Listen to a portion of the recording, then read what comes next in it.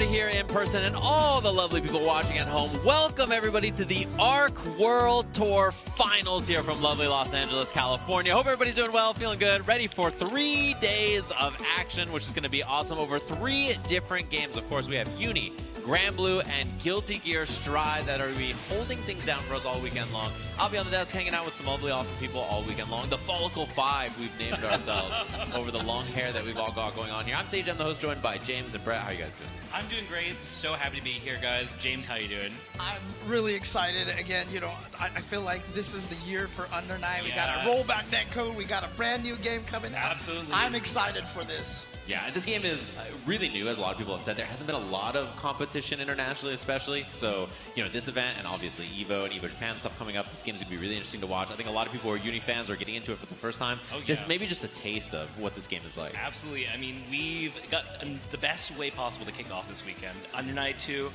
We still don't really know, like, you know, who the truly best players are in the region. And we're fighting for. We're going to find out here this weekend. Yeah, that was one thing I asked you about. I was like, who Yeah. do you think is good? What characters are good? You're like, well, we kind It's of have an tough. idea. Yeah, Yeah. but it's hard to say for sure. Yeah, but I think it's going to be so fun to talk about and watch these matches because we were really looking at the unexpected here. Yeah, I mean, frankly, this game is still new enough that maybe some of these players even saved that stuff for nationals. Yeah. You know? The classic, Who of knows? Who knows? I like it. Speaking of which, we have our brackets. Take a look at to see who's going to make it here. I know that a lot of people are trying to make it out here. It is a work day for everybody, right? Thursday, so everybody's making it up here. So tell me about the players we're seeing. Yeah, we got Mario versus Jocelyn Luna. So that's going to be a great one. Mario, obviously, doesn't need any introduction. Probably the person in Northern California with like the most wins on the West Coast. Jason Luna from Mexico is also in here in the winners bracket. And then we got LPT, which is an OG Byakuya player. You guys know him. Fighting against Knots, who's definitely one of the premier SoCal players as well. So it's going to be a little bit of SoCal versus SoCal up in the winner's side. Yeah, and I was going to say, those are players that I recognize, Yeah. too. So there were people that I, from watching other Uni tournaments, was like familiar with and Yes. stuff. So it makes a lot of sense that those are the players you recognize, especially when I was looking for Byakuya stuff. You know, LPT was one of the players that I was checking out. Yes. And then I've seen him messing around with some other characters as well. Like, I think most people have tried the new characters in this game. There's 3 new characters. So. And of course, on the loser side over there, we have Luce and GC Yoshi, Yes. and you know, a couple of the other players coming up. Yeah, and so again, it's going to be a great match. We're going to have a lot of some exciting stuff going on here today. It's So like half SoCal, half NorCal for the most part. Obviously, we also have one player from Mexico, so can't discount that. But it's going to be great. Yeah, and to me, the thing is that Mexico is closer to me than NorCal most of the time. Yeah, I mean, so, yes. you know, when I play online ranked in those fighting games, I fight Mexico more than almost any Yeah. other place on the planet. So to me, they're basically the closest possible people to fight. I'm always down to play them, and with great rollback, you can play anybody, even if they're Oh, further yeah. away. Oh, So yeah. even you guys way up there in NorCal. you Yeah, know. I know it's tough. It's a struggle, but you know, we try.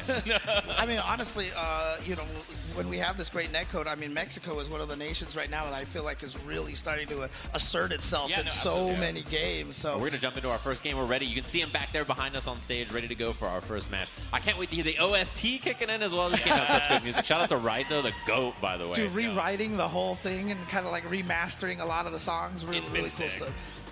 All right, so it looks like we're going to start with some Wagner going up against Batista. Yeah, absolutely.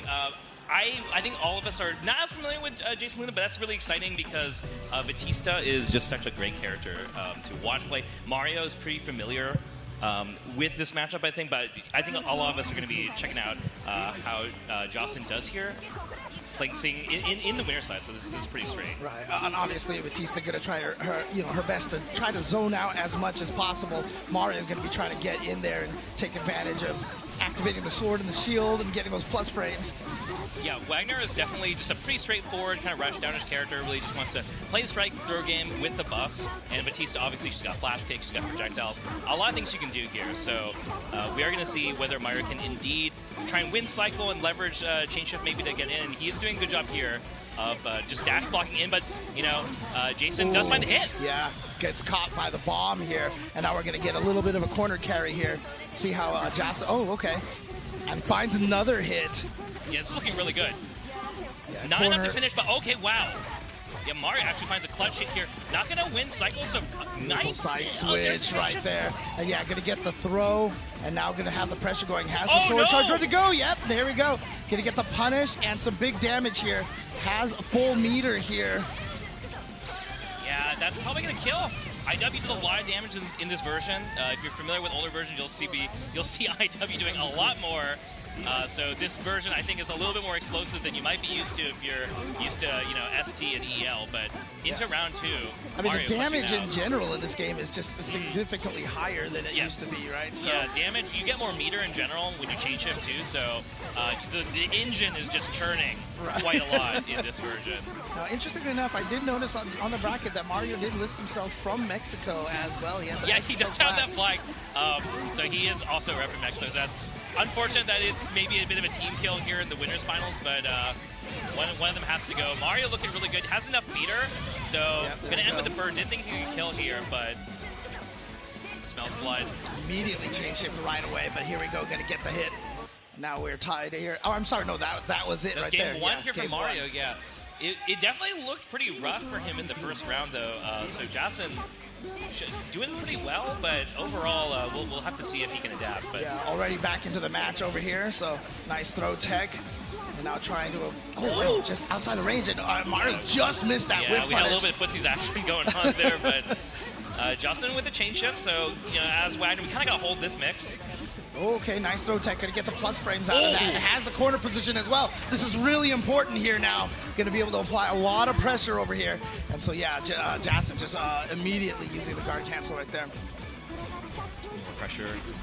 Oh, it's confirmed here now. Mario does have chain shift again, does use it, but can't find anything. Lets it rip with the flash kick, though. Oh no, dropped the combo after that. Had the punish. Yeah, that's rough. And now Jason with the life lead here is looking kind of good. Yeah, big life lead here, but obviously Wagner, a character who can just kind of snowball you to death. Yeah, this is his chance right here. Mario does have resources, chain shift, looking for something. Yeah, Sees there the we drill. go. Beautiful opportunity right there. As soon as he saw it go in the air, activated the chain shift to get the anti-air. And so here we go. Big damage. The fight for grid is on, but finds the hit. Just that staggered low. Mario is going to win the cycle, The but CEO might kill it here. Mario just, Oh, oh doesn't my need it. God, Yes, doesn't yeah. even matter. All right, spends 1 bar. And now Mario, match point here. Both players with 100 meters, so this is great for both players. Like in this version in particular, characters have really powerful ways to spend their meter. So you really see the difference between having like 0 gauge and 100 plus in this version. All right. Okay, and now nice block on the assault. And now you can see right now Jason trying his best to kind of keep the zoning going here, but again, Wagner just such a fast character and such a strong rush down. Yeah, trying to keep Mario out, but does end up giving Mario that Warple. So we will see at conversion here. We have so many resources. Let's see how he decides to spend all this. Oh, he Yeah, just does go cashing for it the out. IW right away. Yeah, Okay. it's a lot of damage. It's very meter efficient damage this, Oh, in this version, so no. you're pretty happy with that. And is that going to be it? Block That the is- guard cancel right there, and there you go. Mario taking it 2-0 over Jason. But of course, we're starting on the winner side Yeah. here, so Jason still going to have the chance in the loser side bracket. Definitely a great way to start off this top 8 we got here, because Mario definitely one of the favorites here. Definitely showing his stuff. But we are going to have to take a look at the other side of the winners too. Right. So there's a lot going on. I feel like should we be calling him a hustle because for Mexico, right? The J. I don't want. That's not my department. Look, so I'm from I SoCal, need okay? help. I'm supposed to be able to pronounce things correctly, That's on right? you. So, we'll see if, we'll try to get confirmation on that name later on. You got to be but- careful about that and rolling your R's and everything like that. Yeah, It's dangerous. it's tough. Look, I actually try hard not to call it like San Pedro, okay? I actually say San Pedro, okay? Okay. I try my best. I understand what you're getting at. You're giving it the old college try, and that's all you can do. Exactly. Yeah, but I was gonna say it was one of those things where it's a match like that where you're just like, oh, this is what this character does sometimes. Yeah. These things just sort of happen. You're just like, oh, I guess I'm gonna perish. All right, I see why people think this character is pretty scary sometimes when you're getting hit. But you can see it setting up back there as well.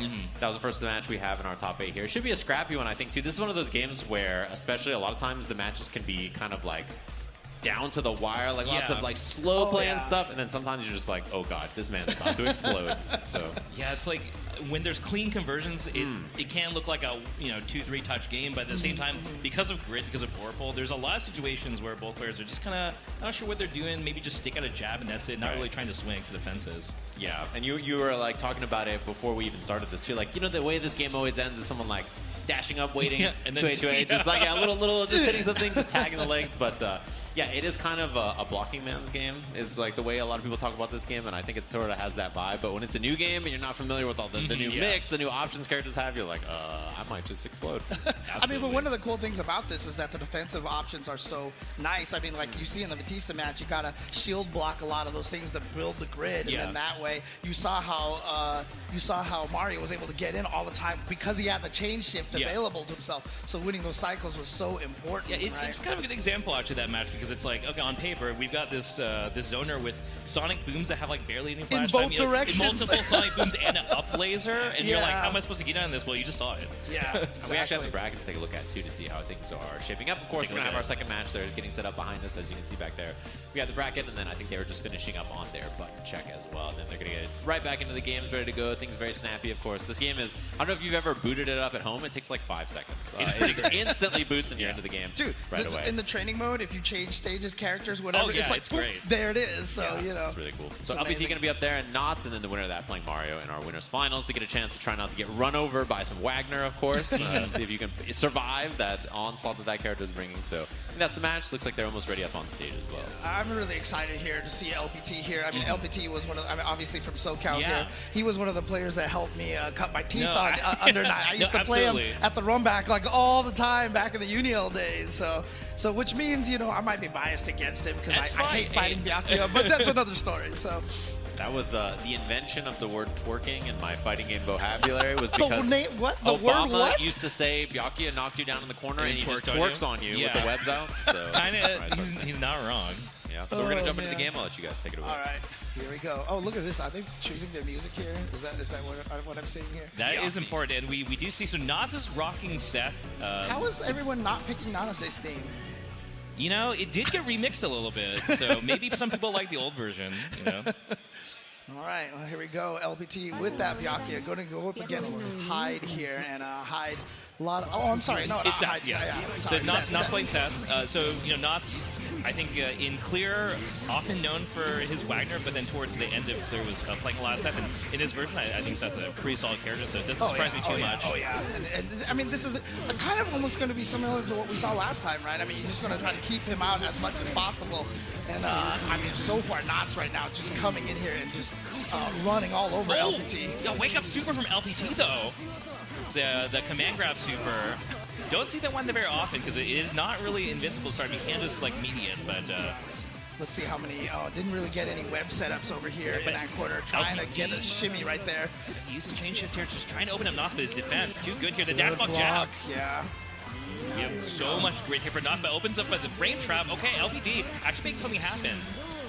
All right, here we go. Let's see what he tries to set up over here. That's big screen. Pushes him back, obviously, towards the webs over there. Keeps him in the corner. Gonna use that chain shift to keep himself safe. Yep. Okay, opens him up low. Has 200 meters, so this is gonna hurt. Can kill, I think, here, actually, if he has the route. Oh, no! Oh, no. Okay, here's a big... And he's got... Oh, man. Yeah, he's got enough one here. One bar here, and he's going to be able to finish this off here. Yeah, see us for a bit more. Okay, wow, in LPT, in kind of LPT fashion, I feel like when I have watched LPT play tournament, he's got that clutch factor. And he certainly clutched out that round. Well, I mean, we talked about it before, right? I mean, you just have so many situations where it looks like it's going for one player, and all of a sudden just turns around all of a sudden right away. It's looking good for LPT here. Knots gets TRM'd into the web, so, Byakuya character that does get the combo off of his traps makes his strike throw game really nasty. All right, here we go. Gonna go for the setup again. I'm sorry, twerking on you. Yeah, twerking right? on him. He's not falling for the command grab feint. Blocks the overhead. Yeah. But Knox still got to fight out. Oh, okay, there nice. It is. Beautiful opportunity right there. Found his way, found the timing, found the gap to be able to sneak out here. And now we're going to have the opposite situation now. You're trapped in the corner. Yes, that's in this version in particular, he just kind of got a lot more stable of a character. You know, he doesn't have to rely as much on gimmicks or mix-ups. Chain shift, saw that he was committed to the move already, was able to super right through that. There's the orb, taking his turn from the stagger. That's a change right there, actually. They added more stagger to standing B, so didn't really used to be able to frame trap from stand B, but now that normal is something you really have to respect. Right. Oh! Wow, just coming right out there, getting the hit, but then, oh no. Yeah, Notch catches LPT here. Stable conversions here from Knots. Oh my god, I think I'll stop talking because it has been dropping the Ender, and now we do have a lot of resources for both players here to see if Knots does something about this. Yes, oh, the X's. Nice. Okay, there we go. And now opportunity for him. Sets up the orb. Yap goes for the throw. Okay, Wake Up Bailoff going to work out here. LPT, though, gets his assault shielded, and I think that's enough. Yeah, he's got the IW on deck right here. As long as he doesn't drop this, don't want a commentator criticism. Keeping it simple, we did see the A+B Ender, so in this version, pretty much on any of your standing normals, you can press A+B, gives you a unique move that basically makes it guaranteed to get your IW afterwards, right. So it's not Smart actually that Spear, uncommon. yeah. Smart Spear Ender, so in the old versions of the game, it was actually not that uncommon to see someone choke and just miss the half circle D to get your IW, which is the worst feeling ever, but at least now you have a really easy way to make sure that definitely doesn't happen. Yeah, as long as the first hit hits, the whole thing is going to connect, easy cancel. I think IW is the only thing it can cancel into as well. Yeah, so okay, a little light jab here into the orb from Knots. Great conversion. We're going to win Vorpal too, so I don't think LPT can really do much here. Whoa, in the corner, but nice defense here from LPT. Okay, LPT just calmly kind of is able to block everything, but a little bit of scramble there, and Knots just putting him back in the blender now. Yep, here we go. And then, it took the time to build a lot of that grid right now, trying to win that cycle. Yeah, didn't pay for it though, getting hit by LPT, but again, LPT with a bit of a drop into another scramble here for Knots. Oh, what? Same side. It's funny because that orb cannot actually cross up anymore. They actually removed that, so it's a same side mix-up. But at the same time, you know, he's teleporting around. He looks spooky. Right. And, and not sitting here with a ton of meter here. Just has a full bar, a lot of resources available to himself. Gets the hit again. Now here we go. Gonna try to take him to the corner, perhaps? No, just set him up. Might spend meter here, I think. Yeah. Okay, there we go. Yeah, Seth combos are really long, actually. It's like it's kind of hard to tell when they end now. It just keeps going. Pressure here in the corner again. LPT's okay. Like, last time I feel like he was veil offing a lot to try and get Knots off of him, but Knots having none of that. Yeah, this is not looking good for LPT right now. If he loses this one, he is out. And now Knots here with this corner pressure. You see the reverse beat right there, trying to keep the pressure going. LPT tried to find the gap this time, was unable to. And now he should... Oh, okay. Actually, one more chance here. One more... Oh! I thought he was going to be able to punish that. I thought he was going to get punished too, but Rising JA to clutch it out is going to do it. Okay, there you go, and score. I mean, I gotta ask you, Brad. Yeah. I mean, obviously you lived in SoCal and NorCal at one point in time, right? I mean, we got a victory here for NorCal versus SoCal. I mean, that was SoCal versus SoCal. We have yet to see it. It's gonna be in winners finals. Gotcha. So it's not actually that uncommon that we're gonna see Knots versus Mario in winners finals in a top 8 is. Definitely one of the things that would be on my bingo chart for today. Okay, because I remember, like, when Under Night came out, SoCal and NorCal had a huge rivalry in this game. I mean, we saw LPT. LPT was part of that, right? There was so much trash talking between them, and I remember there was, like, a 10v10, I think it was. Yeah, we did have a team exhibition. It was held down here. That was a long time ago now. That was, like, 2015, 16? Yeah. Like 2016, maybe. I remember that because I commentated that, and I was sad. Okay, yeah. NorCal. We're kind of nice in this game, but SoCal's nice too. So obviously. Okay, so you said we. So you're claiming NorCal right now. I mean, I do live there now, so I hate to break into my SoCal home base, but I do live there. But let's take a look at the bracket because we got some more SoCal and NorCal people in the losers bracket here. So we did just see LPT versus Knots. So like we said, Mario versus Knots gonna be winners finals. But down here, so we got Luce, who is a SoCal local player, versus GC Yoshi, which is a player you probably recognize. Oh yeah, of course. Man of many talents. And then we got Brone, who is another NorCal player, versus P4, who is from SoCal. So we got we got SoCal versus NorCal, and then SoCal versus NorCal. Okay, here we go. Side. Now so, we got the we got the good drama okay, coming up. Got it. All right. And we're going to get all the trash talking. Yeah, no, it's going to be good. It's going to be good. I'm glad that that this is the team for the commentary here, because we're going to be putting zero effort into just having a lot of fun on this on these matches. So I'm excited. Yeah. Sorry again. I mean, obviously a lot of the players here. I know a lot of the SoCal guys here. Yes, but there's a lot of new players here. Oh yeah, that's like the best so. thing about this version. I mean, myself as well. It's just like there's so many new people because the game's new, and now that with NetPlay, pretty much like anyone can get good from at home. You don't have to like necessarily find the group or the locals. So I mean, you remember the steam that this game was getting. I mean, it was the community. Every event that we were going to pre-pandemic just kept getting more and more. It kept breaking the record for number of entrants, and then even at that point, EVO was like, we recognize this. It became a main game at EVO. It was building up so much momentum, but then obviously, of course, the pandemic hit. But I mean, now I feel like is the time to jump back into the game, especially too because you hear a lot of people talking about, oh my gosh, fighting games are getting simplified these days. This is the game you want. This is the game. Exactly. If you want to look for something with all of the execution and all something of the, to sink your teeth into, this game's got it all. Absolutely. And so, I mean, again, I'll be honest with you. Like I was going through all the trials. Like there was one of Carmine's trials, and I was just like, no, I'm done. I'm not doing this. I'm not holding the buttons, but then switching fingers. You're not alone. I'd be very impressed, for anyone who's gone through all of the challenge mode for all the characters. But we do have Brone versus P4.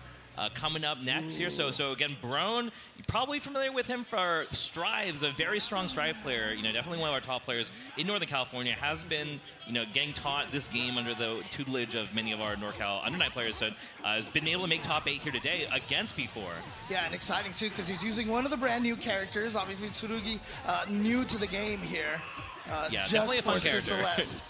I'm a fan of watching this character play. This character's just got some fun-looking moves. It's really, I mean, look at that. He's skateboarding on the ground on his shield. But here we go.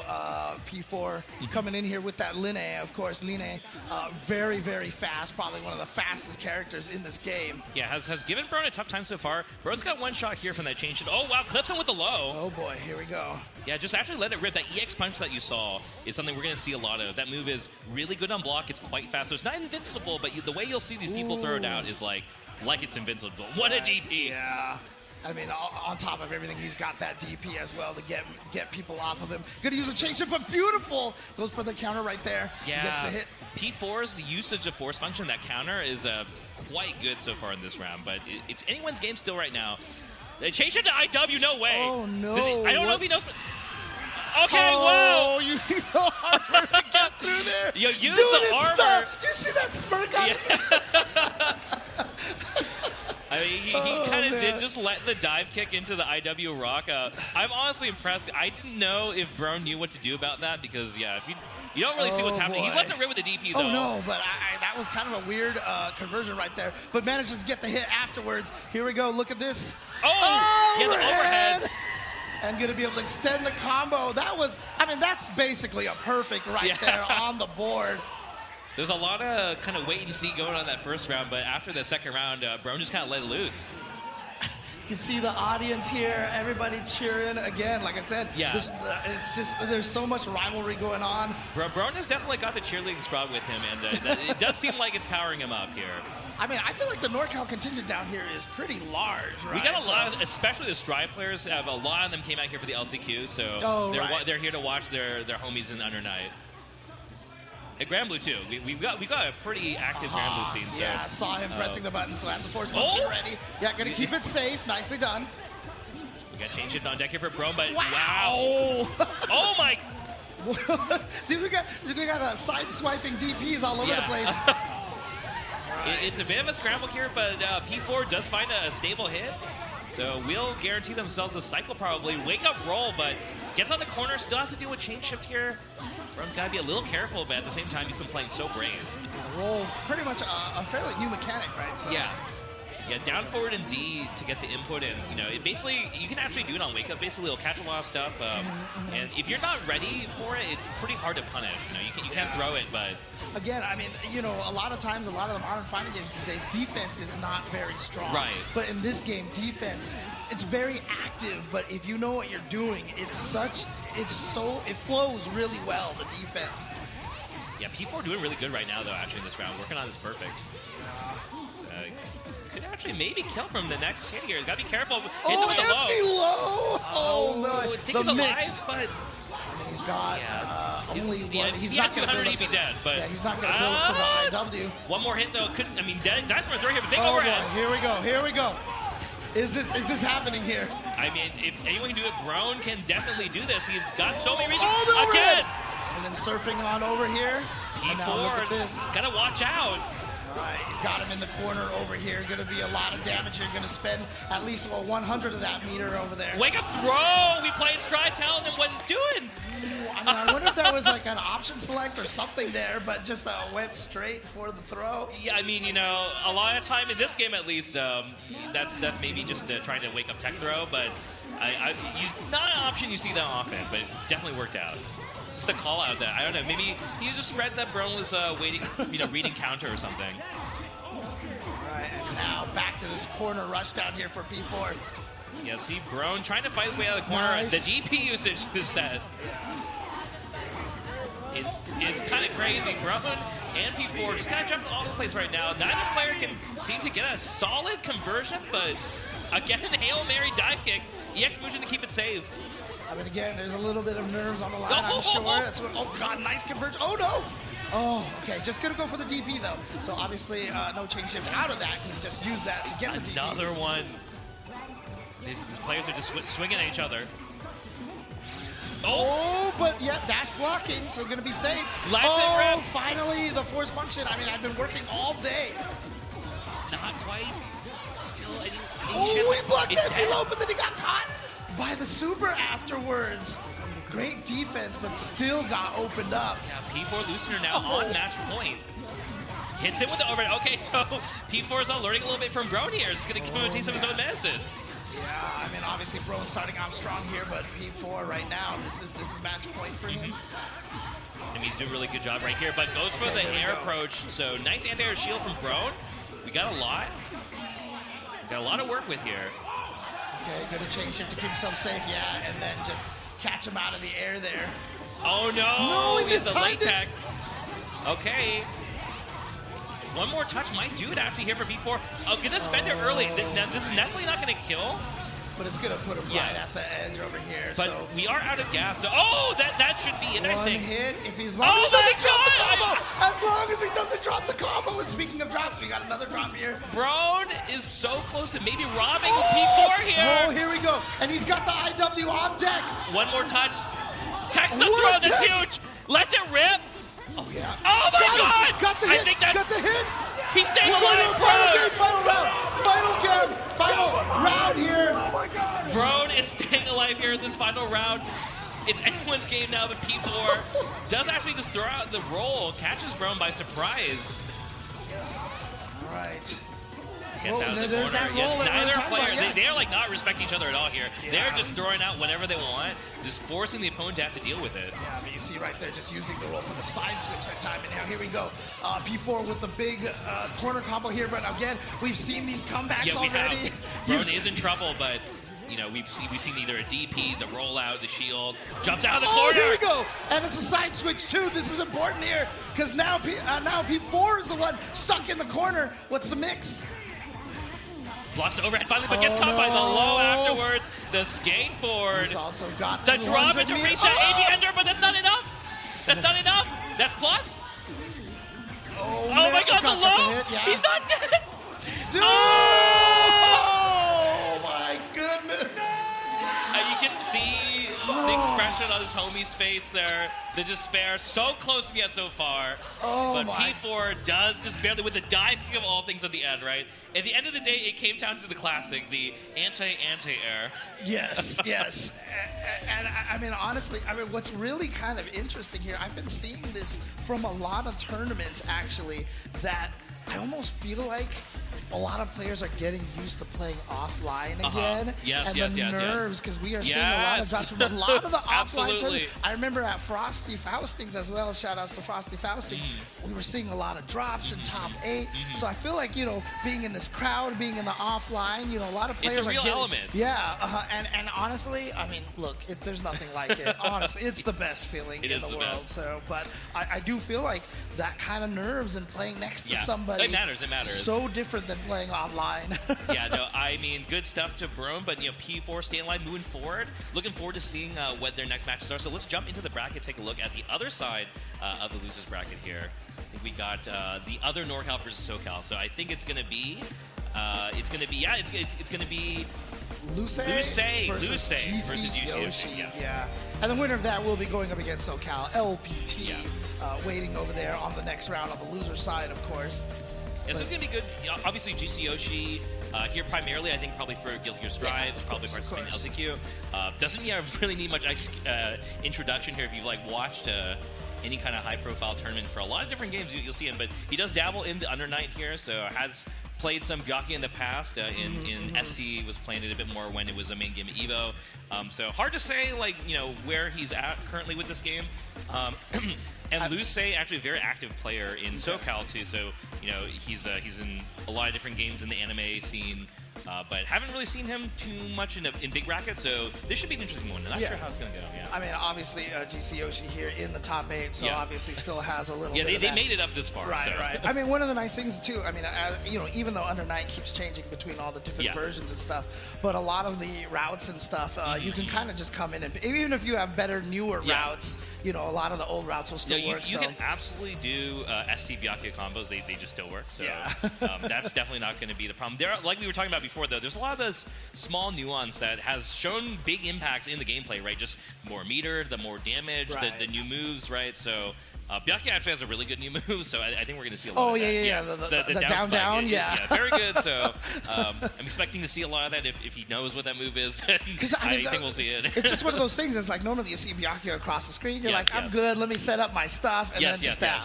And you're just like, oh wait, when did he get this? Yeah, luckily, the game plan has not changed much, so it's just more a question of experience, because I think that's what we're going to see here. Is we're just going to see who's been grinding this game out more in this version. But you know what? Before we jump into the match here, we actually have some pretty awesome highlights. Yeah. So let's take a look at some highlights actually.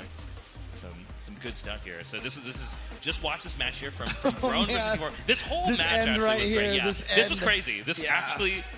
That right there, like you said, the anti-air. Anytime you have a character that can change your jump arc, it is so powerful. But of course, in this game, everybody can do that, air assaults. But then you saw Line, of course, has her own move where she just stops and dives like that. And so it's tough to force yourself to resist the urge to do something there, right?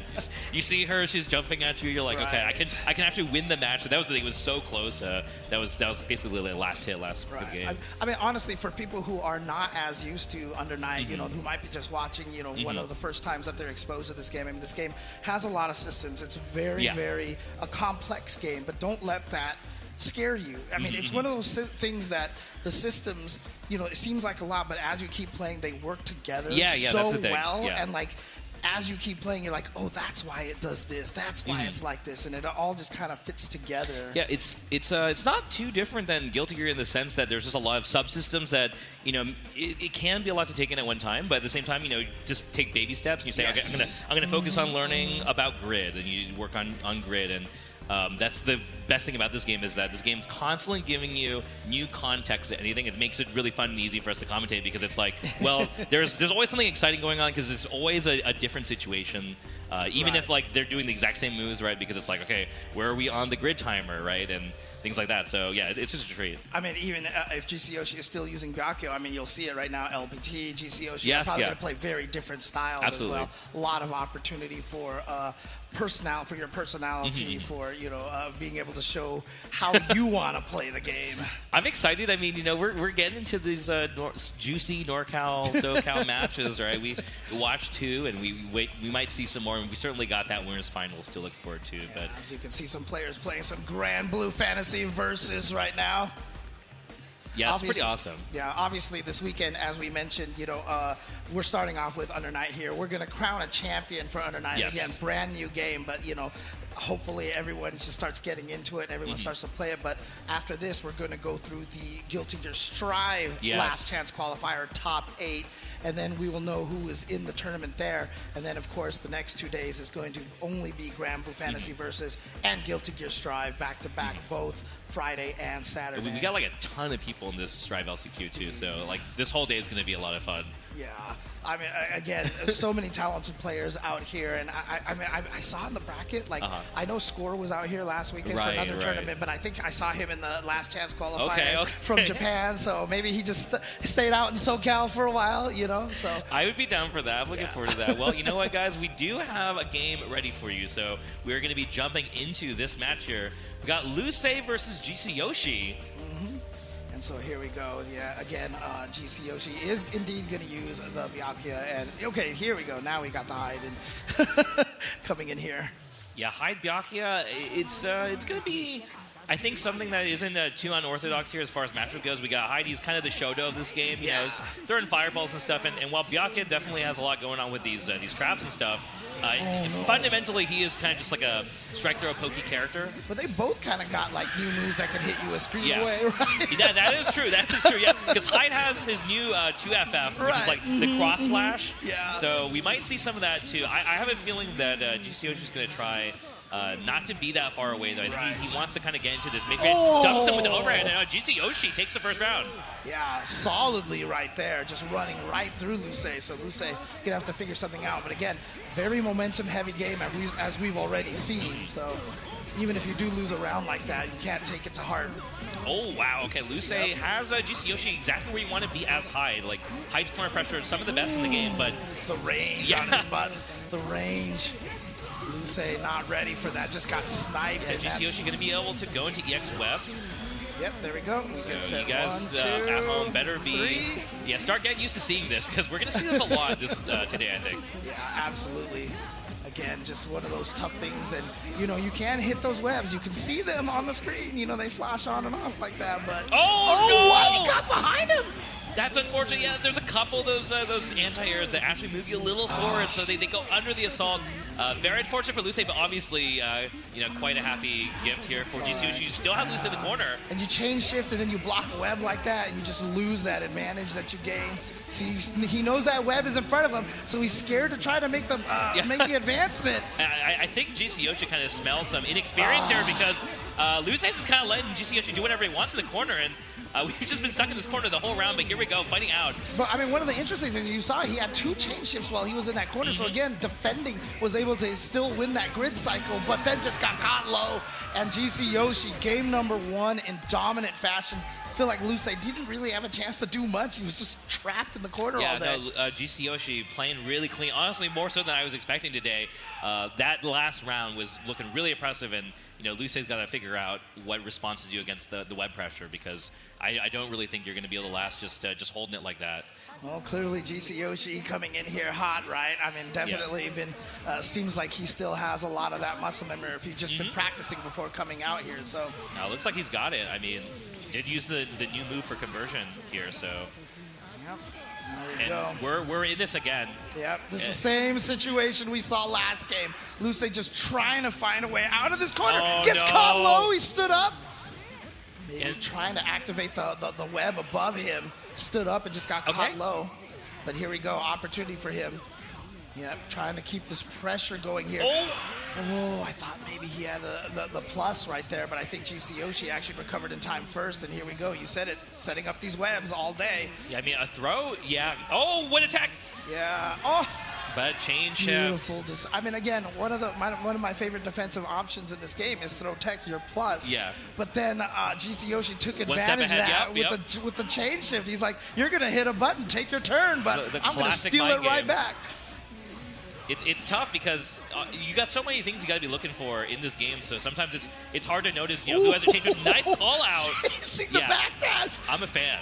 Nice. And this is one of the first times we've been able to see Lucé get stuff set up here. Nice blocks, but then finally got opened up. Yeah, that is a low, and full conversion here from Lucé. I like it. Yep, going to take him all the way to the corner here. Right. Let's see what he got set up Well, here. one more hit. Oh, man, again, I mean, I talked about Byakuya's range, but Hai's range is pretty It's good, kinda, too. It's kind of like whoever's in the corner here. I feel like both players kind of do want to play at this. Oh, wow. Ooh, that was such a weird interaction right there. Unfortunately, that meter kind of goes to waste. As a result, GCYOSHI finds the hit. The wake-up jab from GCYOSHI is something I do seem to recall a lot of seeing Byakuya's too. And, yeah, we like this. Into the throw. web. Yep. Yeah, had the web all set up, ready to go. Oh, no. A chance here for Luce. Backs off, though. Yeah, again, just playing very careful defense. Oh, no. Yeah, and there's a grid break right there, too, for Luce. I feel like Luce, I mean, he's obviously relying on his defense, but maybe relying on a little too much. But gets the veil off here in the corner. Oh! What a call. Every single time.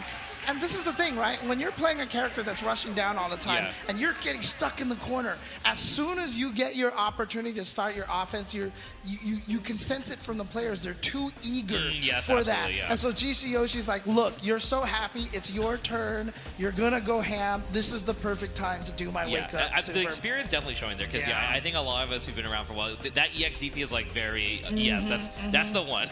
That's the one. That's the one to take you out of that match. Exactly. So there you go, GCYOSHI. So again, no NorCal, SoCal, and unfortunately, we're doing kind of good so far. Yeah. But we'll see. Yeah, this is Luce's side. We got some more matches. But I mean, that means that unfortunately Luce is out of the tournament. Yes.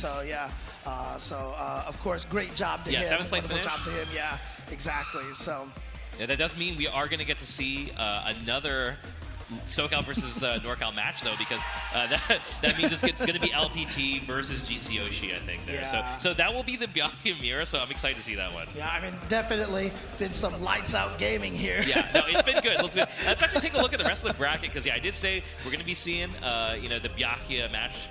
But we are going to have the other side of the losers bracket to take a look at too. So there we go. Yeah, we got Jason Luna versus P4. So we did see those play earlier. So that one is going to be Batista Line. So that should be interesting. That's a classic Rushdown versus Zoner kind of matchup there. By the way, I do also want to give a shout out to Brona as well for making it here into this top 8 and playing in this last chance. Yeah, he brought all his homies. It was fun, and I'm sure we're going to actually see. We might see him on stream like later today because the Stripe he's definitely a strong enough player to definitely make it to there. So I wouldn't be too surprised to catch that. Yeah, but again, if the Line Batista match is the next one coming up again, I mean that's going to be a classic zoning Rushdown matchup right there. So yeah, I think that's going to be good. I like the way that P4 was kind of use a lot of dive kick and stuff like that. So that's going to be an interesting one to see how he navigates projectiles. Right. Yeah, but before we get to that to our next match here, we've got a highlight of everything that's been going on today. So let's take a look at that. Again, beautiful setup over here. I love beautiful the stage. Yeah, absolutely. So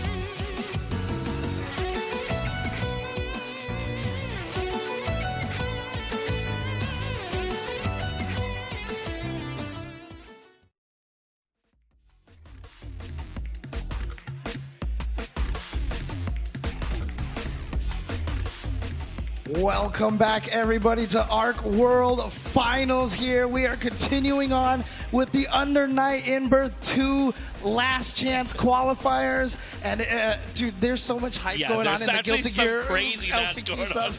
Yeah, I'm hearing people screaming and yelling, but that's what you're going to expect all weekend long. Once again, I'm James Chen. I'm Brett, and it's been great. I'm ready to jump back into some more action. We've got we're kind of wrapping up the loser side here before we get to top 4. So I think this is just like a great place in the bracket to tune in to. So let's take a look at that bracket, actually.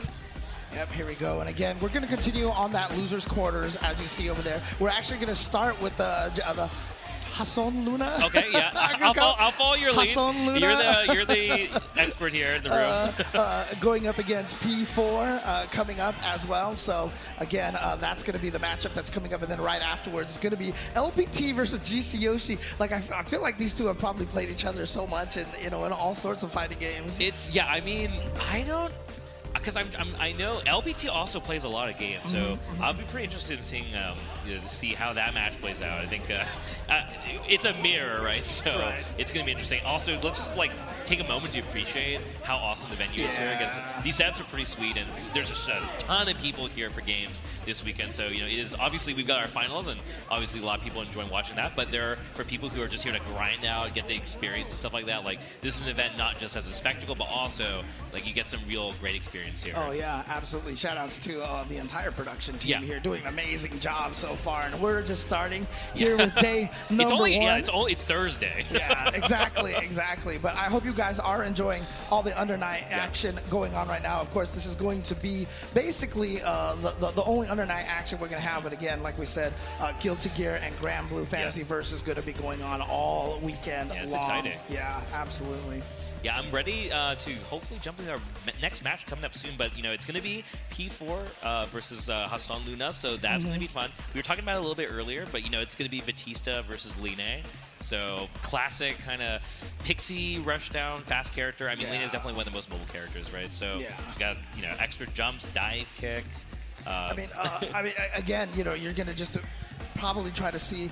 Just pay attention again to the defensive options from Hassan over here, because like I said, again, I talk about the defensive options, but the fact that using the shield to block moves, to block the zoning moves, builds you grid meter. Yeah, you could say it's not something you could do without the grid system. I think if it was the exact same characters in just a system that didn't have grid, I think Batista would just cook everybody, basically. Batista in every other fighting game would be broken. I'm pretty sure, I don't really know how you're beating that character without chain shift and grid.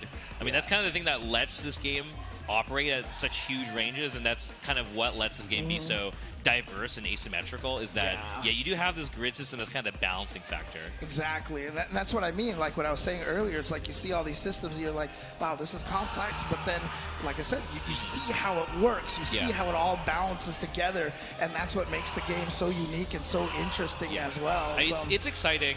New game too just came out. We have so few tournaments, but let's take a look at our next match coming up. We've got Hassan Luna versus P4. Yep, and here we go. Going to be the characters that we're expecting here.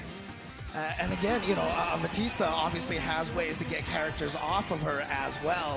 So and frankly, Batista also has ways to rush you down as well. Got the overhead, the upside down flash kick motion. She's got strong mix-up, honestly. So this is not just a character that is only keeping you away and trying to chip you out. No, when she gets the hit, actually a pretty strong reward character.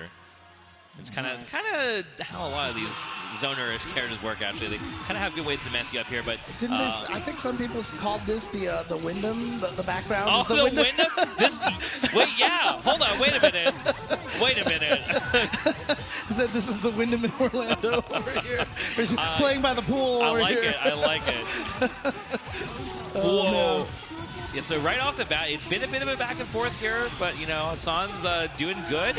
Yeah, in the corner. Into the corner, and like we said, there are some. Oh, interesting. I'm not sure what Hassan was trying to go for there. Yeah, but, that normally looks like a setup, but somehow actually P4 was able to challenge. So it works out. Yeah, and P4 got. Oh no, canceled. But Hassan had already decided to assault over. Yeah, P4 really likes using the dive kick here. It's been kind of 50-50 so far, but okay, the force function, I like it. Nice, nice. And we're just trying to back off as Batista. Oh, calls the disco ball. Is that reach? It does! Oh, he doesn't get a combo off of it. And the disco ball actually fought the turn back for Hassan, but then P4 found the hit and is going to take that round. Yeah, so that is a new move. It costs 100 meter. It fires multiple times from the sky. And the funny thing about it is, yeah, because it's kind of timed hits, it can be a little bit awkward to actually use as Batista because, you know, like anything can happen, and ad-libbing off of the hit can be a little bit awkward. Right. Feels very Crusader-like. Yeah, no, I mean, it's a pretty cool move. But, you know, that is a new move, so we are kind of seeing Batista's trying to develop it. That's definitely one thing. Right. But here we go. P4 finding the hit again. Going to be able to take Hassan all the way to the court. Oh, wait, no, that fireball. Too much hit stun deterioration in the air there. Yeah, okay. This is a solid setup. This time, yeah, we do not allow the challenge to work this time. And we do for Batista. I feel like drop that setup over there. Yeah, it's a bit of a drop here. When they're just going out in the air. I know, right? Yeah, I mean, we got the double jumps versus the JC. I mean, Batista JC. I mean, honestly, you know, I mean, compared to a lot of the other, you know, anime games out there, this one is a lot more grounded. Yeah, but you can't tell by this match. You definitely can't. I mean, we have we got a double jump and a dive kick, and then we also have we got like a float cancel. Yeah. We also have a dive kick basically. Where Drill's a dive kick. So right. Both these characters are kind of fine doing their monkey business in the air. That's for sure. All right, there we go. Back to the zoning here, and yeah, there you go. That laser is charge forward, back, punch, and so you can just keep swapping back and forth. Here we go. Challenge here from Batista. Yeah, we're just gonna spend some meter here.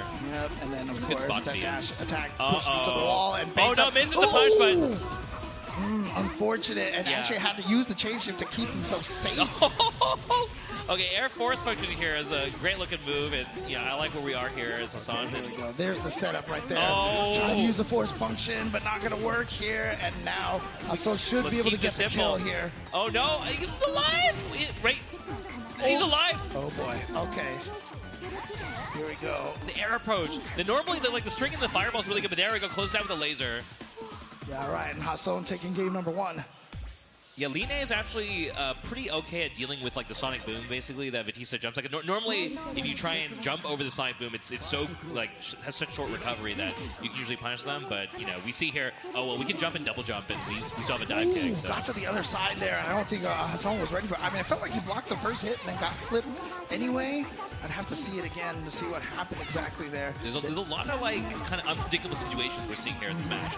Oh, I love that, but somehow it hit her out of the air, hit Batista out of the air, it looked like. Yeah, this is definitely I like the idea a lot. Unfortunately, we couldn't get more off of it, but maybe this time, okay. Couldn't quite confirm. Oh, did that cross up? Yeah. I mean, it was a punish. I don't think it actually crosses up in terms of like a mix-up, but that move does go quite far. A little bit too far to throw, yeah. But again, we see we're just kind of navigating these fireballs with the use of our air options. And yeah, nice. I mentioned a dive kick before, but I shouldn't have been calling the other one a dive kick because that's really the Helmbreaker. I'm sorry. Right. This character has a dive kick and a Helmbreaker. She has multiple dive kicks. So there you go. She got a dive kick and a foot dive. She got the Helmbreaker and the foot dive, right? So there you go. That's good. Oh! I thought that was roll, but I'm not sure. But we just got shot by Roundstar 5cc, so a lot of damage here. Yeah, already down a lot of health here. And you know what? You can see Hassan going to win this cycle. So going to be able to get a lot of her super meter back as well if he can get the change shift activated in time. Oh, just the tip of JC there. Oh, there's that overhead mix-up right there. You think she's going to land, but then all of a sudden that dive kick comes out of nowhere. Still hasn't used the change shift yet, and the cycle's about to end. Oh. There it is. Perfect timing. And look at all the meter that Hassan just got. Just summons the ball into the party zone. Disco time. Okay, I like it. I think that move is really fun to watch because I still feel like it's yet to be decided like how effective that super is. I think there are some Batista players who kind of don't really use it at all, and there's others that have really been lapping it out to try and set things up and have like fuzzy setups and stuff like that. So, but I mean, obviously, like at a match end kind of situation, round end kind of situation, definitely very strong. It seems so, right? Because it's like, hey, I just want my turn right now, and uncontestable there's pressure. The setup right there in the corner pressure. P4's got to figure something out here. He's got to win this round to take it to game screen number 3, but here it is There's again. It's coming. Oh, lasers, yeah! And you see Batista just flying up in the I like air. that. That was actually slick. Because if you hit her, I do believe the disco goes away. So we actually avoided the hit. We actually flopped back and just like, whoop. Like, and it just almost seems like just flying in the air. You mere mortals thought you could. But nicely done to Hassan Luna, taking it and going to be moving on here. that's top 4 for him, I think. Oh, yeah, you're right. It is top 4. It is top 4. So he's going to make it into the top 4. So great job to him. No, it's crazy. But unfortunately for P4, that means that is the end of his run here. Fifth place, I think, and 5th place in this fun LCQ. matches, though. I mean, we wouldn't have had the Braun versus P4 match without him, right? That's true. That's true. It's like legendary. So again, I hope you guys are enjoying these matches so far and seeing, some of the things that are capable of from these characters.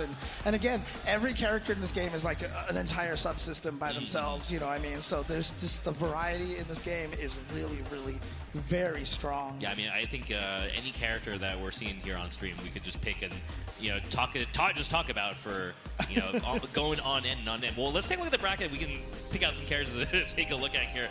In the winners side, again, we got Mario versus Nuts. That's the faded NorCal versus SoCal. They're definitely good friends. They definitely play a lot with each other. So. We're going to see some really great matches here in the winners finals, I think. Again, shout-outs to good netcode here. I remember when they first announced this game, they didn't even make a big deal, but you saw someone was like, roll that netcode, and everybody was like, yeah! Praise be. Yeah, exactly. So, again, great time to get into Under Night. And like I said, this game built up so much momentum because everybody who started playing it was like, "Yo, this game is fun." Kind of sick game, James. It's kind of nice. It's a kind of good game. I recommend people take it out. Yeah, I think there's probably a lot of people tuning in here who haven't seen it before, but I think this is like the best time to get into the game because it's never been more accessible than it is now. It's easier than ever to just pick up and get matches and just figure pick your character. And honestly, also the community out there, very, very strong as well. So even as you're trying to learn the game, a lot of people to hit up here, a lot of people to, get some advice from, get some matches against and such. So perfect time to get into this game. But as you can see, again, the crowd over here, a lot of matches going on there's some looks like some pretty serious matches going on over there. There's a crowd over there, and everyone's just yelling and shouting. I want to know who's playing. It's been great. I love that we kind of have this intermingling of regions here at the ARC World Tour Final. I know it's tough for a lot of people to make it out here, but it's really cool to see a lot of different people from different areas just coming in. I feel like this is like a Morpheus is fighting Neo moment here. Everyone just ran over there. There's a big old crowd over there right now. That's like one of our qualifiers for Guilty Gear Strive already left in there. Just getting the content. Exactly. Free content? And speaking of, by the way, you guys can't see it here, but there's a lot of really cool things going on around here outside the room. There's these booths here where they're selling a lot of great Guilty Gear merch and ArcSys merch.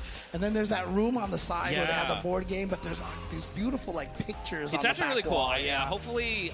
I don't know. Hopefully, we can show you guys some pictures of that at some point because we have basically a whole nother section outside of this area of the venue with cool stuff for people to do. So absolutely. So I mean, if you guys are in the area, obviously today is Thursday. It's a work day. I understand, but hey, just tomorrow you can just get out of work a little early here. Tell your boss you're on your lunch break and just never come back. Oh man, and then the boss is like, you don't have to ever come back. No, don't do that. Okay, don't listen to Brett here. Okay, don't abandon your job in the middle of your shift. We're all working from home right now. That's fair. That's fair.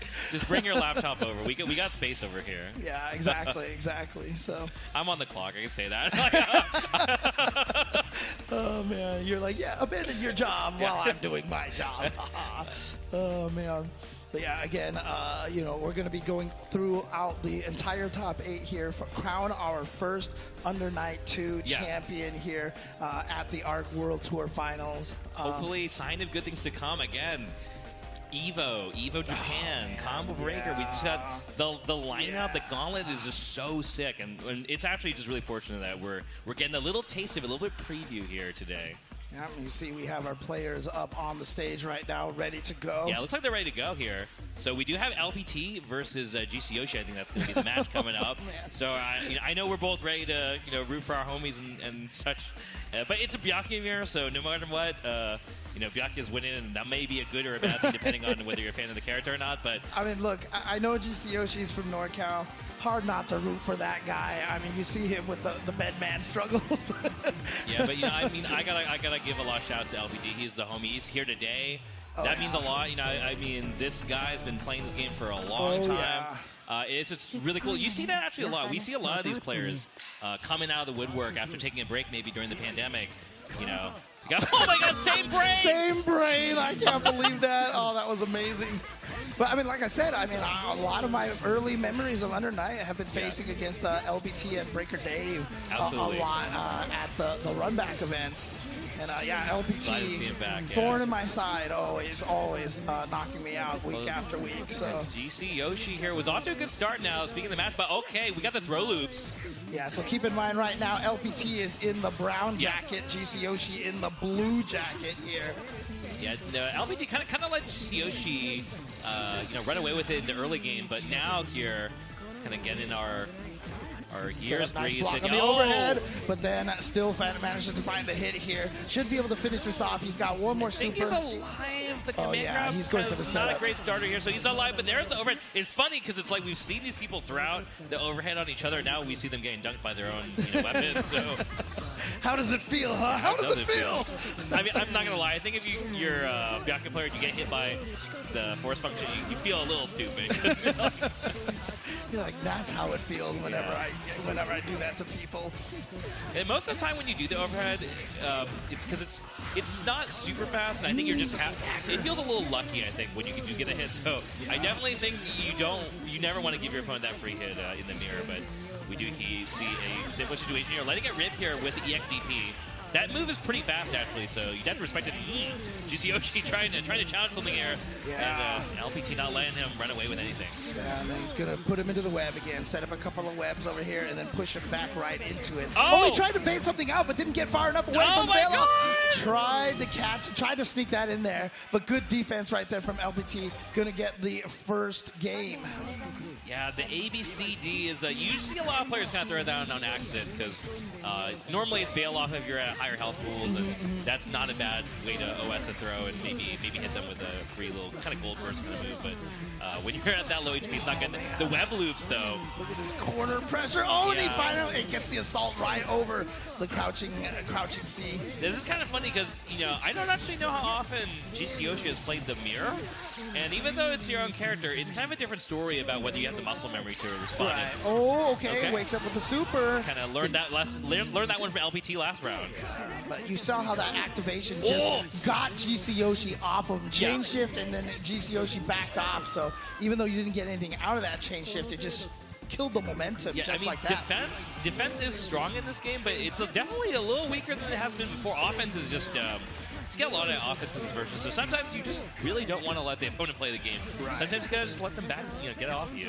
Oh, just the hit snipes him out of the air, and that's gonna set him up over here. He's gonna be able to get the knockdown here into the super, set up the webs again, same setup that we saw last time. Last time it worked out pretty well. There's a command grab. Yeah, I like it. We saw them doing a lot of feints against opponents, but now in the mirror, they're just letting the command grab rip. And you saw right there. I mean, GC Yoshi, I'm sure he thought he was out of range and was trying to poke on his wake up, but LBT got the hit.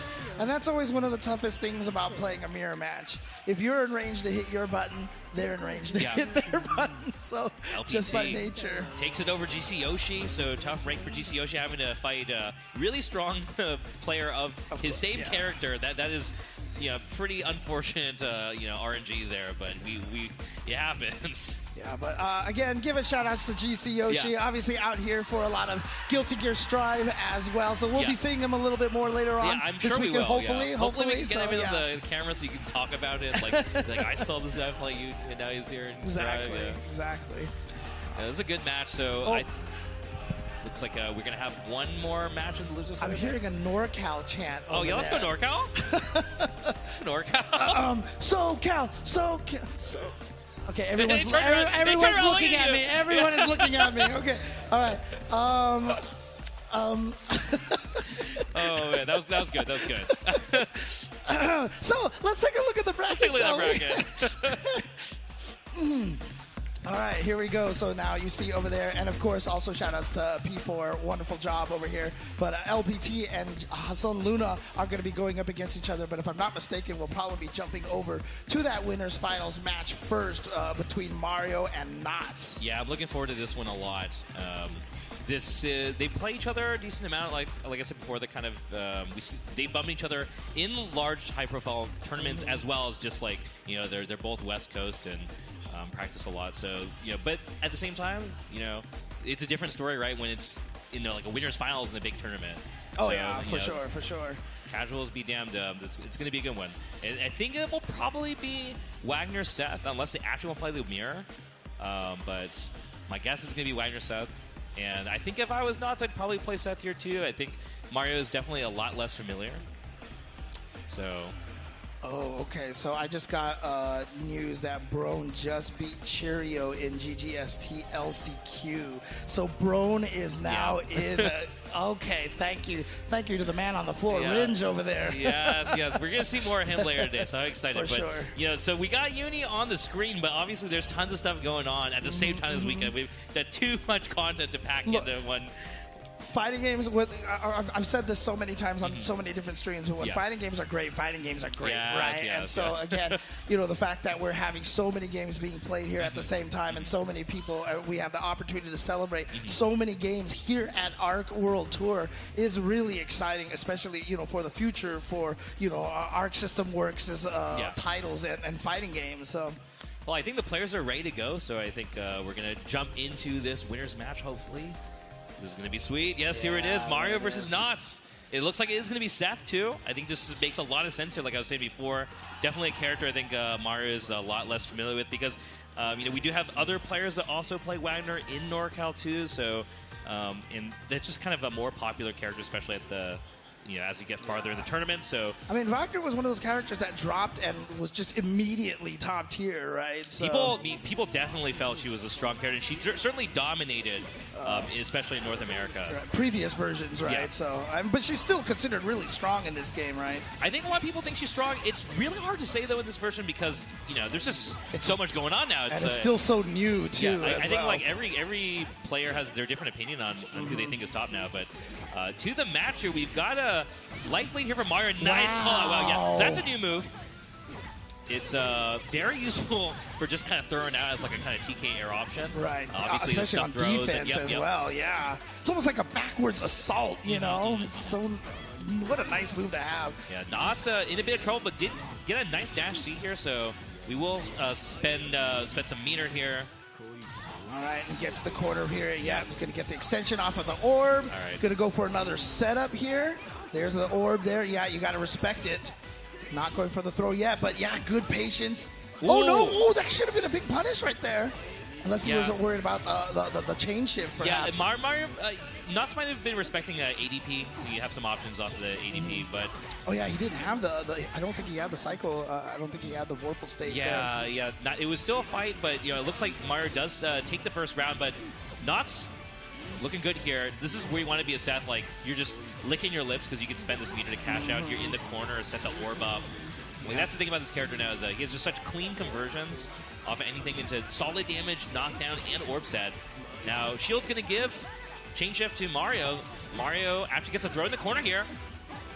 See not to fight out. Uh-oh. Again, reverse beat, getting that, stealing those turns, getting in there, got the throw, but look at this, Knots fighting his way out right now, and has a pretty sizable life lead here. One more touch should be able to finish this. Yeah, we got the EX here for sure.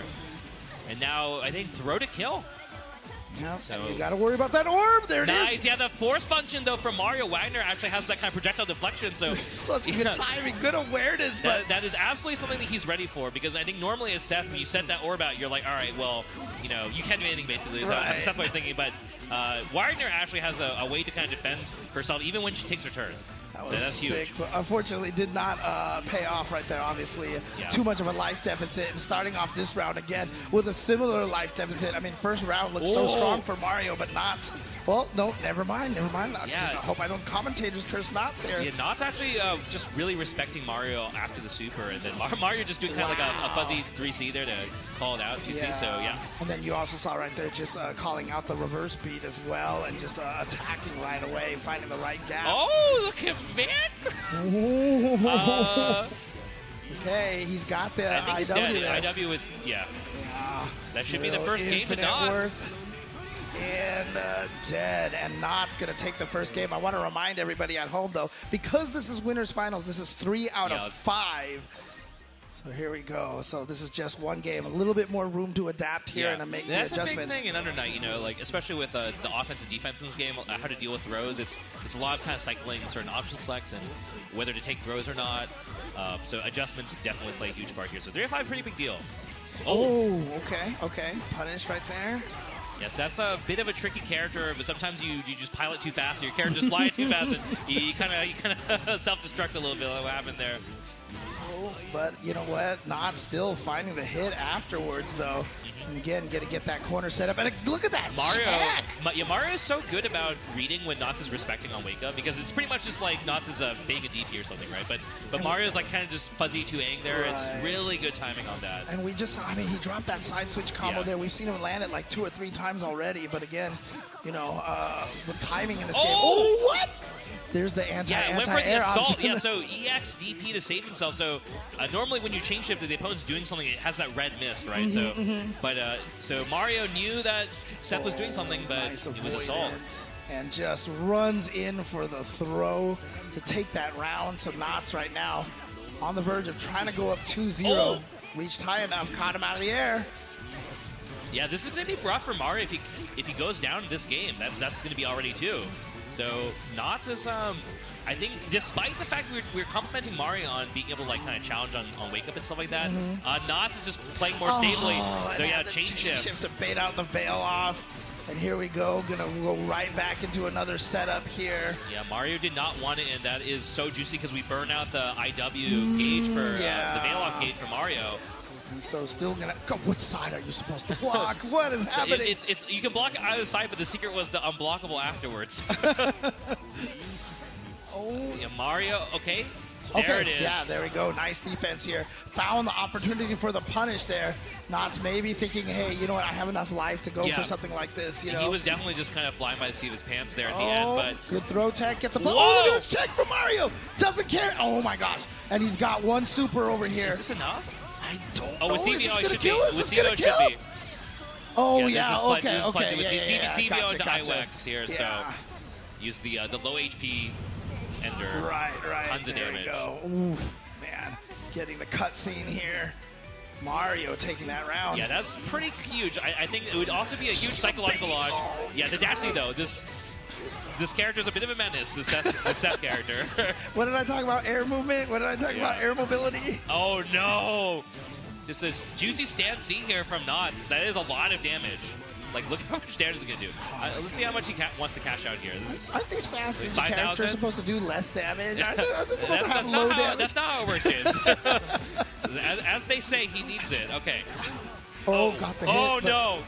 Okay. Yeah, that's- Should be able to finish off Yeah, this we round have here. IW, too, so we can make it really easy if we want. Yeah, there you go. Just does that right there. That's And 2. it is going to go up 2-0. So despite that wonderful comeback there from Mario in the last round, it is going to be Knots going up 2-0.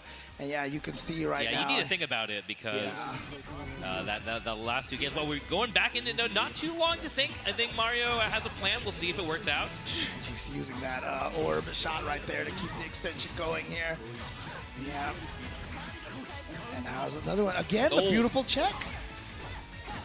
Mario right there with those defense. I mean, it's crazy because, like we said, his defense has been so strong. Yeah. But Knots has still been able to take both of the first 2 games. Yeah, Knots has gotten a lot of reward from just like challenging on his own end, actually.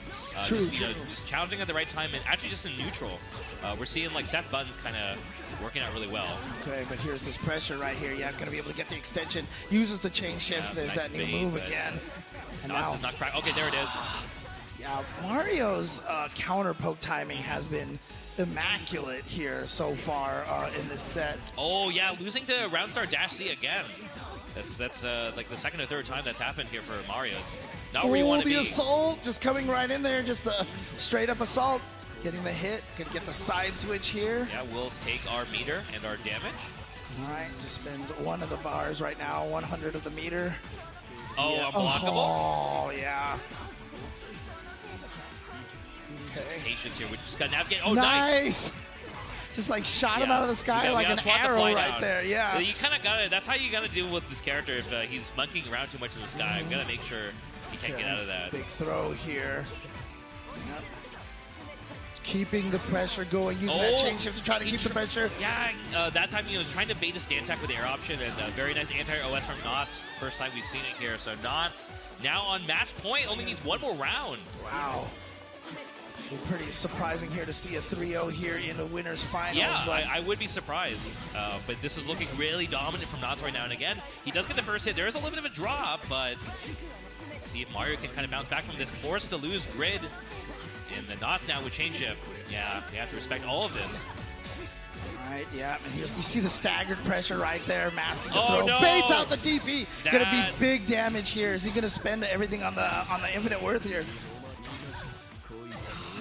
Let's see. He might just spend 100. Oh yeah, there it is. Yeah, he'd rather just go for the setup because he's got another meter now. This character also has a command grab, so I don't want to jinx it, but.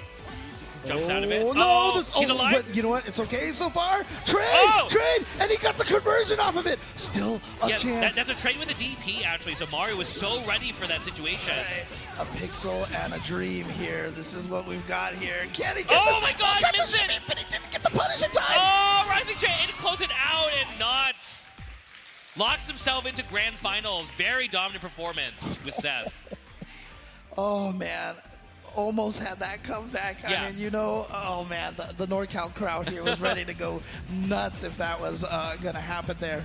No. But of course, Knots is going to be the one that's going to be moving on. Yeah. Yes, I mean that was a very strong performance from him. So I think Mario's got a lot to think about if he's looking to try and climb out of the losers bracket. But not definitely that was scary. I don't think anyone looks forward to having to fight Knots in Grands because that was very clean stuff. Well, I mean, obviously the game is still pretty new, right? Yeah, and so we're still trying to figure out the tiers. But I mean, where does the community see Seth live Seth's right a funny now? one because basically what they did with Seth is they nerfed all of his like goofy, tricky stuff. So, like I said before, the orb, the projectile, does not actually like left-right you anymore.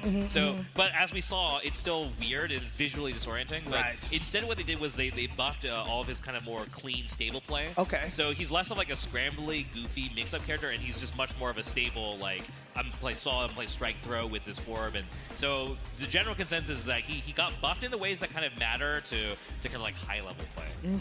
Okay. Gotcha. All right. Well, I mean, look, you can't get better proof than what Knots is doing over here right now. I definitely think the character is very strong in this version. Okay. All right. But so he's going to be waiting in grand finals right now. And so let's take a look at the bracket. And you can see over here, Mario is just now going to be waiting in the losers finals.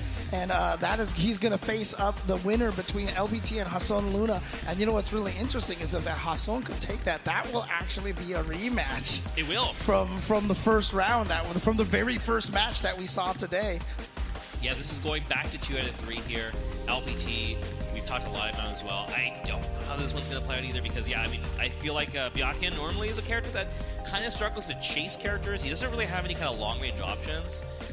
So, against a character like Batista, we're going to have to see, a lot of good, honest dash blocking and grid control, But at the same time, I mean, how much of it is honest when we get our hit, put them into the messed up Wexpo situation, right? Get to run our game. So, both these characters definitely very scary to deal with. Yeah, I mean, and again, he does have that new move, at least, that does hit a little bit further range now. So, and I saw LPT was using that move a lot in the combos and in neutral and stuff like that. So he seems to have a really good grasp of Byakuya's new moves. So. Yeah, the EX one you might be able to toss it out there in this match. I'm not quite sure, but we're going to find out because I'm sure if it is viable that we will be seeing LBT run it. Yeah, and shout outs to the crowd out there. You guys enjoying yourselves some ARC World Tour Finals? Yeah. That's what I like to hear. That's what I love to hear. And again, this is just day one. This is just game one here. We've got so much more action coming up the next today and the next 2 days afterwards. Some Guilty Gear Strive and some Granblue Fantasy versus Rebirth as well. Yeah, I'm just really looking forward to the rest of the weekend too. It's just full of there's a lot of talent in this room. There's just I just love how down people are just grinding out these games here. We have these setups. I assume these setups are going to be here the whole weekend too. So, I love that. Yeah, I mean, sneak in there, get some casuals as well yes. going. So, and honestly, that's one of the best things about coming to offline events. You know, you have these tournaments that are running, but at every event, once the tournament starts to get to the point where there's only a few players left in it, the machines that are sitting there, absolutely, they're open there for you to play some practice sessions and stuff. So coming to these offline events is so important and also so much fun because you learn so much, you play so much. And if you run into like one of your favorite players and get the chance to sit down with them, trust me, if you're get games and if you're fighting them, ask them questions. No, They'll absolutely. be more than happy to help you out. Absolutely. You know, so. Yeah, I mean, it's like you have the benefit of being face-to-face, too, so you don't have to worry about, like, being awkward about it or whatever, you know. We got the body language going on, you know. They know what it's like, so definitely. Yeah, absolutely. Again, you know, I feel like in 2024 so far we're getting a lot of the offline back. You know, FGC is healing. FGC is healing, but again, you know, it's just, like I said, I feel like a lot of players kind of trying to reacclimate themselves, and actually, during the pandemic, we got a lot of new players thanks to a lot of the rollback netcode and so many different games. And it's been a resurgence in the community. A lot of these players, this is going to be a new experience for them. No, you know? I mean, absolutely. I've seen so many people saying, oh, you know, I'm going to X or Y event and it's my first offline event. I think that's so cool. Absolutely. I love hearing it. I love hearing that. So, again, if you guys have the opportunity, if you have the means, obviously, try to hit up one of your offlines, even if it's just one of your locals as well. Well, I hope you guys are excited to jump into this loser semifinals here. The players are locked in. We're ready to rock. We've got LPT versus Hasan Luna. And I don't know how this is going to find out. So, James, we're going to figure it out here together to see. Because, I don't think these players have played each other very often. And Byakhee Batista is definitely a fun one to watch. Yeah, I mean, Byakhee is interesting because, like, you know, we've been talking about rush down, zoning, et cetera, et cetera. Yeah. He's kind of like that mix, right? Yeah, I mean, he's I would consider him like a mid-range character, like a mid-range pokey character if you want to be really unprofessional about it. But let's see what happens here. LPT starting off, just kind of diving his way in here. You want to be in this space. You don't want to be full screen. I mean, he's doing it very carefully. A lot of dash blocking early on. You know, that was the first thing he did, is just dash block immediately. Absolutely. And here we go. Yep, going to get set up here. A lot of bombs here in the way. Yeah, we change shift here, though, as Batista, so we can afford to chill a bit. We can even hold it for the next cycle if we want to. I think it's going to be really close. Okay. Yeah, there it is. So Hasan is going to get the cycle, but he's going to get hit, and a lot of the cycle time is going to get used up by these long combos. Oh, he didn't go. He didn't go into the super for the web setup. Yeah, so not a really scary or threatening change shift here, though, from Hasan. So LPT's got to feel good about this because we're going to convert, and we have CS. You know, we might. I won't be surprised if we see an overheader here. Yeah, there it is. Oh, yeah, the fake overhead. Okay, he mixed me up, too. And the other thing, too, about that was he had that change shift. He had all the meter ready to go because as soon as he changed shift, he was going to get all that meter back. Oh, he just got shot out of the super. Crouch force function. I guess that just stuffs it. Oh, man. Yep. LPT kind of choosing all the wrong options right now, but... Oh, there we go. And Yap going to be able to OTG off of that one. Every character doing everything in their power to not interact with that you know, the slow Sonic moves. Right. It is not fun to just sit there and block it. Here we go. All the web setups. What are you going to do? Yeah, got rid of the one above her head, which is kind of important. Oh, no! Yeah, went for the get off me flash kick right there. It's hard to resist the temptation here, and now... IW, is he going to go for an IW? I don't think it will kill, so I think, we're just going to take one more, but obviously thrown to well will close it out here. Command grab will also do it. It's so hard to see. It's like it's pretty hard to see, honestly. Dash, right? Honestly, it's kind of good. I think a lot of people sleep on that move just because a lot of his other stuff is just so stable. But, you know, hey, in tournament, you need that last hit. Oh, yeah. Not a bad move to rely on, honestly, in a lot of situations. I mean, it's one of those things, too, is like, you know, like moves that are like, oh, yeah, if you see it, you can check it or whatever. It's a big call-out, but that's why sometimes in high-level tournaments, it's the best move to use because no one is ready for it. Yeah. Okay, again, LPT looking good in this round. We got no resources, but it doesn't really matter because we got Vinicius in the web. Okay, nice jump block, but then he looked like he tried to jump again. And of course, can't air block the ground normals there. Another big thing about what LPT is doing is this is a Side classic. switch. Oh, He yeah. knows there's a he gap knows. in there. He can't get away with that. That's a good side for LPT. The LPT is like, hey, you tried this on me, I am ready.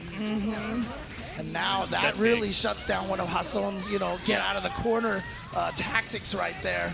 And one of the things I think LPT is doing really well is using the command grab, even if it's fake one, to force Batista to jump, because when Batista jumps, she loses her flash kick charge, right? Right. So there's a lot of weird stuff in this matchup where you can kind of force Batista to lose her charges. I think LPT's doing that really well. Yep, and now here we go in this corner position here. You're going to be stuck. And this time we are going to get the web set up. So there's 1, 2. So we get the third one, but command grab into the jump, and oh no! Kind of actually works out. Somehow Hassan did not get punished for that. Oh, Oh, there's there it the new is. move. There's the new move, but she floated above it. Was able to get the offense, but what a tech! Yeah, and then tech. just goes right into the assault to continue the offense. Tech actually won the cycle there for LPT. So good. Gets caught in the air, though. Conversion to the ball. Is Yeah. it the ball still there, I think? No, it's gone? Oh yeah, it Wait. disappeared. It disappeared. Okay. I'm like, I don't know how far that ball goes.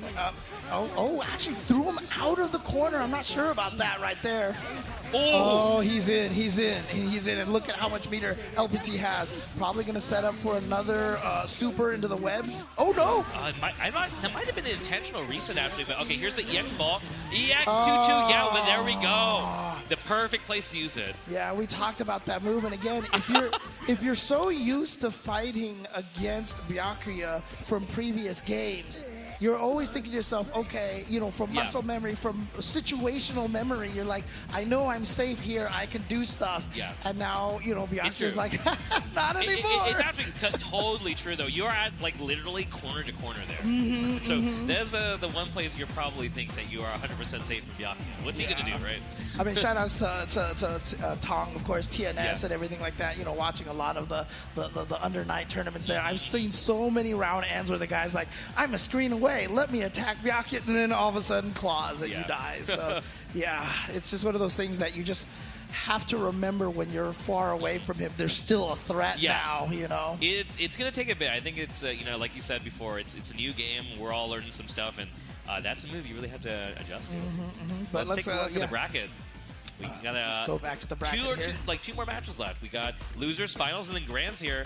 So the run from LPT has been a huge one here, and Yeah. gonna have to run to Mario though. This is gonna be tough. Yeah, and the only person that LPT has lost to right now is Knots, who's in grand finals. They're waiting for them. And so, again, we're going to be back to 3 out of 5 for this match here. But, LPT, I'm sure, wants to try to get that revenge. But, again, Mario wants that revenge, Yeah. too, because look at Knots right now. 2-0, 3-0. He hasn't lost a single game yet. So, Mario and LPT want to come back and try to get that revenge. And especially, look, Mario, he doesn't want to have a SoCal grand finals, can't let that right? happen. It's true. Yeah, We actually Mario's can't let that happen. He's like, I can't let this happen. So I know the NorCal crew over here are going to be cheering for Mario here to get into that grand finals, but I know all the SoCal boys over Yeah. here are going to be rooting for for our boy LPT. Yeah, it's gonna be a rough match. I do think though that I think Mario is very familiar with the character, so Yeah. there's a lot going on. He's gonna need some time to think, and I think we're gonna take some time to really prepare ourselves for this losers final. So we're gonna jump to a break really quick, and then after that we'll take a look at this losers final. So we see you guys soon.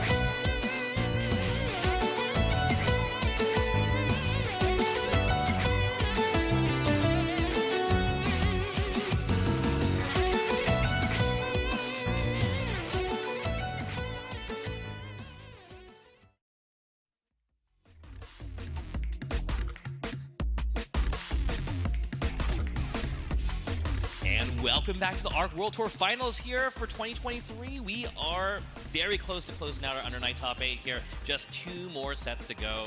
I'm Brad, I'm joined by James, and are you guys ready? Yeah, exactly. I mean, we've got 2 SoCal players, it's 1 gonna be NorCal good, player yeah. coming in here. Again, you know, look, the reason why I keep talking about it, rivalries Yeah. are so important in fighting games, and honestly, the NorCal-SoCal rivalry has been such an important thing for creating some of the strongest players here in California. One of the reasons why I feel like we have so many strong players is that NorCal-SoCal rivalry. Absolutely. Let's take a look at the brackets. We can see the run some of these players have made here.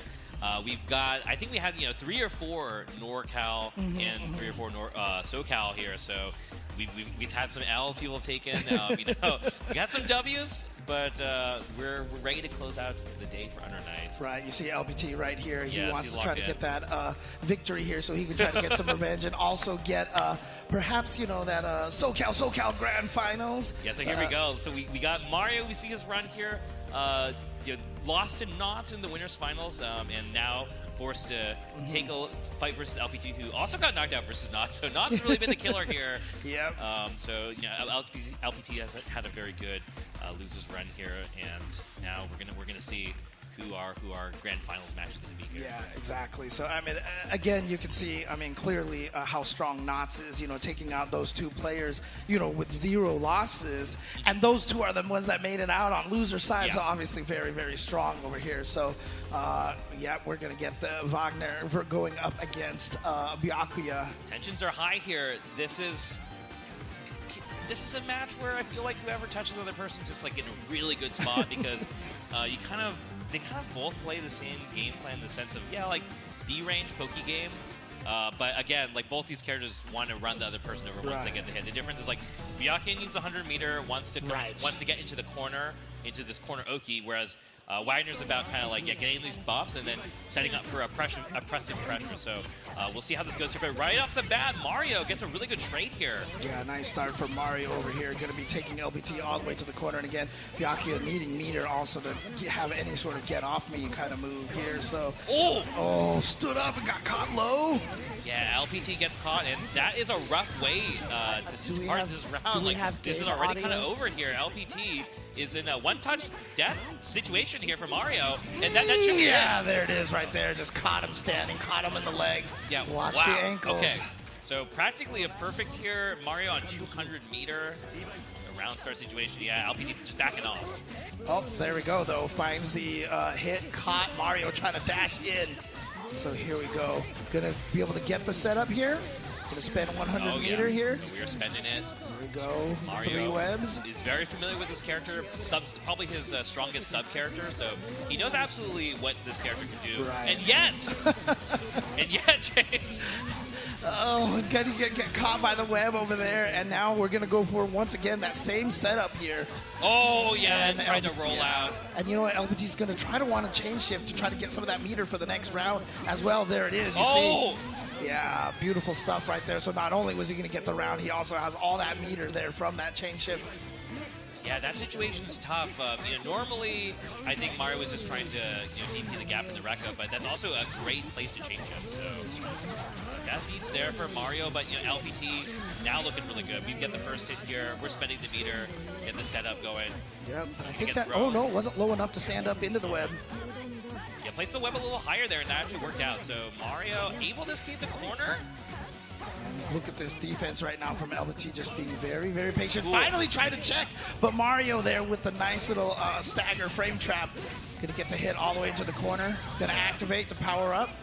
All right, LPT used to change to see what's going on, but not really going to help him. And now, this is not where you want to be, but the challenge here from LPT. Yeah, wow. I didn't see it. Did he shield the jump? I think that's what he got there. I think he just jabbed. Okay, that was just a brave jab. So here we go into the corner here. And yeah, what a tech, what a throw tech. Nicely done. Gonna extend off of that. It's pretty even on life now, though, but LPT Sword can actually charge. kill with a hit, I think, off of anything here from LPT, but I think so can Mario. Okay, there we go. The assault in there. Not sure what LPT tried. Might have just tried to anti-air it really quickly, but just got caught. And there you go. Going to be first game to Mario. And again, this is 3 out of 5. A lot of games to adapt here. But, you know, Mario looking a little more comfortable at the end of that round. Just looking really clean here. But off to game 2. Oh, they caught him on the back Yeah, dash. no counter hit, couldn't get anything. But again, the trade, Mario's been getting, that's like the third or fourth one we've seen him do, actually. The trade with the ADP to get that like hard knockdown to combo. So like when you sniff that they're going to press a button, even if you're minus, you can go for that trade. You see also using that new move in the middle of that combo there. Oh. I think maybe too many downs there, Yeah. But still, that web is still up there in the sky. Oh, no, he's you're making gonna a get wedge, tossed. yeah. Oh, and it was still low enough to be able to get the combo off the throw. Here we go. And now we'll spend 100 here. Yeah, okay. for sure. And now we have the setup here again. What are you going to do? Tough There you spot. go. Blocks the empty low, though. So that's a big win. Uh-oh, TRM. And into the web. That Oh, was still no. back there, but drops the combo Yeah, ran afterwards. a little too far. It was a little tricky to come off of the webs there. And now Mario with a chance. Yeah, this is dangerous here because, again, you know, I mean, LBT does have a lot of meters, so he can go for the wake-up like he just tried. And no punish right there from Mario.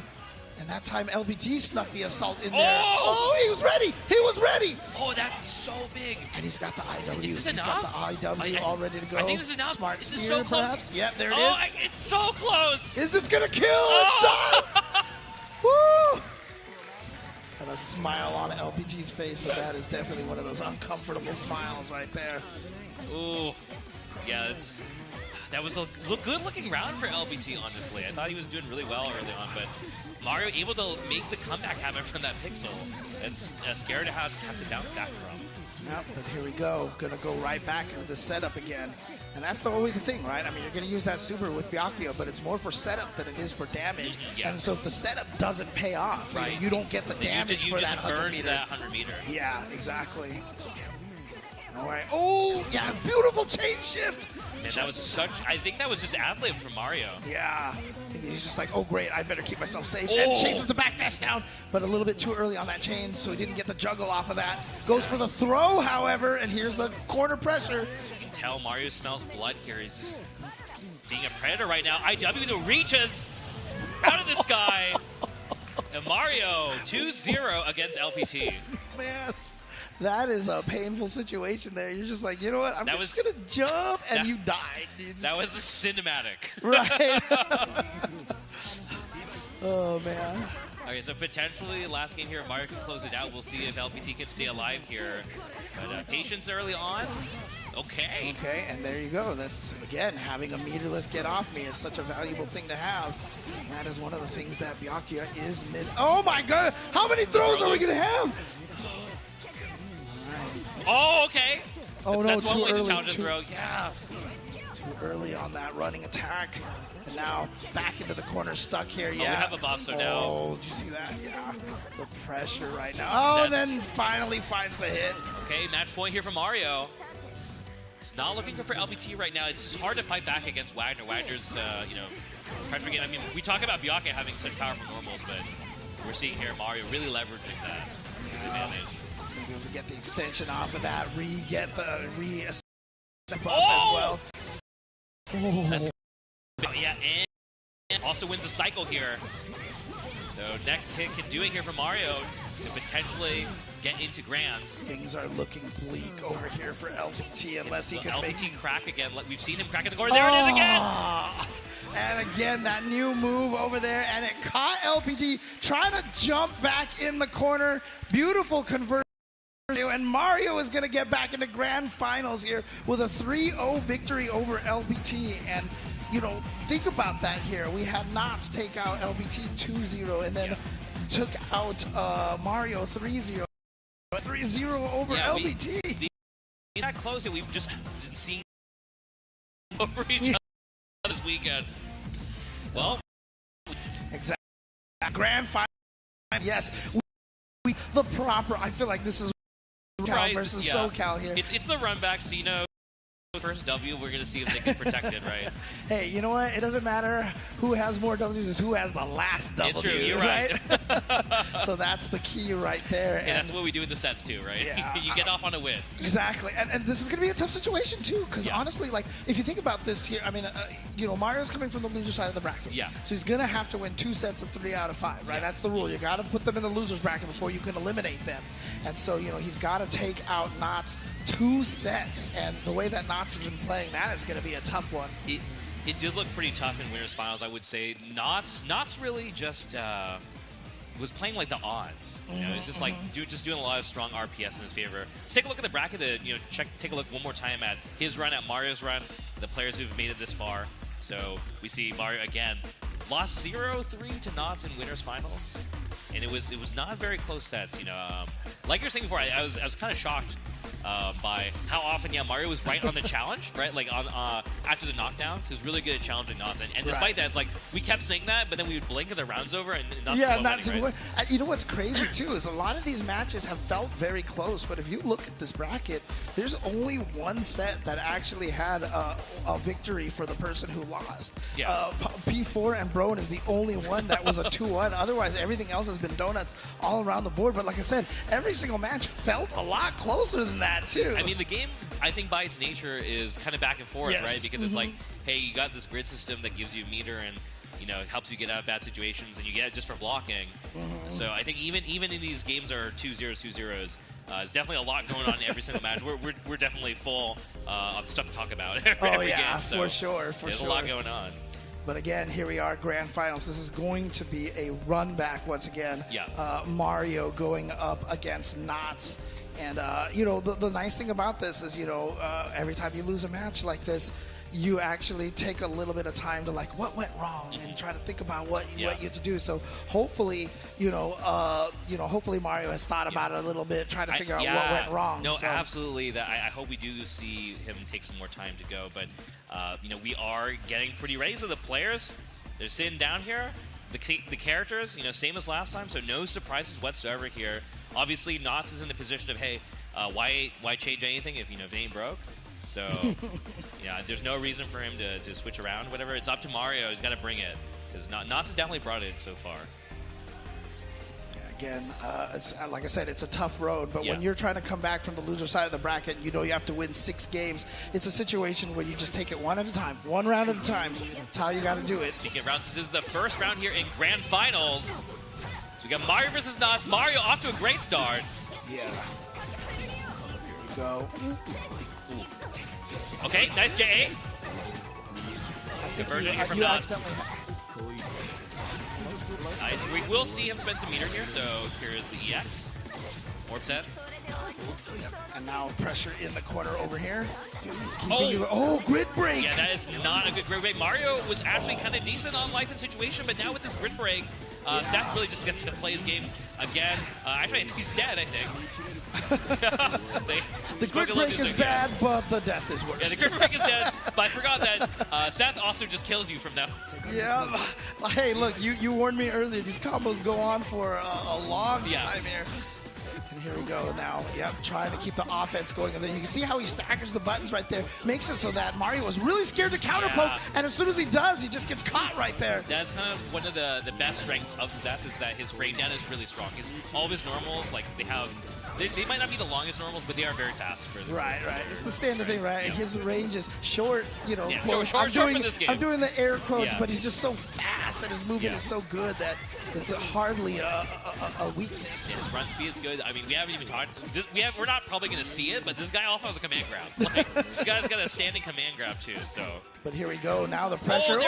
Called him out. The rising JAOS has been putting a lot of work for Nottz, and you know, I think Mario's gonna do something. Trying to nice catch. Yeah, sniping him right out of the air. No fly zone here, and should be able to take. Oh gosh! If that's gonna catch, the chaser's gonna allow him to catch a backdash. And you know what? Nottz is still sitting on an IW right here. Not going to spend it yet, he obviously. He only needs one more hit now. It's after the player lays it. Oh, what a block! Still got a block. Nice challenge here. Okay. Pressure from Mario. He's got meter. He can actually force Swain if he wants to. But he's... Oh, there's the check for grid. Mario's so good at that. There's what Sejan was We saying. literally You were know, talking about that. There's a 2A. The 2A ender right there. Coming All right, down to that. 5cc here from Knots, the set classic here. We're going to get a lot of damage off of this one, and the orb set, of course. All right. I mean, again, if Mario can take this round, this will actually be the first game that he gets on Knots. I mean, which will be a honestly, great Mario start. needs this round, but just gets meaty here. Mario just too scared of all the things Seth can do. Does not win to deal with the knockdown. Right. Okay. Good defense so Yeah, far. That's the end of the shenanigans until Shane Shift. Okay. Oh, he tried to hit a button right there, but he's going to get caught. And that's actually going to be a perfect for Knots to take game number 1. Oh, Knots looking really strong. I mean, I think that at the end, you know, Mario tried to call out the reverse speed, which is correct, but there's just too much going on. You know, this character is just representing a lot. He's fast, so it's really easy to just be slightly too slow. Yeah, that's one of the toughest things, honestly, for Mario right now. I hope the mental. He had that great round 2, but then all of a sudden getting perfected in round 3 is definitely a very rough one. It is rough, and Knots again in the corner. Even has Shane Shift here, but there's a challenge against Mario. We talk about this a lot. He is really good. And now pressure again from Knots in the corner here. Dash blocks and the DP to get out of the corner, but still has to fight out of the corner. Knots with a change shift. You gotta respect that. Oh, Still waiting. Yeah. Mario's just waiting for the change shift. It's not gonna come out, maybe. Blocks Oh! assault, but gets caught by the 2C. That was a crazy. That was crazy spacing. Uh-oh. So dive chain shift actually putting a lot of work in for Knots. And he won this game here. He tries to catch him on the corner. EX dive! Wow, and yeah, Mario, I'm sorry, Knots going to clutch that one out here. If he goes up 2-0 right now, it is going to be a tough situation for Mario here. Yeah. Mario got to get around in here, and then, like I said, try to take 2 in a row. Yeah, that was Knots using, an air EX option, so you can't even be confident about sniping Seth out of the sky with Wagner. If Seth does have a 100-meter, you do have another option, so we'll see how this plays out. There's the new funny ball move. It's just there forever. It's really funny. Just What chilling a there. trade. Yeah, it vacuums you and it has a hitbox, but it also is just kind of the orb of, it's orb of confusion. Sphere honestly, of influence. Yeah, it's a sphere of influence. Oh, there it is again. You talked about the rising J2A. JA, I'm sorry. Yeah, it's been putting in a lot of work, and honestly, it's just a really strong option. So I don't think it's a matter of just do X against it. Like you could say that about a lot of things in fighting games, but Knots is just really good at using it in the right spots. Yeah, knowing the right moments to use these options here. Okay. Grid break. He tried to shield right there, going to get thrown instead. And now a tough situation for Knots. So this is a very strong opportunity, but actually just goes for the back throw. Yeah, not that bad though, because Mario does win the cycle, takes another one. Oh no! No way! Ooh, and now here we go. The pressure, the momentum going towards Knots again. Teleports, the blinks, JB, there's so much stuff here. Knots throwing at Mario. Mario is kind of just forced to hold on to all this. JB gets shielded, but it's actually kind of good at block even on the shield, so Knots getting away with a lot.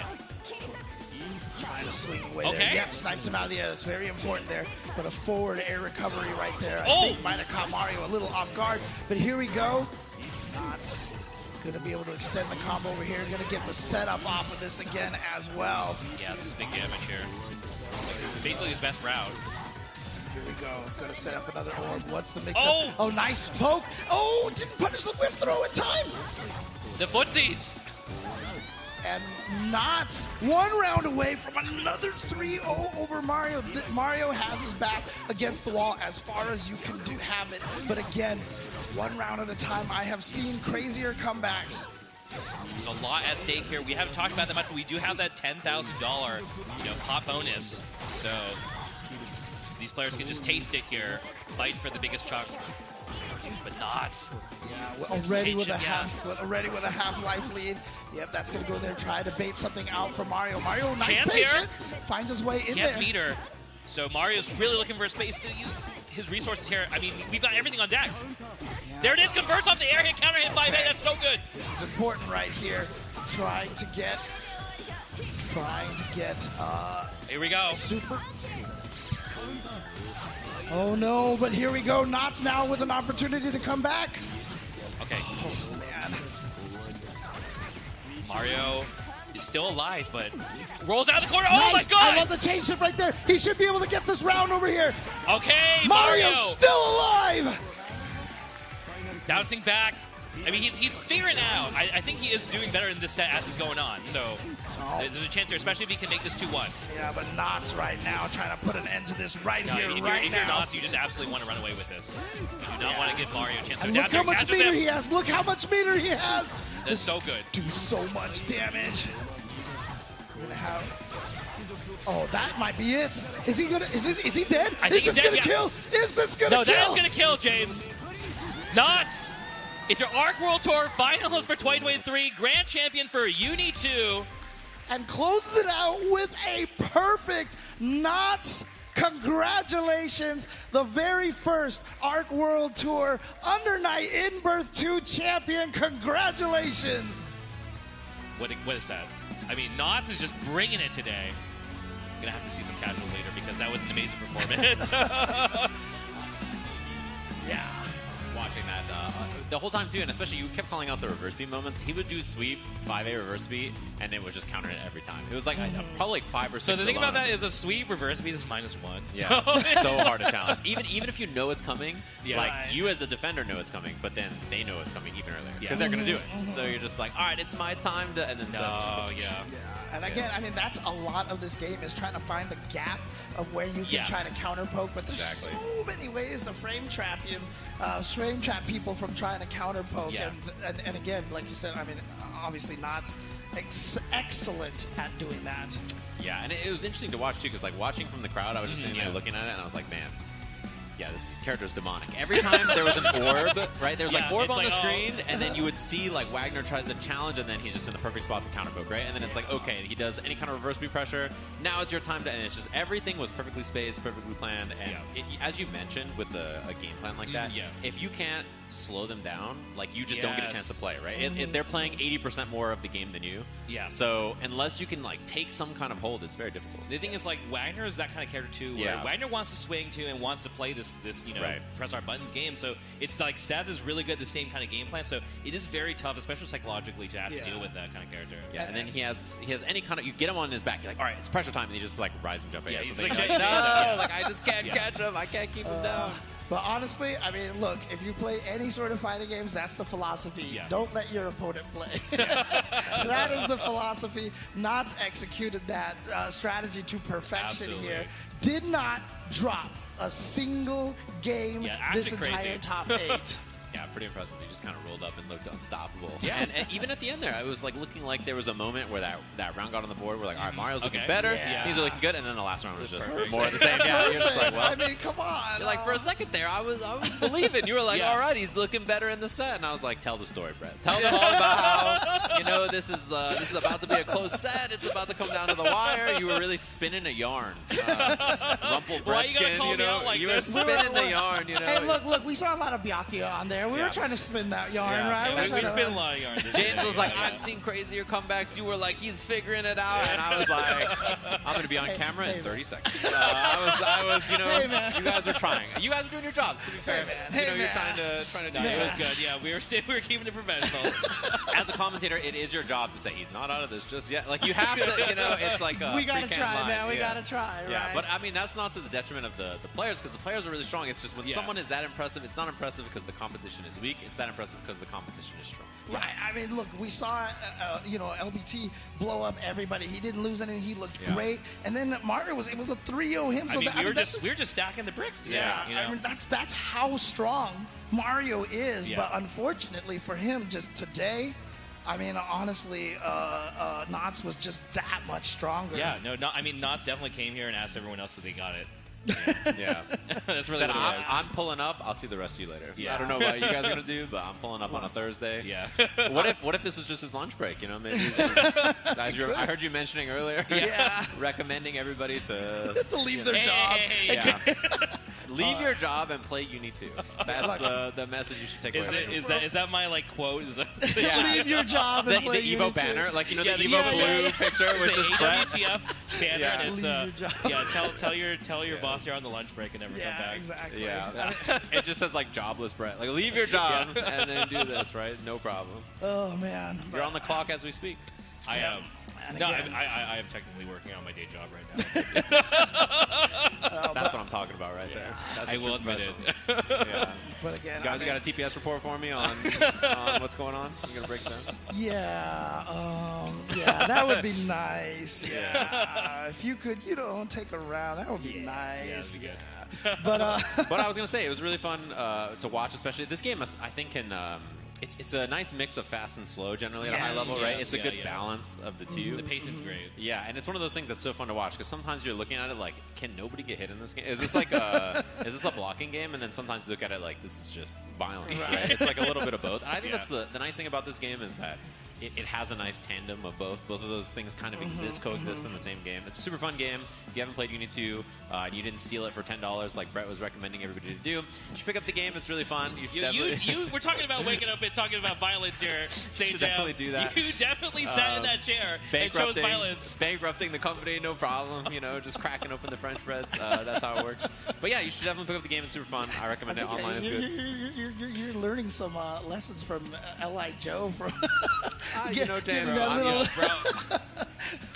I'm just recommending everybody pick up the game. That's all, James. Okay, I'm just telling them all they should pick up Fair. Unity 2. Unity 2 is really fun. Great online play. Super dope absolutely. game. I definitely recommend people to And pick again, it up. like I said, I mean, before, obviously the pandemic, the rise of Under Night was going so strong, was breaking records Right. every tournament that it went to because everybody who started playing was like, yo, this game is amazing. Yeah. So Yeah. again, if you have the opportunity, please give it a shot. It is such a fantastic and fun game. Really, it's that game and Grand Blue too, right? Like both of those Yeah. games, which are both here this weekend, had such good momentum before the pandemic, and now here we are offline playing them again. But for our award ceremony that's going to be coming up, we have Kimone himself coming up on the stage with his let's translator go. Yuji. So everybody, can we please make a round of applause for Kimone and Yuji here? And everybody at home, please give it up in the chat. Post your favorite emotes, get hype. Kimone himself coming up here for our award ceremony and to say some words for you all up here. Whoa, what has he got in his hands there? Looks like some prizing for our lovely top three coming up on the stage. That's the code right there. There he is. Kimone up on the stage. Should be a nice one, of course. And I'm excited to see the prizes they're giving away. Obviously, you mentioned $10,000 for the players here. The lion's share going to Nas. Whoa. Whoa. You see him crack that case up? That's a professional Dude, it's right got there. a glass top. Look at this. It's beautiful. You can see right there. Yeah. All right, so we're going to have our finalists coming up to the stage. I believe our third place finalist coming up first. You were talking about the SoCal versus NorCal rivalry, that great Byakuya play. We're going to have LPT here in third place in our Unity 2 tournament, so congratulations to him. He's going to be coming out on the stage. There he is, LPT. One of the first people I ever watched play this game when I was getting into it many years ago, like 3 versions ago. So it's really cool to see him out here representing, and it's awesome to have him up here. For second place, can you make it up? Everybody in the audience, we appreciate you getting excited for them. Oh, he's saying thank you. Oh, did you hear that? He said, I appreciate you. Your game's amazing. Yeah. That's so Hey, we sweet. all agree out here, man. We all agree. What a sweetheart. In second place, can we all make some noise out in the crowd for Mario? Very impressive performance. Obviously, a lot of tight sets today, and Knott's looking really clean. Mario looking really awesome as well. Someone I've been watching play this game for forever as well.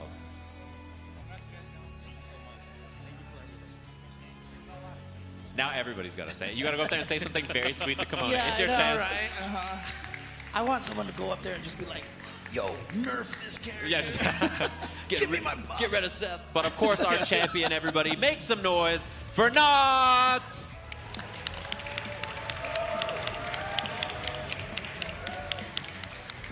Absolute demon in the bracket, beating everybody up today. Very well played, of course. I hope he says, please buff Seth. For Kimone when he goes up there. Very impressive play for him. He is our champion today. Congratulations to him, and I think they're all going to be able to get some nice group photo up here for all the players, and with Kimone himself. Exciting times here, so yeah, let's see if we can get some nice pictures there. If you guys want to jump up to the stage and take some pictures as well, Got all of our champions up there. I see they're gathering up for a photo Yeah, behind us over my shoulder back there. But yeah, really awesome to see. I mean, this game is super dope. Recommend picking it up. It also has a lot of really cool features that people like, including online play is really good. They have a replay takeover, which really is dope. And the game is just really fun. I think it has one of the most unique casts of characters to play in any fighting game. There's so many different speeds and types of things. And the battle system in this game is really unique. It's a really fun game. It's like every character you fight, you're like, how is this character not broken? And like everybody just has that sauce in this game, and it's so much fun.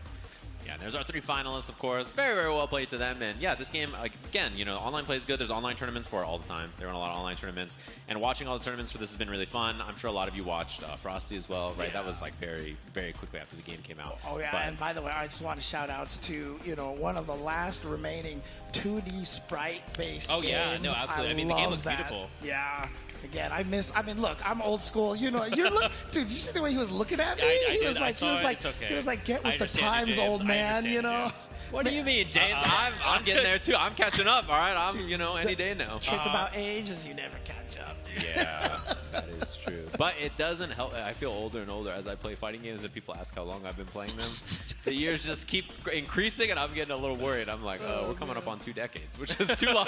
It's a long time for me, and I'm sure James got me beat. But look, we're gonna be heading up to the stage, James, so that we can hear from Komone himself on stage with his translator. Let's hear from him.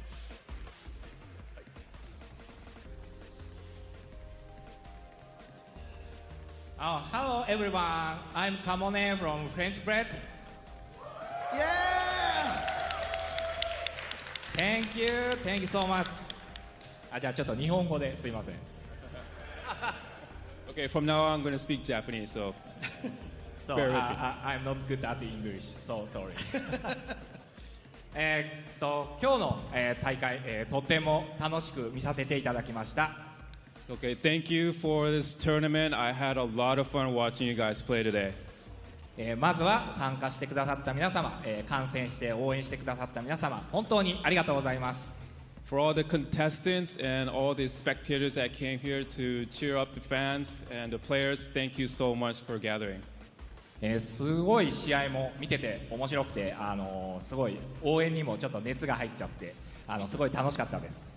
I was watching the matches all day and I was really hyped for all these exciting moments, so thank you so much. アンダーナイトインバースは、今後もアップデートをちょっといろいろ続けていきます。And for Under Night In-Birth, we will continue to make further updates to the game. アンダーナイトインバースシリーズは、今までプレイヤーの皆さんと一緒にそのコミュニティの力を持って作ってきたゲームなので、これからも頑張って作っていきたいと思います。I feel like Under Night In-Birth is a game that we have developed alongside you guys, the community, so I hope to continue doing that going forward. 本日は本当にありがとうございました。Thank you all so much for today.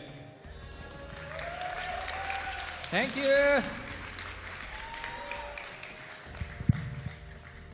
There you have it. Some words from Komone out there. Always nice to see him out there. I mean, it's cool because he's like always streaming and playing the game too. Yeah. It's nice when you have like a dev that's just live playing their own game all the time, having a good time. Yeah, I mean, he's always talking to the community, always addressing everybody. I know he had some messages for like at Climax of Night as well.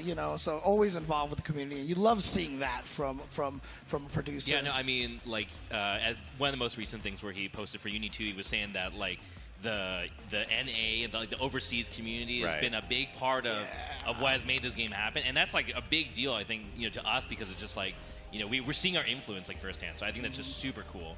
Yeah, and I mean, obviously, it's a game with a lot of stuff coming up too, right? Yes. Like, obviously, not only Arc World Tour stuff happening for the game, but it's going to be at a lot of big events this year. And if you're interested in checking it out, I highly recommend it. I think it's one of the most fun fighting games to like be a popcorn fan of. Like, even if you don't know much about the game, just like watching it, like it has such big swings in the action that you could just like watch as a casual fan and be like, oh my god, what is happening? This Not game only, is so cool. but like the storylines are just starting to develop is the thing, right? It's like a new game. There's there's just such an influx of talent coming in and out. So it's like, you know, we had dominant players in the past, but it's like, this is a new version. We still don't really know what's going to happen. You know, like, Knots just destroyed everybody today. Right. So, you know, it's like, we don't know what's going to happen.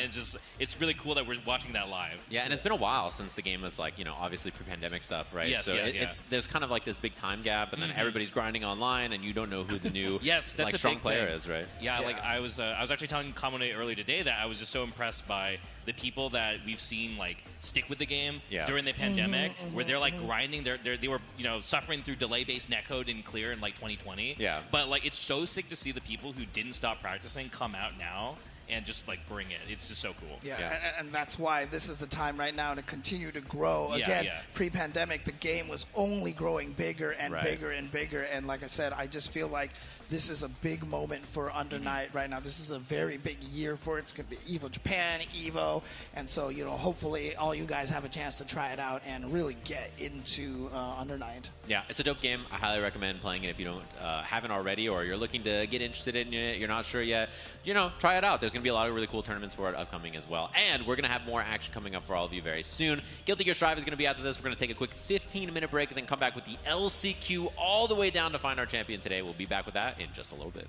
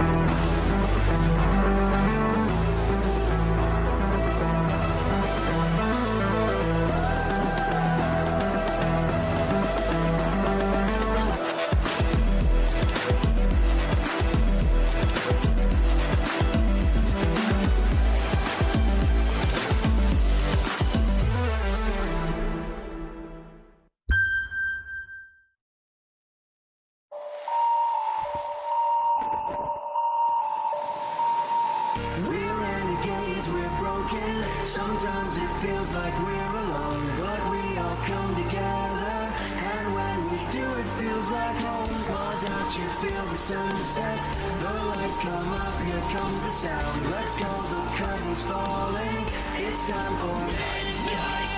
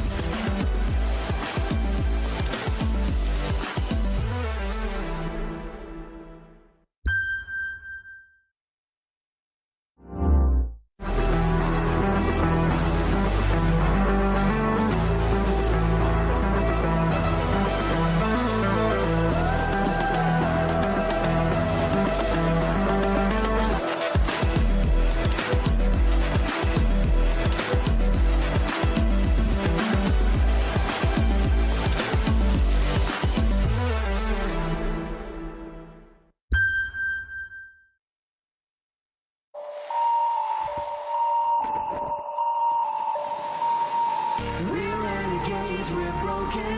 Sometimes it feels like we're alone, but we all come together. And when we do, it feels like home. Pause out, you feel the sunset. The lights come up, here comes the sound. Let's go, the curtain's falling. It's time for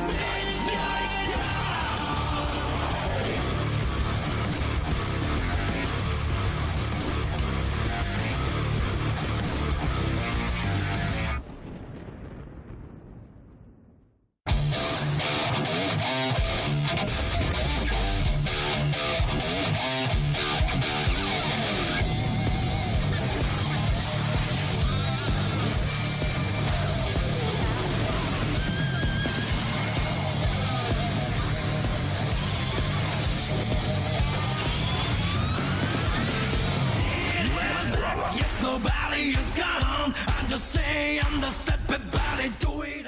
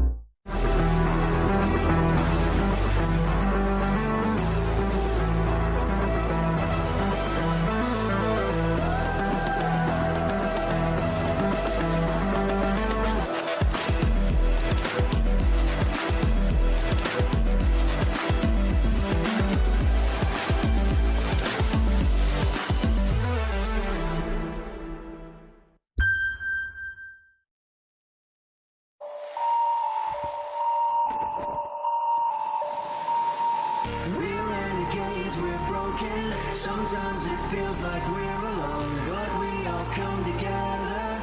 And when we do, it feels like home. Cause out you feel the sunset, the lights come up, here comes the sound. Let's go, the curtain's falling, it's time for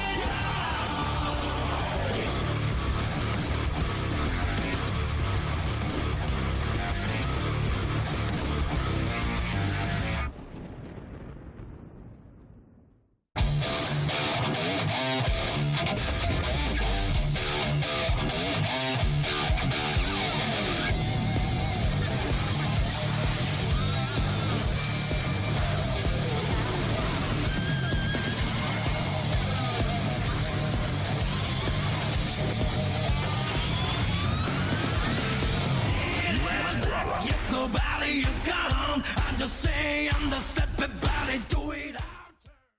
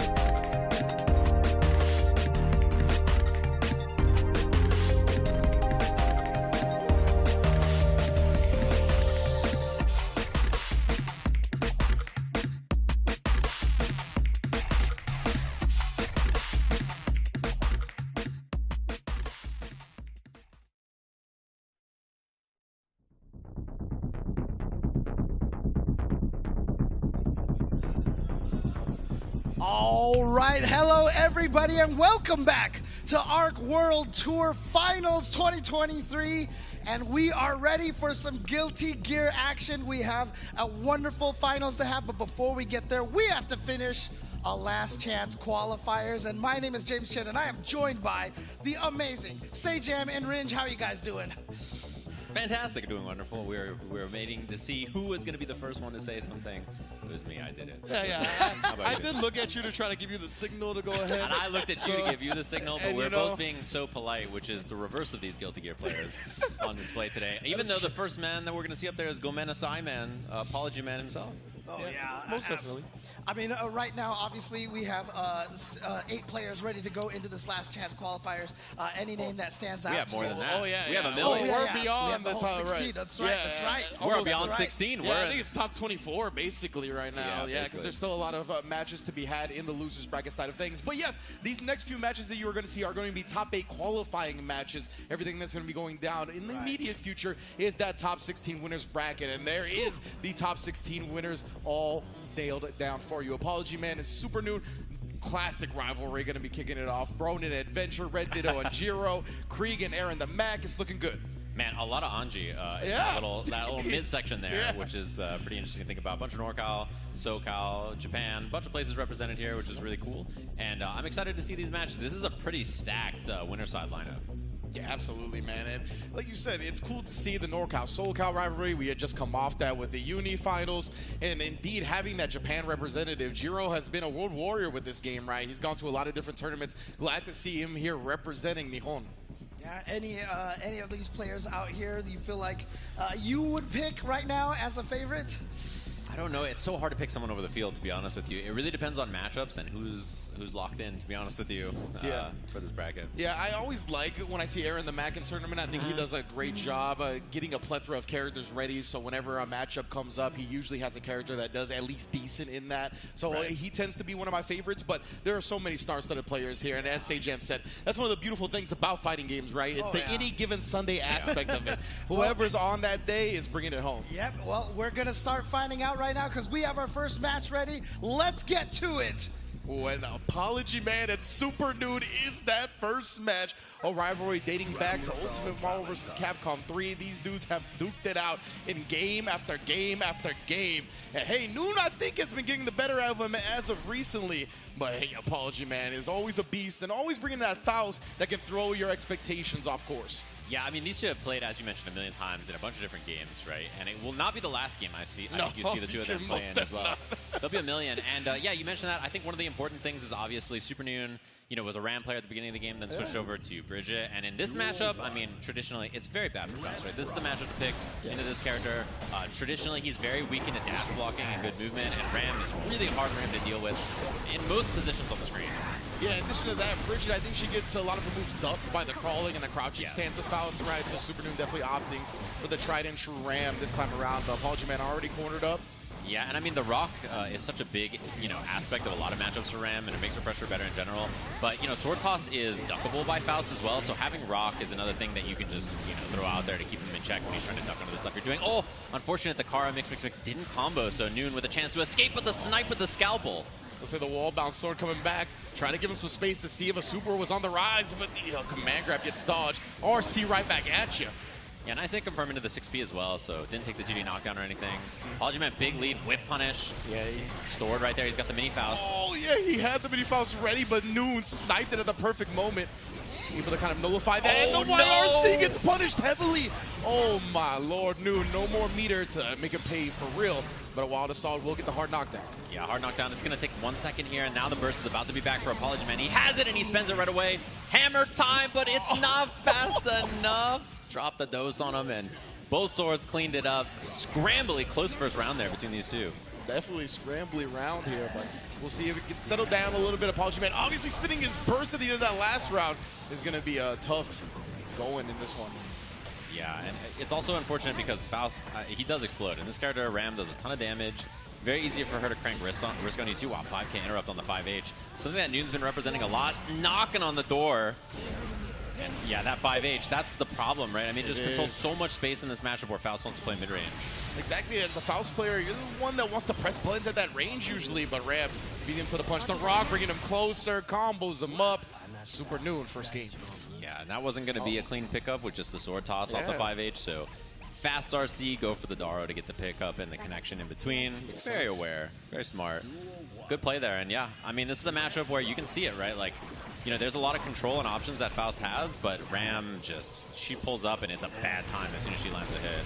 Yeah, it's just one of those characters that can really fight Faust at the range where he likes to fight his opponent usually, and that's not something Faust players are usually used to. Yeah, she kind of beats him up in mid-range. It's pretty spooky. And his whip punishes are just less impactful, too. He does less damage when he whip punishes her. So, and again, you see the rocks, right, forcing the jump from Apology Man so that, oh, boy, I don't know if he tried to crawl there and just didn't get it in time. Wild Assault for the break. Still has 50 meter and the positive bonus pressure here to build back the burst and a back throw. Yeah, ended up Super Noon maybe something too early right there. We saw a punish. Oh, and no, trying to take his turn back, ended up paying dearly. That was a sick block, though. Block the hammer is going to make the punish not so great, though, yeah. That was kind of a smart risk for Noon to take, right? Knowing that the hammer was going to come down. He wasn't going to get a full punish. Jumps the command grab again, covers himself. Still just pressuring him up right now, trying to break that wrist. But Noon just 0 to 60 in an instant, dashing out the corner. Burst is there. He commits the burst, and a banana not the best item to get there either. IBs keeps him nice and close, 2K, 2D to tag the day. I love that you gave him the credit. You hit him with a, does he know about the hammer and the super? And I respect that you gave him the credit. I'm down to also. He saw that and made a tactical decision. He was like, oh, of course. Ram players always think before they super. I like that. I like that is very kind. I'll give you, I'm same boat. I'm down to give the credit. You know, sometimes you have to like rap genius the decisions made by players, you know. Yeah. Maybe sometimes there's more depth than you initially think. Yeah, or that there is, actually. If this is a Ram player I didn't know, they just did it. But because it's Super Noon and I follow him on Twitter, yeah, that was on purpose. Bomb combo? Oh, he did take it into account, the double jump to avoid the explosion, but couldn't quite pick up Ram after. Yeah, it was the right idea. It was almost a Twitter clip. Almost. Not quite, though. High Fight's not putting you on top 10 with that one. No, sorry about that. High Fight's he's got high standards, man. Yeah, I was going to say, there's a lot of clean plays out there. Double jump, gets out of the setup, froze himself. Oh, boy. Yeah, we're going to get it off. Guard break a little bit, just takes advantage of the block stun. Not a lot of command grabs so far from Apology Man either. We saw one really early, and then since then he's been a little safer, which I respect, and sometimes you hit back plus dust, things work out, and you say, that's your fault, not mine. Yeah, we saw that first one whiff. I think he went for another one, but he had the RC to cover after it whiffed, right? So I think he's definitely waiting to make sure he has the meter to keep himself safe if he does go for that. Yeah. Ooh, from the skies. And the Sky High burst, too, caught the item that he was trying to throw out the 6B. And immediately, wall break is an option here. He spends it and doesn't get the super, so no hard knockdown on this. Yeah, and that's the classic input error as well. Just immediately stuffs Apology Man. Looked like jump 2K attempt. Yeah, must be nice. That is a fat hitbox to get clipped by. Bad spot, trying to beat the burst. Apology Man doesn't give it away for free. Yeah, he's been so willing to pop that burst before, right? So he's trying to switch it up in Super Noon's face. We got the Wild Assault to keep the pressure going. Yeah, that's good damage because of the risk. Damn. Yeah, mix up afterwards. Noon blocks it correctly, and he's safe, but out of there. Just takes the escape. I like that choice, right? It's a lot of meter, but you're at least not cornered by Faust anymore. Mix again. Doesn't have meter for the wall break. Last RC from Apology Man. That might be all right, though, right? He has him in the corner right here. He actually picks up the trumpet with the Wild Assault and finally finds a command grab for the kill. Apology Man on the board. Yeah, that was really clean, too. It was the perfect moment, right? So perfect. We were talking earlier about how he hasn't gone for it that many times, but the setup with both the items and the meter situation was so good for him to go for that. I love that little sneaky option from Apology Man. Very smart. Tying things up one apiece. Jump cancel. Yeah, gets out of the way of the weights, and then command grabs are starting to fly a bit, right? Just say, like, oh, I'm going to go for this option. OS is the backdash. The only non-lazy Faust player. Yeah, for real, though. Nice block on the cross-up. Maybe cross-up protection or maybe just sick defense from Noon. It might have been, right? Noon, I think he thought Apology Man would want to take that corner back, but speaking of which, we're on his corner now. But immediately challenged. We want to keep this going. Staggering. And then 5K after. That was going to be so much damage, so Apology Man gets out of there. And obviously, Burst resets the risk gauge as well, so you don't have to worry about that. Oh, and the FD made the whiff, but 5P gets smoked by the far slash. It's one of those times, right, where the scrambles ended up resulting in a hit for Noon just because Apology Man wasn't sure how to kind of navigate that situation. Yeah, same thing there. He FD'd him away to create space, but then his 2P whiffed because of it, right? Yeah. So, you know, kind of that defensive back and forth. You create space for yourself, but that also means that you have to hit a further button. So, good awareness there. Super Noon up around here. And that's a Guilty Gear staple, right? Like FDing certain block strings, pushing them out, making the opponent whiff when they're not used to whiffing. Oh, speaking of which, that was a punish on the hit because the 6 features whiffed. Wall break with the Wild Assault, saving the 50 for the corner push here, and you're going to find yourself in that other corner very quickly. But deflect shield, I like the idea. It's just not a go. But again, Noon is doing that exact thing that we talked about. He's picking the right buttons to nullify that space that you get. Great job bouncing back. Going to be going up 2-1 now here in this LCQ. Yeah, Calvados for the cleanup there too. And that's the scary thing about this matchup, right? Some characters can do this, where Faust, you know, he's pretty minus when he does button and item toss, and Ram just sees that. She hits 5H every time, and she is not going to let you get away with that. So Apology Man, anytime he thinks he has a clean 2H and he cancels an item and it's blocked, yeah, he's going to get smoked. Yeah, it's one of those things where you just have to, oh, the Cold Burst actually blocked. One of those things that you have to adjust because of Ram's range. Usually you can get away with that against other characters, but not this one. Yeah, particularly characters with good dashes are far normals like Ram, so she has both. That's all I was going to say. And she's got both of those options available to her. Oh, one overhead to another. We got it. Clean play. Yeah, Noon there on set point after, you know, a kind of scrambly first game. Has really taken control since then, and that's kind of what I expect in this matchup generally. Oh, and you can see, like, Noon is just trying to bulldog him down, right? Even getting hit right there, just dashing forward afterwards. Ball assault into the command grab. Right before the mini Faust came out, that was sick. I love that it's like, you get the trumpet, command grab. I get the trumpet, command grab. Oh, the mix up with the fro. That was really clean, the timing on that. Nasty, bro. I didn't know how that played out. Apology Man. What a way to roar back here. Yeah, he just knows, like, okay, the Afro's going to pop here. I just go for the cross-up setup. The timing was perfect. Oh, the 5H, though. She's been coming in hot. Wayne in the field. Oh, my God. Look at the damage on that. Some things have not changed. It's been a while since you watched Guilty Gear. That has not changed. You've seen that one before, the deflect shield. I mean, it's all right in this instance. Apology Man able to buy himself some breathing room, but not for long. Noon again, deleting that space that he was looking to establish and deleting his winner's bracket live. Super Noon qualifies for top 8 winner's side. Top 8 winners. Clean 3-1 performance there. And yeah, there was just that moment, that little gap where you think you have a chance. And that's where something like that Daro cancel was really good. I don't think we saw really Noon use Daro like that very much in the set at all. We kind of just saw Sword Toss or Rock or other options like that. So representing something unique that we haven't seen too much so far. So really nice choice, really nice cancel, and then has the meter to back it up on top of that. So very easy pickup for the kill.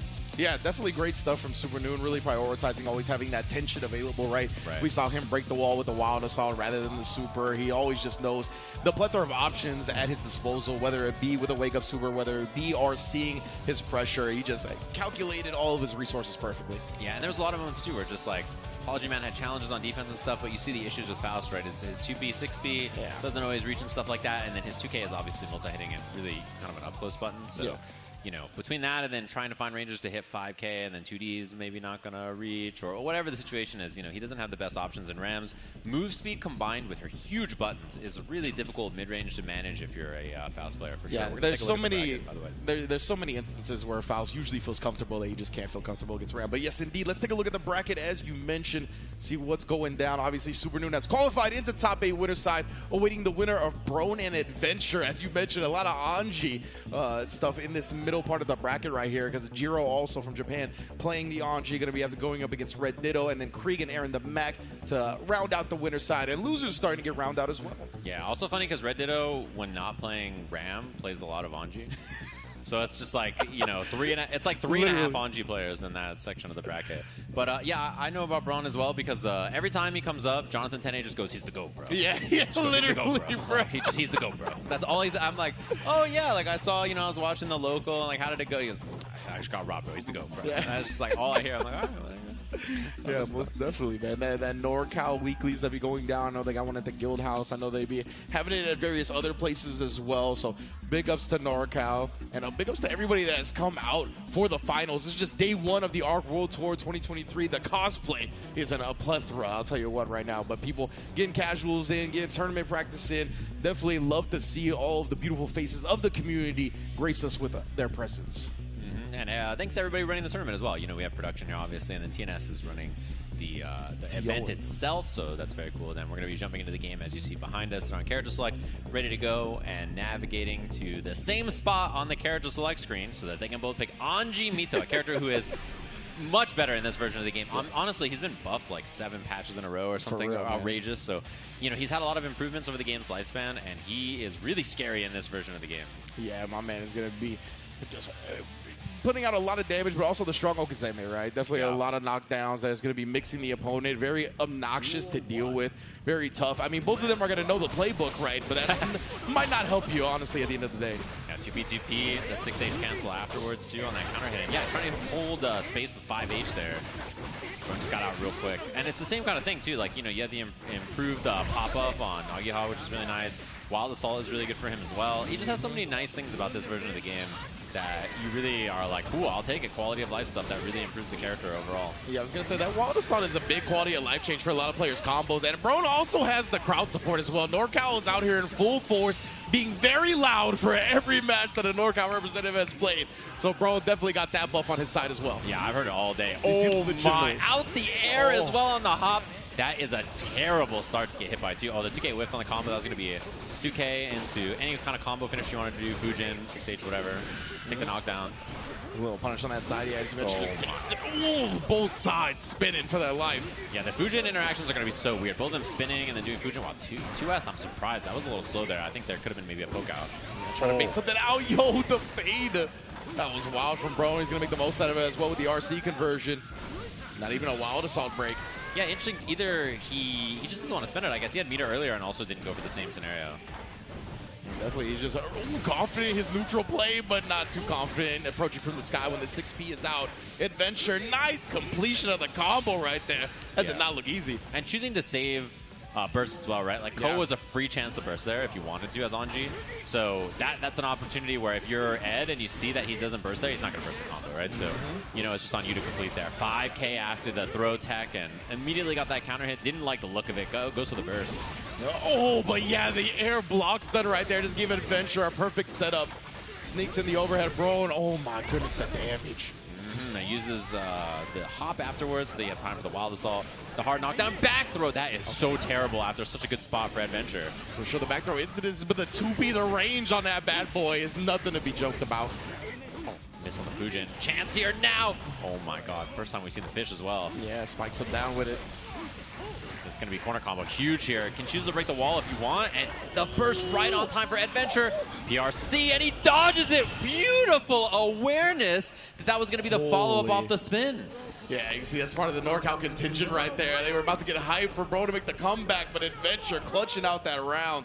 Dodging the fish. Great job. That was really clean. That is definitely experience as well. You don't do something like that without having some kind of line of attack. Tick throw, broke in there, and then, yeah, of course, just take that knockdown. That move is so good. Something new that this character got. Zato Bro is just staring in jealousy. All right, now the one that needs help is Adventure, but he does find it again. Those FD spacings with the 2P timings. Done a great job defensively. And calls it out this time. Yeah, Brown was the one doing it. He's like, all right, cool. You want to do that? Same plan. 2S. Oh, 5H barely whiffing. And then again, it just got to let it rock. Yeah, counter. As Adventure tried to keep his turn going after that. Bro not going to let him do so. Combos all the way through for the round. Yeah, counter super safe on block, but Ed tried to press and then just got counter hit by that 5K counter hit slowdown.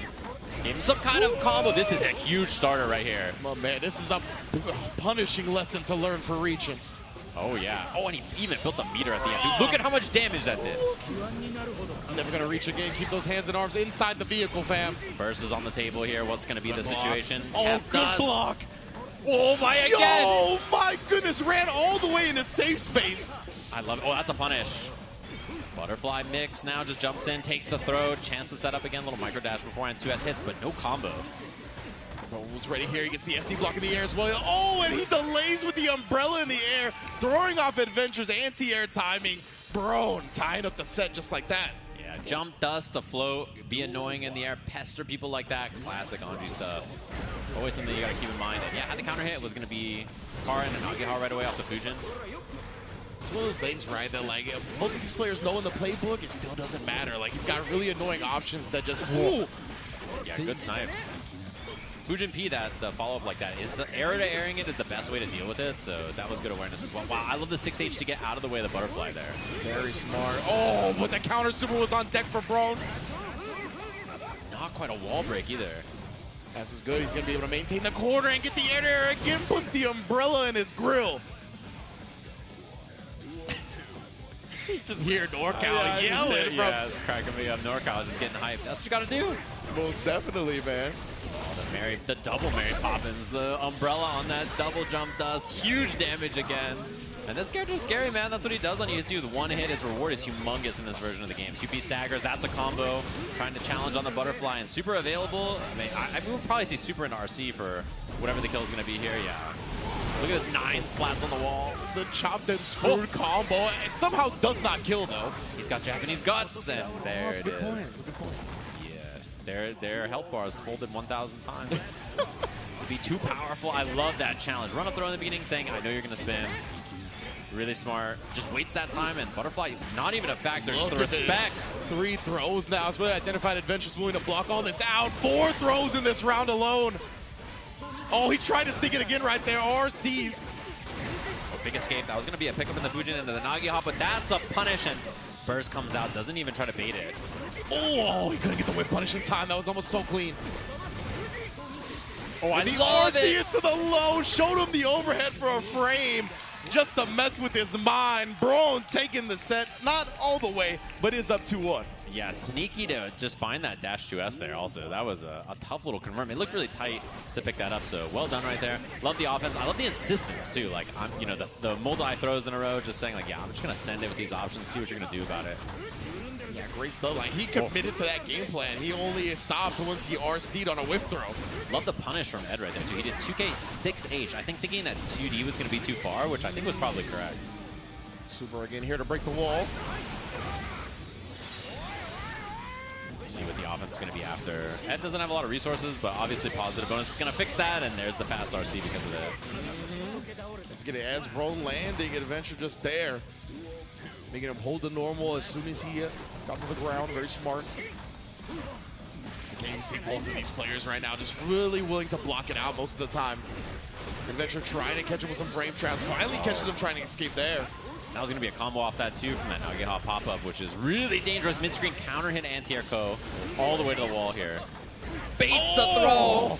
The establishment early right there. Catching Braun reaching, and just like that, real quick to a game 5. 2-2 between these players. Japanese guts, though. That's what I was just going to say. Japanese guts. Not bad. He's alive with not a lot on the table. Wow, anti-air. Oh, and they whip back to the corner, actually. That's way better.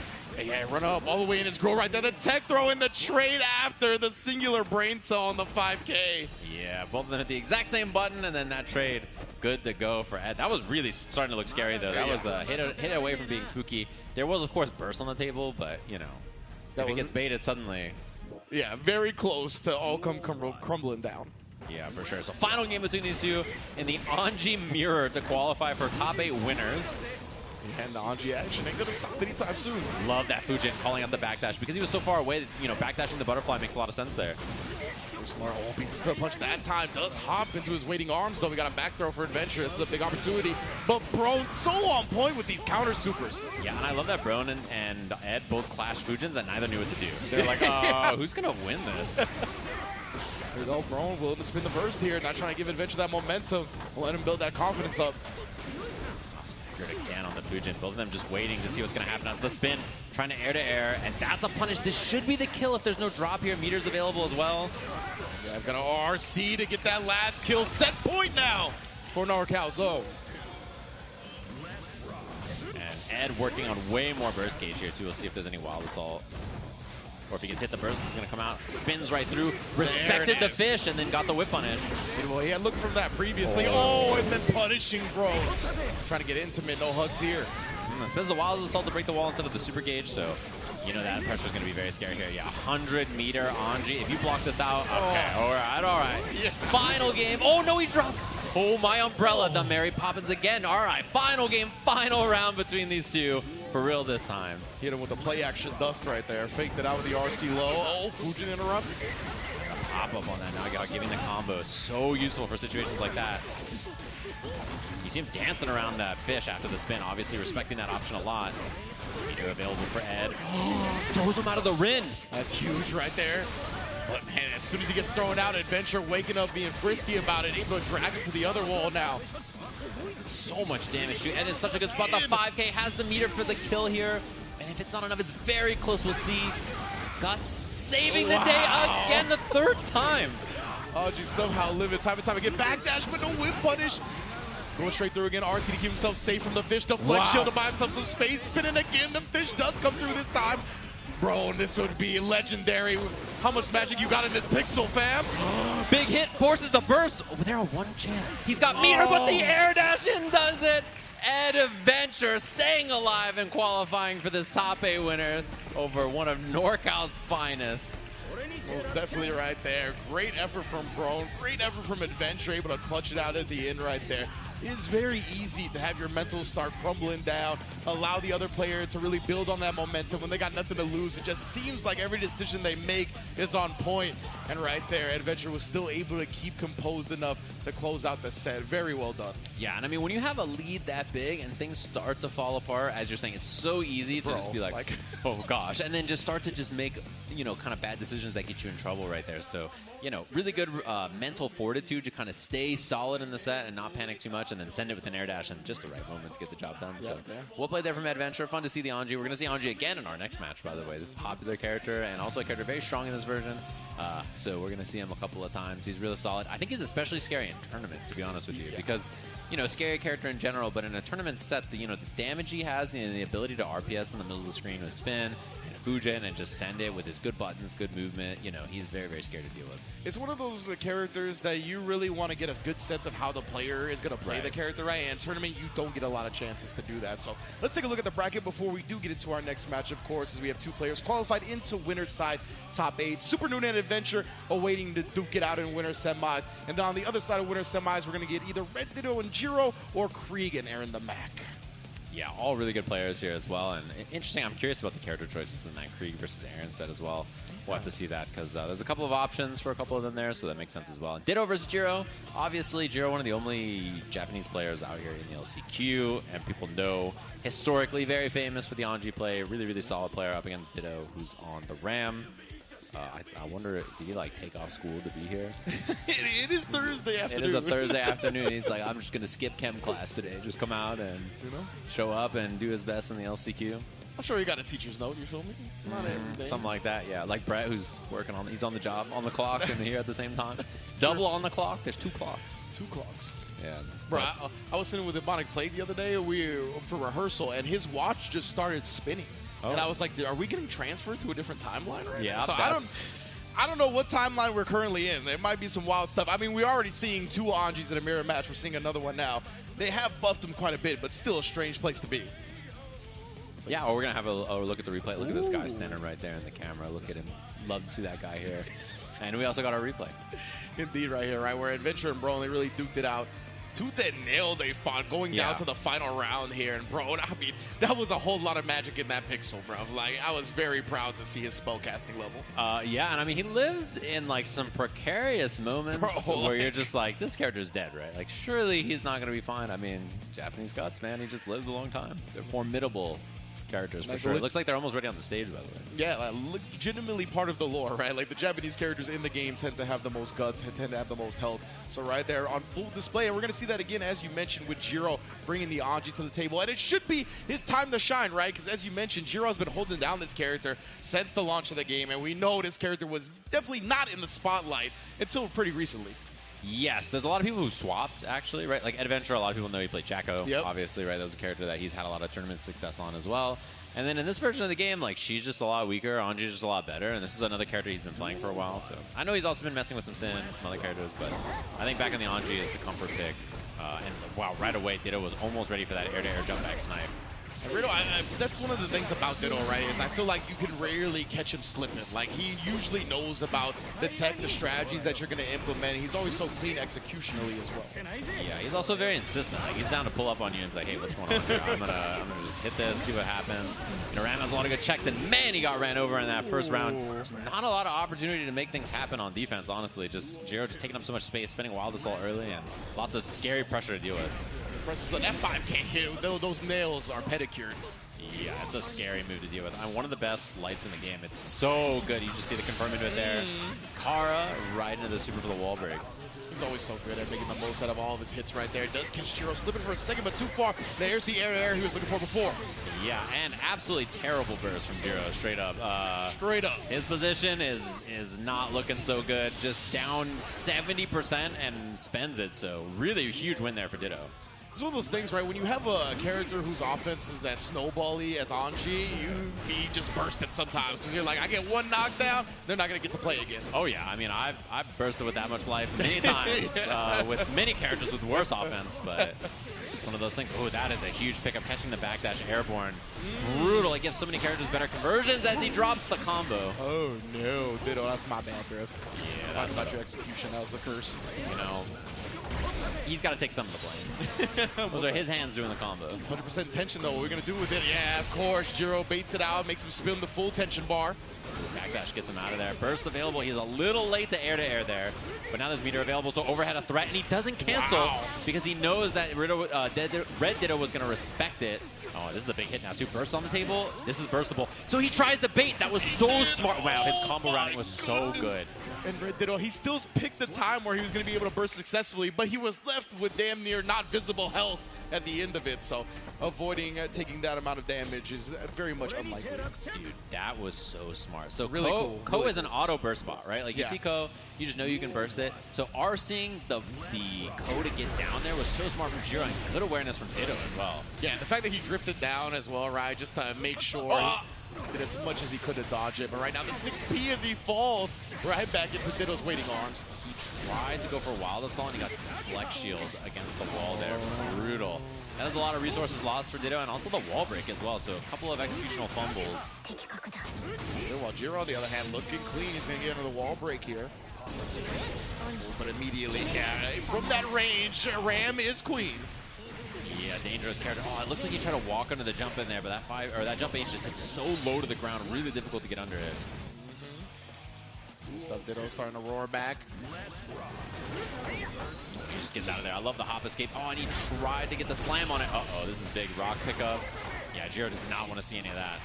Yeah, he's got to set the butterfly out first. I was wondering when the spins were coming, starting to look for them, but Red Ditto's been very disciplined about his offense. Not really just throwing out buttons in the neutral like that. Yeah, keeping it safe with a lot of like 5Ks and just like low commitment, fast recovery buttons, so he doesn't get caught with spins or big normals and stuff like that. Oh, that was brutal. Chance now, and there's a pickup. Gonna be able to get at this range where he can harass a little bit, try to swing big there, but Jiro gets up under it, somehow finds the anti-air. Yeah, and I don't think Ditto thought he was going to be on that side. I didn't either, honestly. I don't know how he got back under to the front originally. So the mix-up hit, and this is the same kind of wall combo we saw earlier with the RC extension, and this time it's enough. Indeed, Lethal not having the benefits of the guts like Anji. And just lives. Uh-oh. That sword is just gone, but it's going to be corner here for Ditto anyway. Yeah, he's going to be able to pick up both of them and continue the combo and get the wall break, of course. No deflect shield this time. It's going to be good pressure. BRC pressure, gotta guess. Ooh, the backdash gets smoked again, and you know he's mashing on burst the second he gets it. No! Actually not choosing to burst, and that's going to cost him everything because of it. Look at the life bar, dead! Oh, even with the guts from Hopon, not going to happen. That super cares not about how much life you have left. It's deleting it. Yeah, Calvados just chewing through all those hits. Multi-hitting super, ton of damage. And now, yeah, Red Ditto, he's feeling a little bit more comfortable. You see the 5K, as you mentioned before. He is throwing out a little bit more far S and heavy slash, but nonetheless, this is really where his bread has been buttered. Yeah, retreating jump H from Ram is really good, too. Even if you run under her and try to 6P, it's very difficult to deal with. That time blocks the overhead correctly. Rock pressure, Kara sword, doesn't have super, but damage on this is still humongous, and Wild Assault for the break.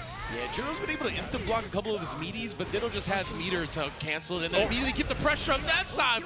A little bit too quick on the throw himself, but it was all a bait at the end of the day. I did like the idea, yeah. The tap does make you stand up, PRC throw, but just a little early.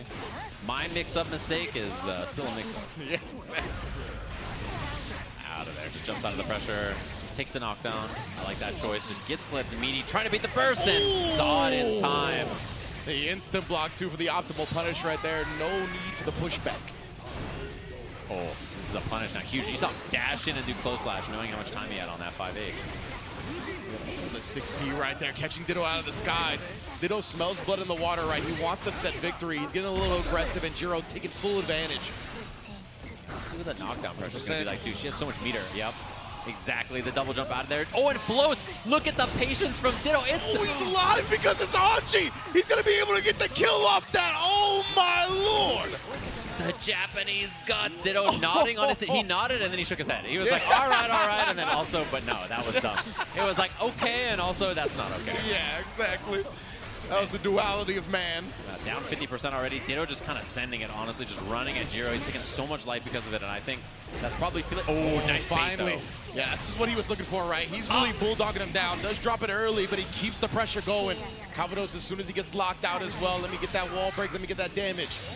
And lots of meter for Anji available, plus burst. Oh, just commits to the meaty, and he had the block on the burst there. Oh my god, the whip punish. That could have been an easy peasy block on the burst. A couple of, yeah, look at that. No, no head shake on a win is how you know. Yeah. You know, there's some fumbles up there. Things are looking a little shaky, a little sloppy, and, you know, making the better of it despite that. He got the dub, but it definitely feels a bit over-aggressive for sure. But right now, since it's working, I don't blame him. Yeah, he delayed to try to punish. Oh, man. Laid on the floor and just smokes your ankles for the counter hit. That was legit a crossover. Like, my man's on the hardwood. Takes the wildest off of the break, too, saving the meter so that you have that fast RC pressure. Oh, my bad. My bad, bro. I did not block that. You did not block that. Nobody blocked that. My fault. Ditto did not block that. That was a real, I was unfamiliar with your game moment. Yeah. I didn't know you had those on deck like that. Jiro immediately putting a round on the board here in game 4. Yeah, I was like, he was running up, and I was like, oh, interesting. It's going to be strike through. Oh. I was just like, nah. He just did it so fast on that. He hasn't represented that option really so far. No. See what happened was both players scrambling in the mid-range right there. Red Ditto trying to base him out right there. A little late on the whiff punish, but he's still staying ahead of Jiro's buttons right now. 6P lands, and that was a landing frame punish, actually. Oh, wow. Jiro bursting down so much life again, but he sends it, and it works out.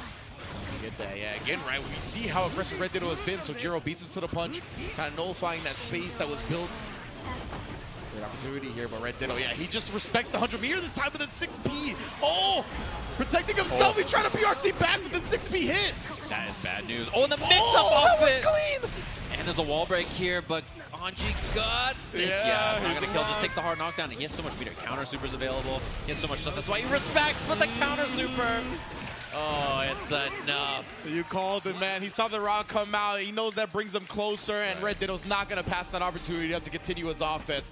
But against Anji, you got to second-guess those moments.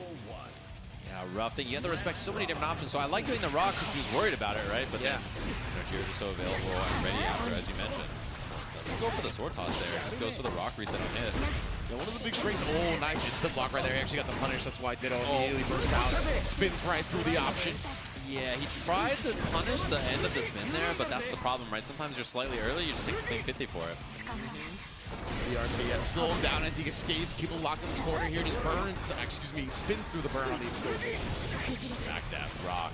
Those swords still coming back. That's a huge hit for Ditto. He's going to have 100 meter or 50 meter here. Does not spend it right away on the super. Instead, to keep his throw safe. Oh, the FD cancel. That was so sick. Doesn't get the round from it, but that was so smart from Red Ditto right there. Man, Red Ditto, he's starting to take into account all these things that Anji can do. But just as I say that, he runs into a big normal tab. Dust opens him up as well. This is a huge one now. And it's enough. She died from the pop on the jump D. We got so used to seeing Anji live through the wall breaks. We forgot Ram doesn't have that luxury. I cannot believe that killed her. That did so much damage. Oh, air dash over. Man, saved by the butterfly. Punish here, though. Close slash starter. Really good from Ditto. Jiro, he just sent it right over here to make it safe. He just believed that Red Ditto wouldn't expect it. Plus frames. This is a bad spot for Anji here. Yeah, and the float, he was ready for it. Ditto just waiting. Yeah, and that's what he's been doing, right? He hasn't been putting his hand in the blender while Anji's been in the air. Nice job as well to close it out. Definitely not seeing that over-aggressive side we saw in like game 4. He's really slowed it down and waited for the options. Yeah, final game, final round between these two, and an early start for Jiro.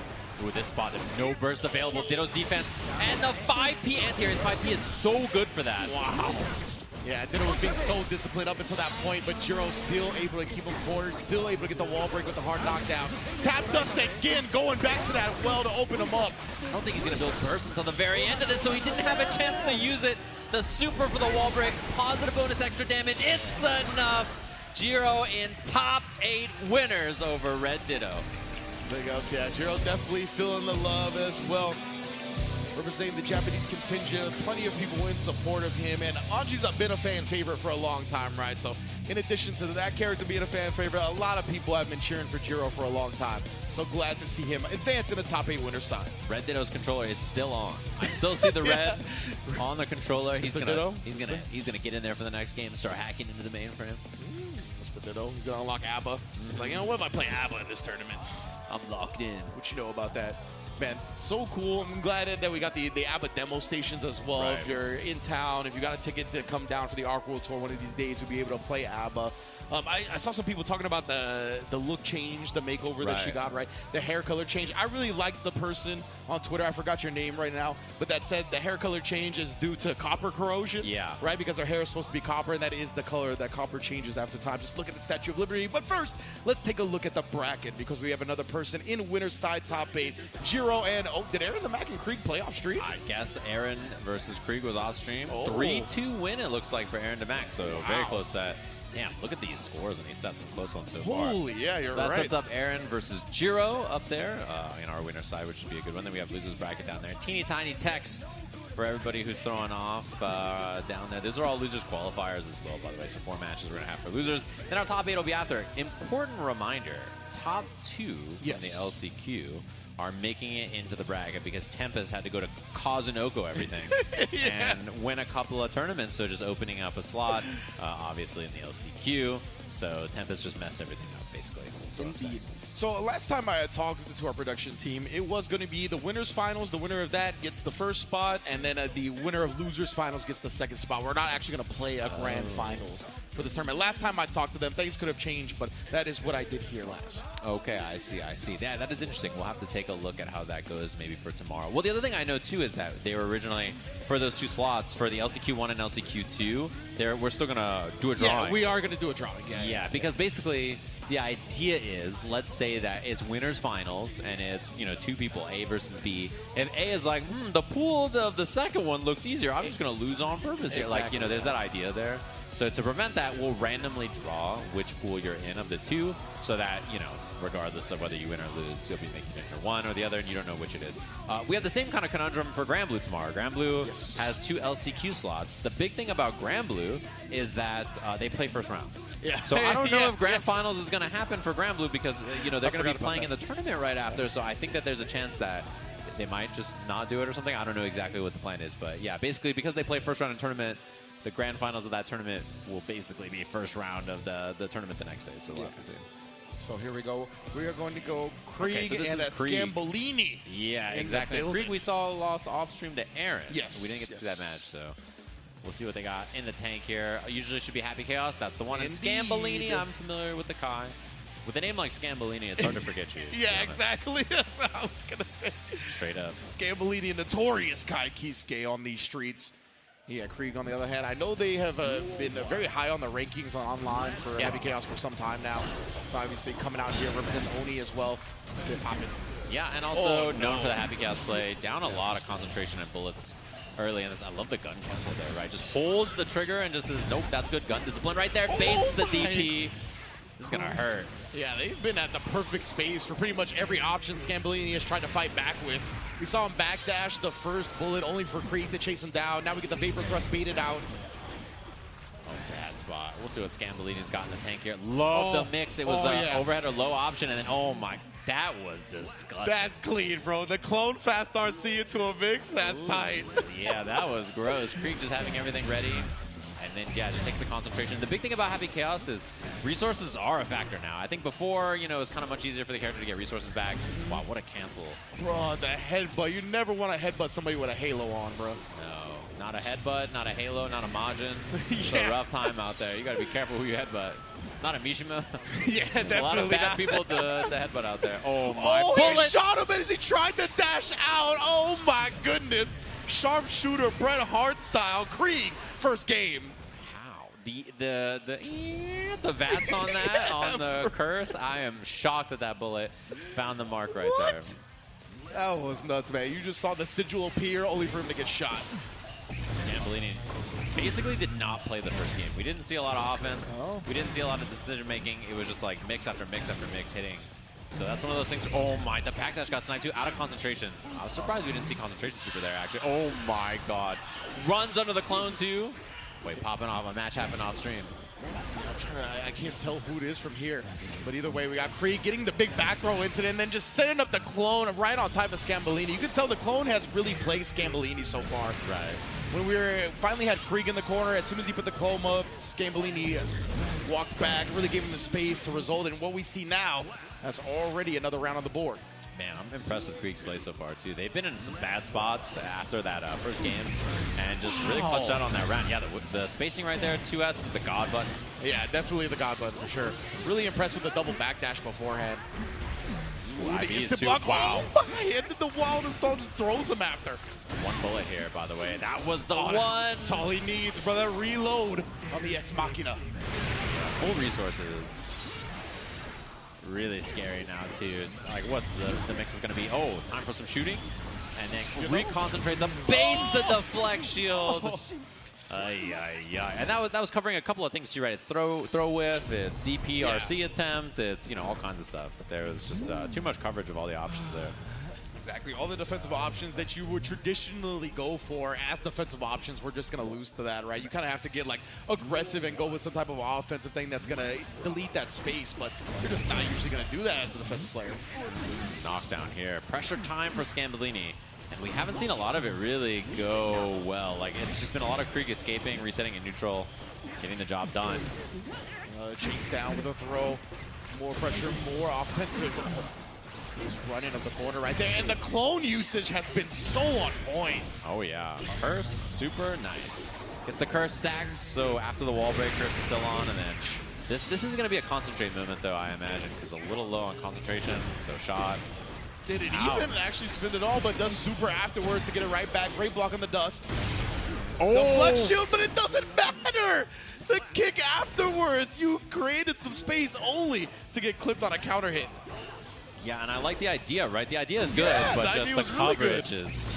Yeah, what do you do when this offense is so clean and there's just so few moments to get out? And it's funny because in this version of the game, it's not easy to do this with Happy Chaos, honestly. Oh my god, the risk is so outrageous right here.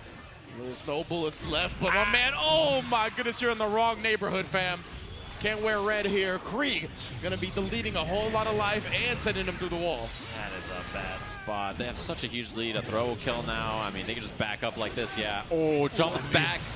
Huge with the Foudre arc, but now Krieg immediately just gonna burst out, put the clone on top of him, sails under the burst. That was so strange. But yeah, got pushed away there, and because of the gold burst. Oh, and the stutter step throw. Krieg's 3-0 after getting sent to losers bracket by Aaron just a little bit ago. Wow. Makes it into that top 8 loser side.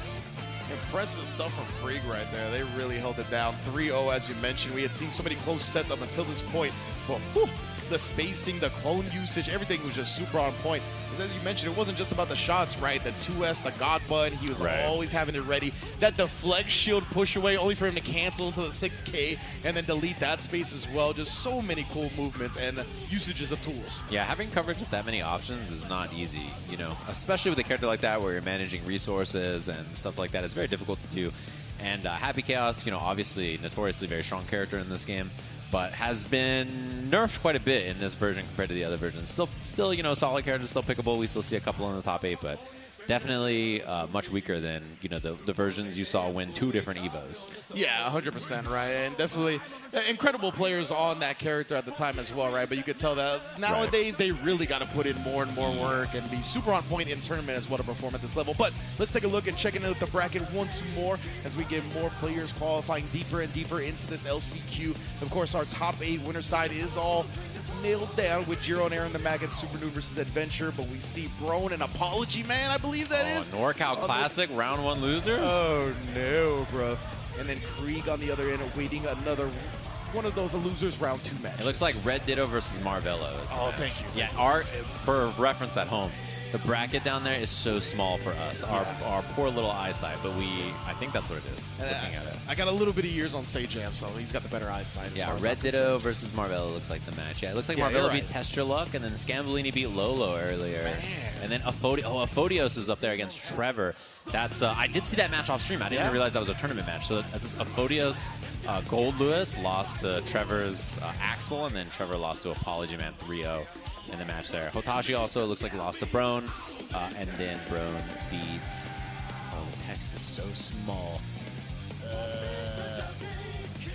Bean. That's what it says. It is Bean. Okay, yeah. 4 little letters. I was like, who is that right there? That's what I was trying to think of. I was like, who has that short of a name? But yeah, indeed, Bean going down. Yeah, there's a lot of heavy hitters that unfortunately have already been defeated in the bracket, like Bean, like Razzo, Trevor Sue, as you mentioned, also out.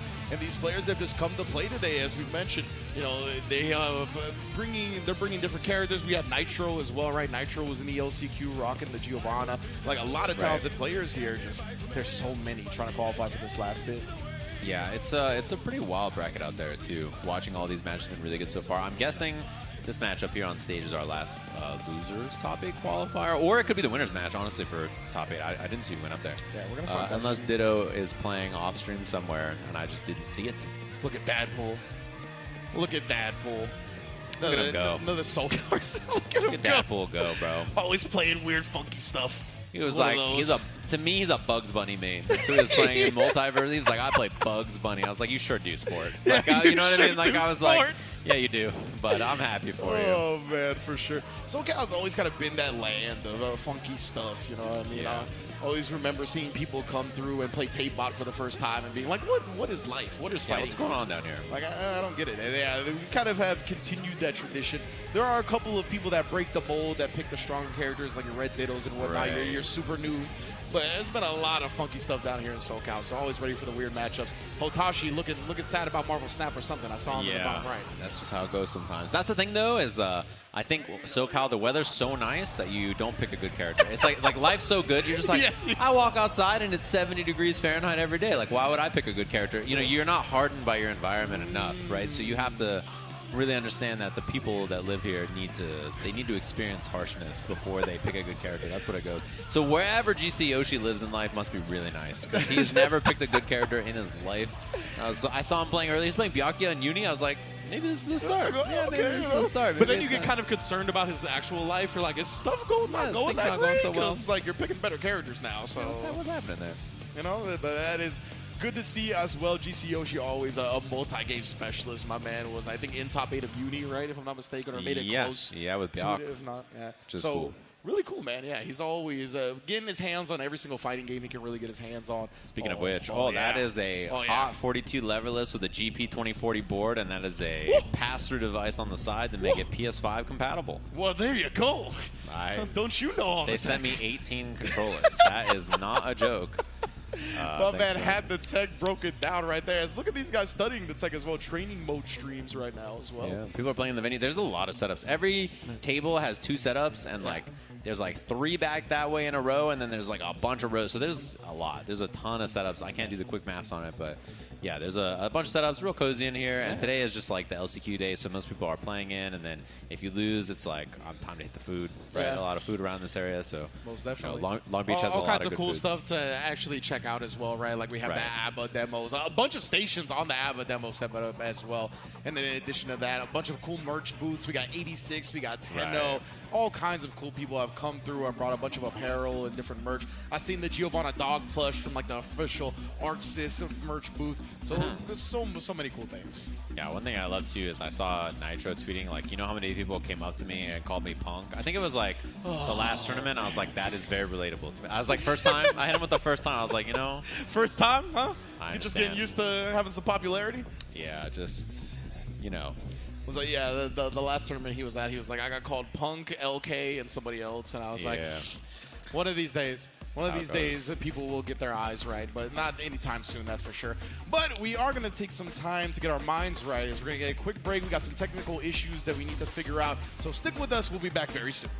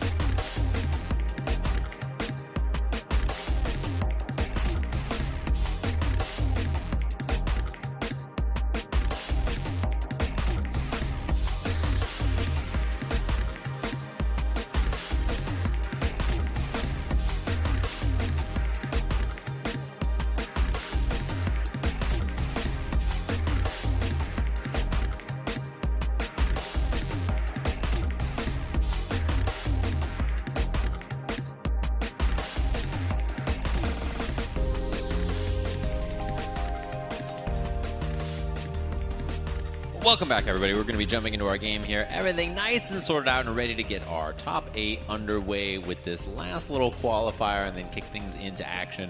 Top 8's going to be a good one. Sage M here, joined by Ringe. We're going to be holding down Guilty Gear all weekend. So today, you and I are doing the LCQ. Tomorrow, we have the group stage to qualify in for our top 8. And then after that, we're going to have our top 8 on Saturday. Yeah, I'm very much looking forward to it, especially crowding those last 2 participants of the group stage tonight by deciding the top 2 of the LCQ, which we're ready to get to another match of the tournament indeed. I'm excited to see who's stepping up to the plate this time around.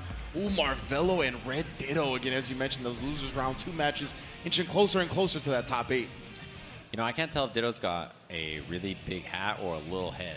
looking at his, looking at this, or maybe it's the camera shot. It's kind of it could be the bit of the angle. He got a big old hat. Oh, that kind of does look like a big hat, to be honest with you. Big old ball cap. It looks like he's got a lot of hair under there, so sometimes when you got a lot of hair, you got to get a bigger hat. Yeah, that's also true. You're like, I'm a 7 3/8, but with all this hair, I wear an 8. Bro, you just got some... Legitimately. Yeah, got a lot of fur up there. Legitimately. I used to wear like a 7 1/4 in high school, and then I started growing my hair out, and now, hats have gotten much thicker. You know what I'm saying? That's how it goes. Although these days, I feel like hats just, they're like, you do it. Like, they don't even give you the side. They're just, like, adjustable, you know? They're just like, you do it. Like, you figure this out, man. Like, what size is the hat? I don't know. Any size you want it to do be. the snap. It really do be like that, though. But, yeah, Red Ditto and Marvelo, a very interesting one. I'm excited for it as well. Always funny seeing the Chip versus Ram matchup, right? Just because, like, if you're Chip, you gotta be careful about how you approach because you can die real quick. It's just like Ram sitting there hitting 5K over and over. And then, like, if Chip runs into it and dies, the Chip players are like, Ram's so broken. And then if, like, Chip runs past it and Ram dies, Ram players are like, Chip's so broken. Like, that's basically the matchup. Like, it's like whether Marvelo or SQ wins the week determines which character is more brain dead. It's just, like, the conversation around it. It's just the nature of the beast. Like, that's how it is. You just hit 5K and hope for the best. Yeah, and Chip's just like... trying to pull up, you know, he's just trying to make his way in there. You're just like, all right, let's just run on by. Because as you said, it's like either you dash into the 5K or your dash timing catches the recovery of the 5K and you kill the Ramlethal. So it's definitely one of those situations. The nature of the beast. Beast blaming 101. Beast blaming 101. That's a course I'd sign up for. I'll tell you what. This Johnny and Potemkin player I've been playing for a while. I keep looking over. Oh, they're dancing in the audience. Oh, let's go. I have to say, has there been a single character with a bigger, like, glow up than Bridget? Like, that character is, like, first of all in the game, but also out the game, everybody loves Bridget. Super fandom for Bridget ever since she was released 100%. And yeah, in the game as well, I really like the iteration of this character. I think they've done a great job, honestly, with Guilty Gear Strive, considering the ways that it's departed from the series past, or excuse me, titles in this series past. The way they've been really able to capture the essence of these characters still is really impressive. Yeah. Same thing with Abba, right? We get to see, like, she definitely still feels like a character from XX, even though, like, she isn't as ignorant in some ways, but I think a lot of what people go to that character for is still captured well. Plus on block Danzai that you can just do into another Danzai looks pretty true to the character to me, because I've never really seen an Abba player block before, and I like looking at her in this game, I'm pretty sure that's the vibe, like, you know, what we're looking for. I saw a Skeletal Minion tweeting about Abba in this game, and that made me excited. I was like, oh, is it time to come play in this game? Should be a good time. If you want to see what that character looks like and you've never seen it, you're like, I've been playing Abba since Third Strike. If you want to see what she looks like, just look up Skeletal Minion GGXX plus R, and then like just see what happens. I was saying, like, the thing about this game and her being in the game is, like, if you burst, at least she gets sent away. Like in the last game, you burst and then Danzai just smokes you and you're like, I suck. Like, it feels so bad. Just going right through it. What I'm interested is, I've already seen a couple of Leo players be like, oh, I'm going to play Abba. And I'm like, no, you're not. Yeah, I don't know about all that. I mean, we'll have to see. They were testing it in training mode. I saw Gobo was testing, and like, the overhead is 18 frames. Like, the character has an 18 frame overhead that you can combo off of. It's good for who, though? You know what I'm saying? It's not good for me. Like, as the years go by, 18 frame overhead sounds worse and worse. I'm like, no, I don't like all that. What the? I don't know where this over there is. Yeah, what up? It's somebody in the audience. Oh, okay. Who are you? Who's got the camera? We'll find out. What up, camera person? You see them duck down? It's like they were trying to hide under the... I see you over there.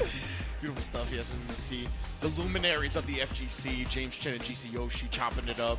Many They're discussing who mains more low-tier characters. That's the discussion is like, James is like, all the characters I play suck, dude, right? Like, they're all so bad, right. And then GC Yoshi is explaining to him, like, I didn't draw a comic about how bad my characters are. for you to just come over here and say that you don't play bad characters. I clearly, they're having that's the discussion that's happening right now.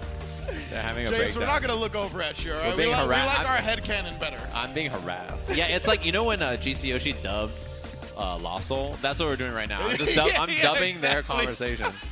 That's how it works. Yeah, I know. I can't believe we just seen the Byakuya take his spikes off his back. That's got to be painful. He's like, wait, they see me? Where's the camera? What? Huh? Wait, chilling out. Thank you for everybody, though, that has come through for this day one of ARC World Tour. Of course, we got D2 and D3. What you saying? What? No, just like having an overhead camera shot in an audience of anime players' Twitter feeds is very dangerous. Like, you know, you could have seen something bad out there. You're lucky. Stay away from the phone angles. Yeah, lucky Makoto Fox wasn't in the crowd. Otherwise, it would have been. This broadcast would have been shut down. Like, cut it.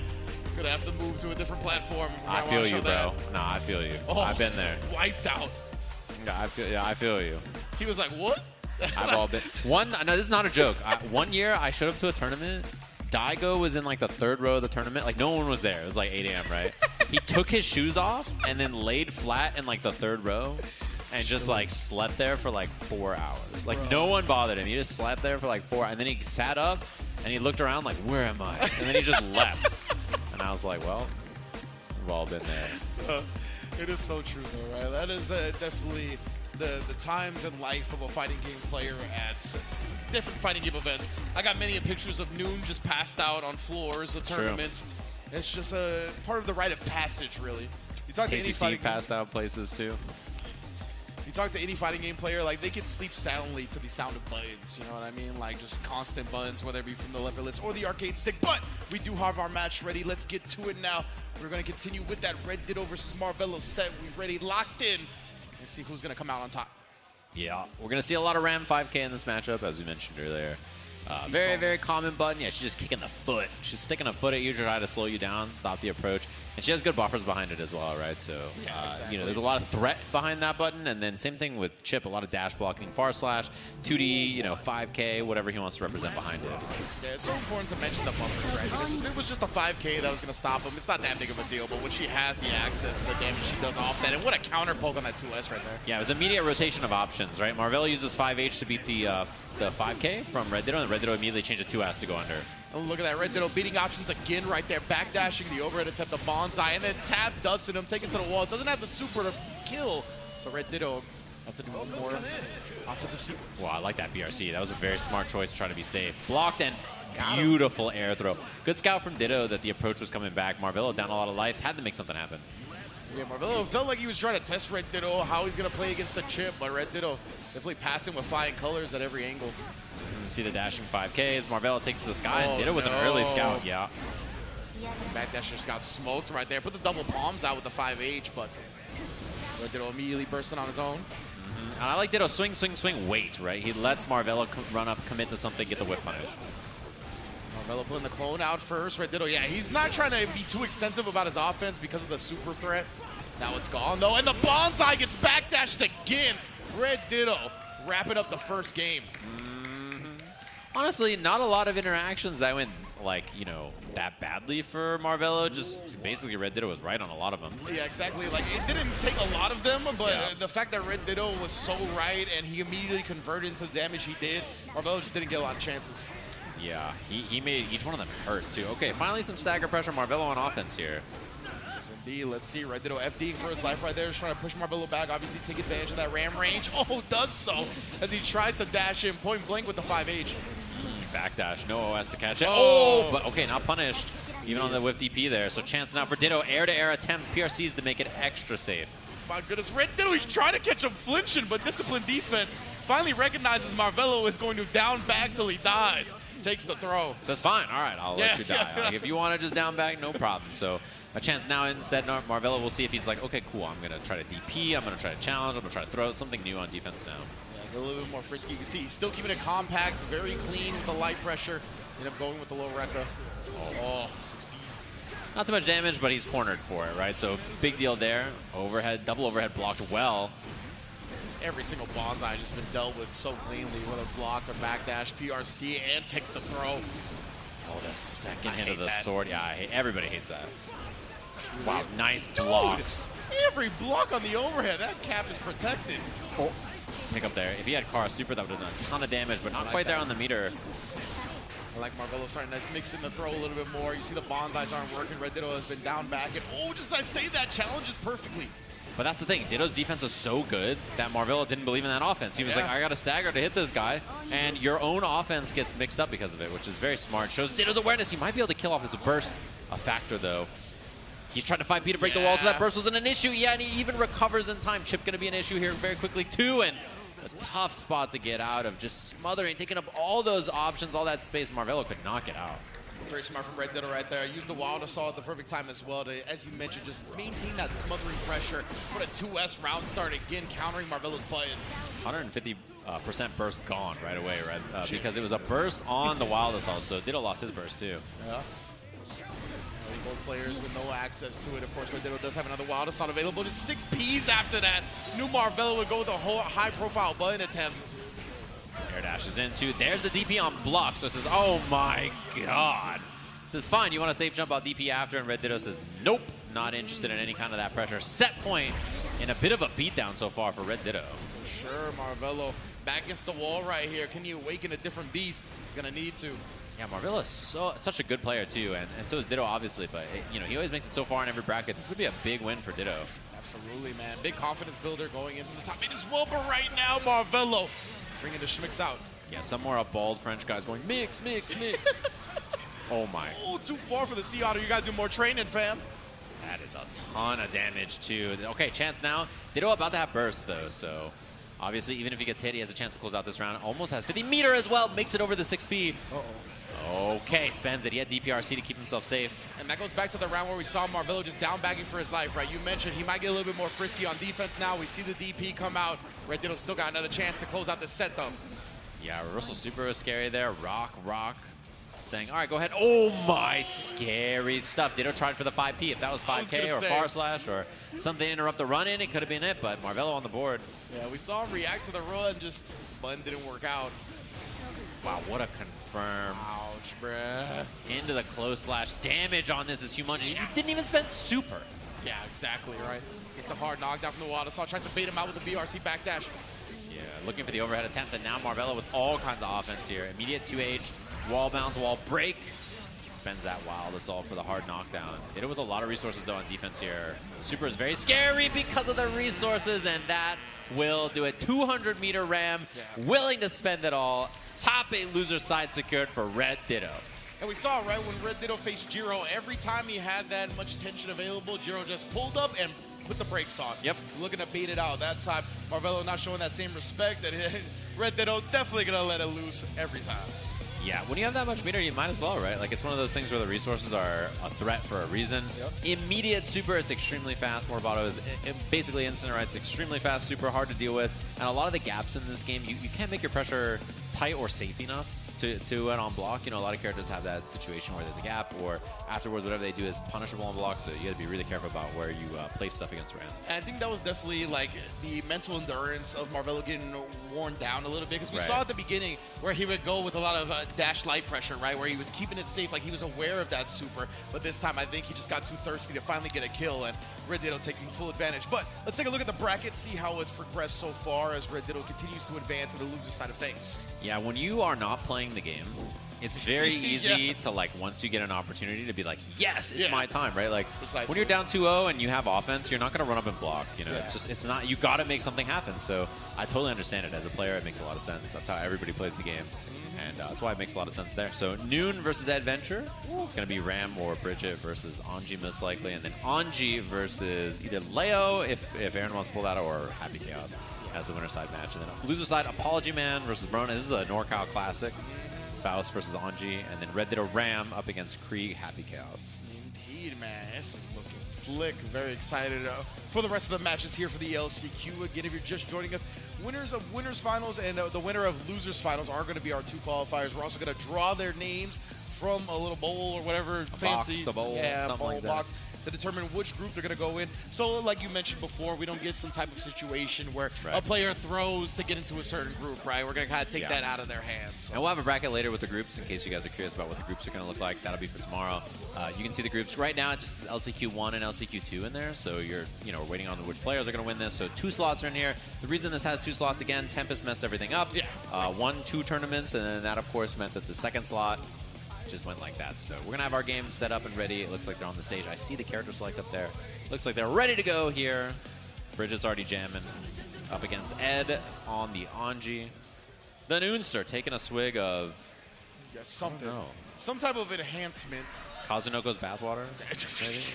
I think he would definitely believe that would enhance his skills for sure. Yeah, no. I was trying to read Noon's shirt. He's always got some type of message, but right now... Dude, it's always like, he wears shirts like how like people who don't speak English wear shirts. Like, it just says like it just says like champion or like warrior. He's got the broken English shirts? Yeah, it just says like warrior spirit. And you're like, what? Like, what does that mean? And he's like, bet. I'm like, okay.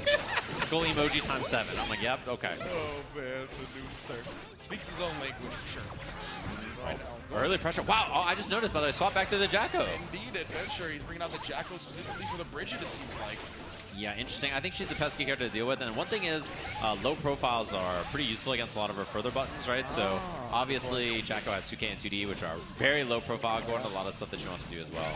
I like that air dash and a minion hold from Ed, representing a different option. 6P into the minion pressure, but slight miss on that, actually. And that's one of those things, right? When you take a break from a character like a Jacko, you put a lot of time into a character like Anji, like some things are going to slip through the cracks, and Jacko's one of those characters where there's a lot of nuances to her conversions. I love the rolling from Noon, and then immediate put the brakes on it so that you can go, oh, counter hit, this is big. Oh, missed the combo, but the jump D reset ended up working out anyway. Scoot, break, not enough to get the wall break. Super PRC. For the throw, he didn't have the meter to cover himself right there. Adventure gets another hit, Wild Assault. YRC to relieve himself of the pressure real quick, but he doesn't crack on the dash up close S. Oh, you got to deal with all this offense, yeah. And at a point, you know, Adventure had been holding on to FD, didn't have any meter left to go for any FD anymore, so Chip's a big factor as well, and that'll get the job done. Air dash back, and yeah, Bridget really solid in this version of the game. Wow, the double jump after the spin right there. Very smart from Super Noon to avoid Adventure. I like holding the FD to try to get out of that position, make the mix-up a little less threatening from Bridget. And if your character doesn't have a DP, that roll pressure is really good. You saw the 2D right there to go under the air jump H. Yeah, I love that you pointed it out. Definitely going to be something that I hope Adventure really abuses in this set. But right now, Super from long distance. Yeah, the Elysian driver, get the wall break. Oh, no, actually chooses not to. Yeah.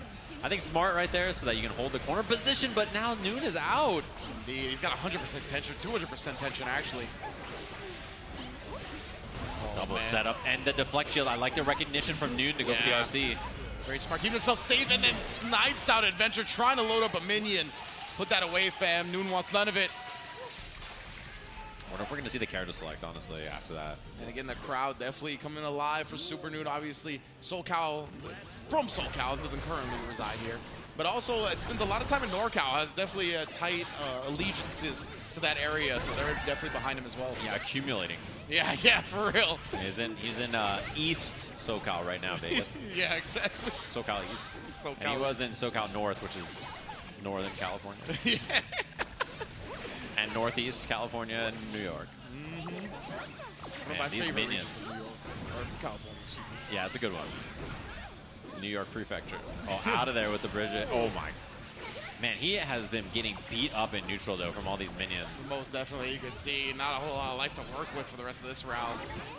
Just trying to navigate around all the minions. Sniped him on the way in right there. That was good. Double jump H, tagging on more damage as well. Mix up.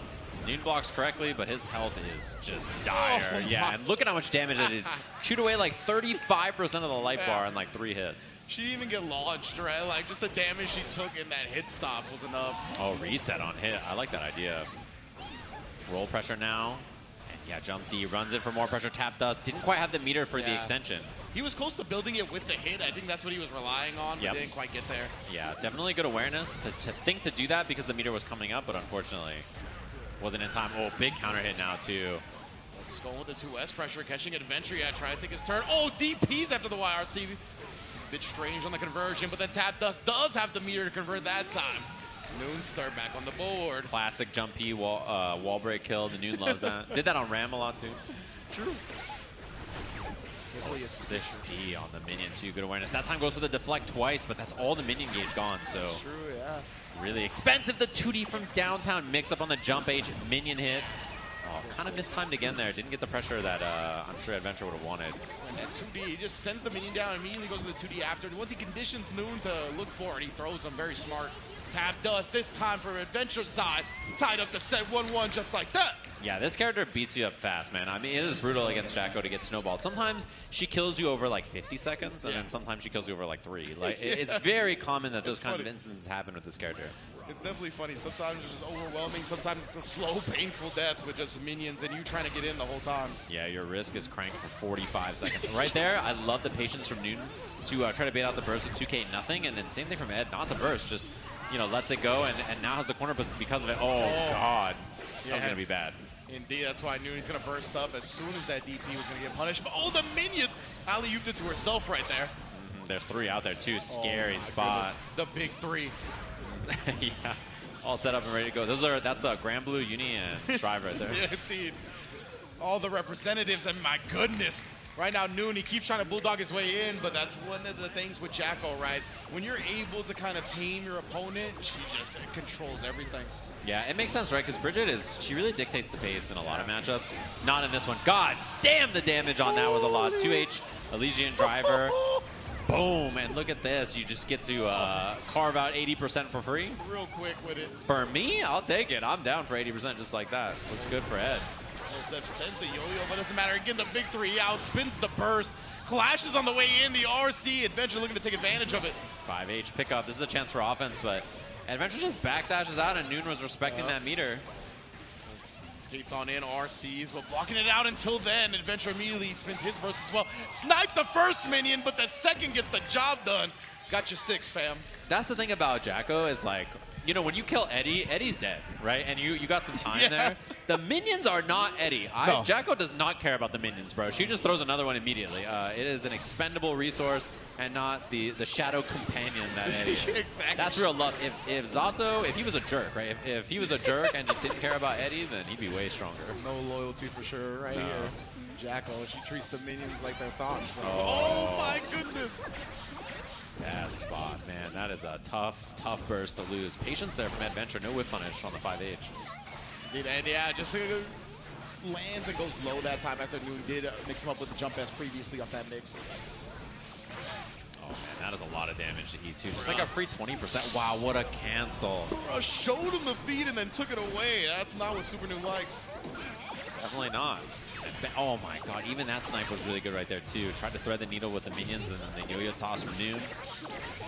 Flying in the air, using the guard point. Oh, that's huge actually. Into the corner. Pick up on this, has the super available. Kara the super off the scoot. I really love the way both of them played the neutral there. So aware of each other's options, so respectful of the minions, navigating around it. Now the FDs to try to get some pressure relieved, but it's not going to happen. Yo-yo toss does not quite chip. No meter left for Ed. Oh my god. Oh, the snipe and the yo-yo.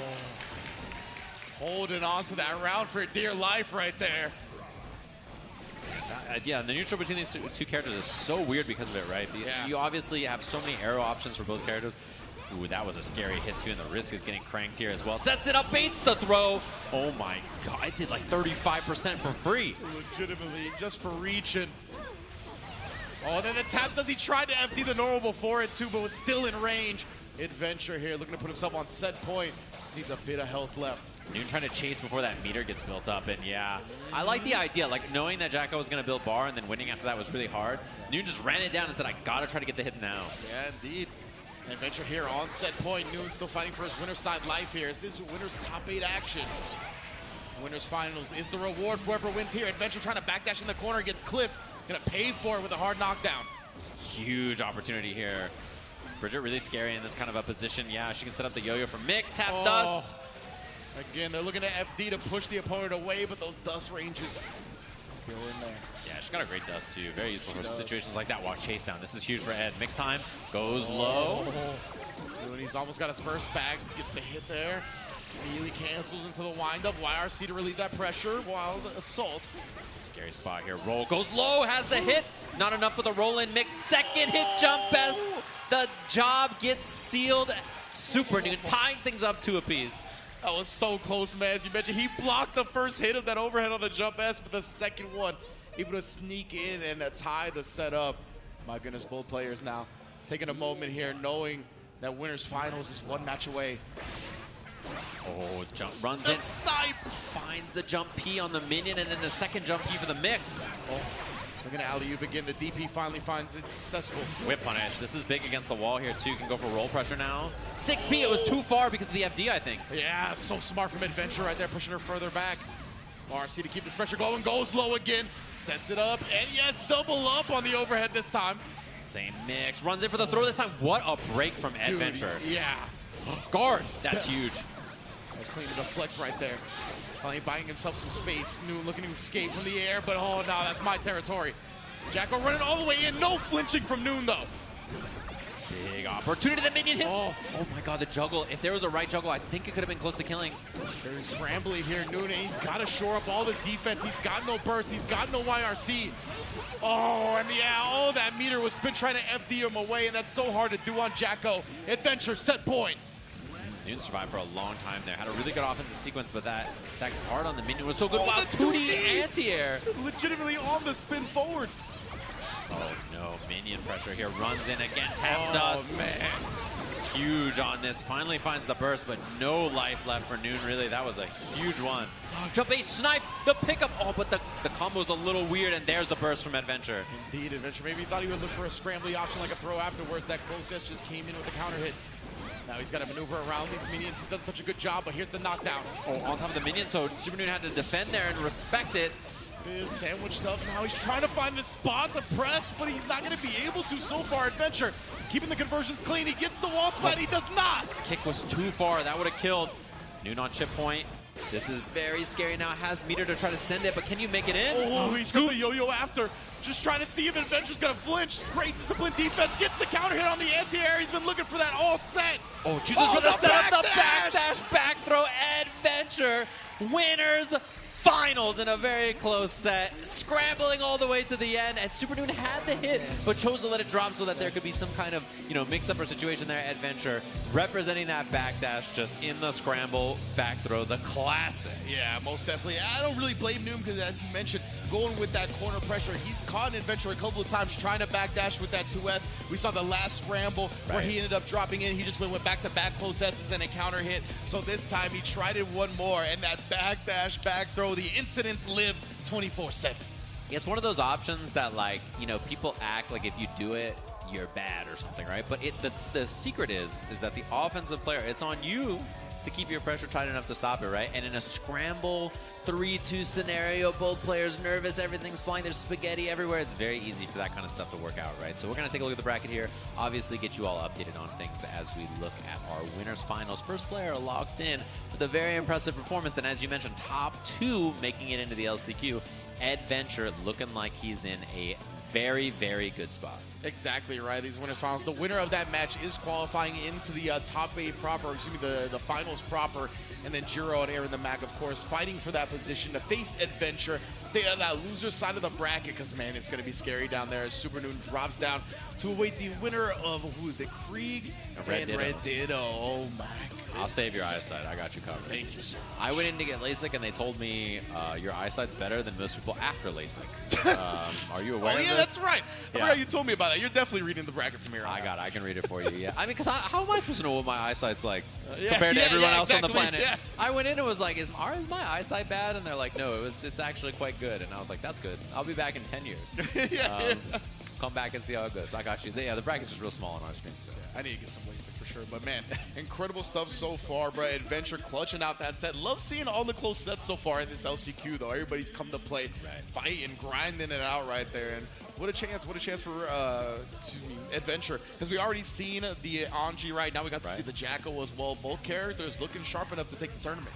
Yeah, I agree. Damn, this Nago's got the Tims. This outfit, this color. Look at that boats. The Canadian tuxedo with the Tims. That's wild, man. Yeah, I'm a fan of, obviously, of the denim on denim, so I can't complain. I'm a denim fan. That's the way to go. Oh, the pop anti. the pop anti. The Nago player's going to win the round, watch. Like, that's just what happens. If you survive the pop, you're winning. That's just how, oh, he got a hit, too. We can see it from here. I can see it's not looking good for the Kai. Blocks the Vapor thrust. Oh, he's going to die, bro. He's We're dead, right bro. back to it. I told you he was going to win. I told you. Sorry, man. We even got the pause. He put the mask back on before the wall break, too, just for a little bit of extra salt. The chain shift? You got to sit there and look at it. Yeah, the chain shift. I remember you and Brett were talking about put Nago in Uni so he can chain shift his chain shift. Be a good guest character, honestly. That's all I'm saying. Looks like we're ready for our matchups on stage. I can't wait to check it out. And this is the other side of our winners' semis. Some more Anji for everybody out here. Jiro from Japan. Aaron DeMac, who plays a couple of characters, including Leo Weifeng, which is what the hover is, which makes me think the actual character is going to be Happy Chaos, maybe. Oh, no, locked in? Yeah. Aaron is definitely one of those that will play the mind games and like hover over and set his controllers up on one character only to go to the other character. Yeah.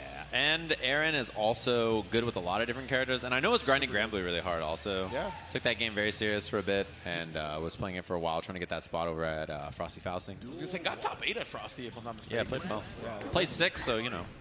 Very well done from Aaron the back here, but of course, trying to qualify for this Strive main event here in the LCQ. One match away from winners finals. We got to go through Jiro. Yeah, we mentioned earlier, right? Brown, obviously, on the loser side of the bracket up against Apology Man with the Anji. All of NorCal knows about this guy, right? The local, that NorCal local has Apology Man, has Aaron, has Brown. 3 of the people in this top 8 also has Jonathan Tene, who's in the main event, right? So one of the strongest scenes on the planet for this game. Yeah, absolutely. You can see they came out, showed out as well, making a lot of noise, having a lot of representatives in this LCQ. Aaron, though, like you mentioned, he's going to be ready for this matchup. More than most people. He tried the dust after, but it was still active. Man, I cannot believe it. Look how much damage that did, too. Although there's meter, and that's a layout. Oh, okay, man. gold burst. Is there another slash? No berserker. We'll try to bait the throw. Jiro didn't bite, but there is flash kick. There's BRC instead for the combo. He's going to build the burst, and he's going to spend it. And Jiro trying to hold on to this round right here, and he's going to do exactly that. Looked like Aaron tried to get an air throw on the air dash, but couldn't find it. I think so, yeah, because the angle was a little awkward. Oh, nice spin call up. Wait, word? Oh!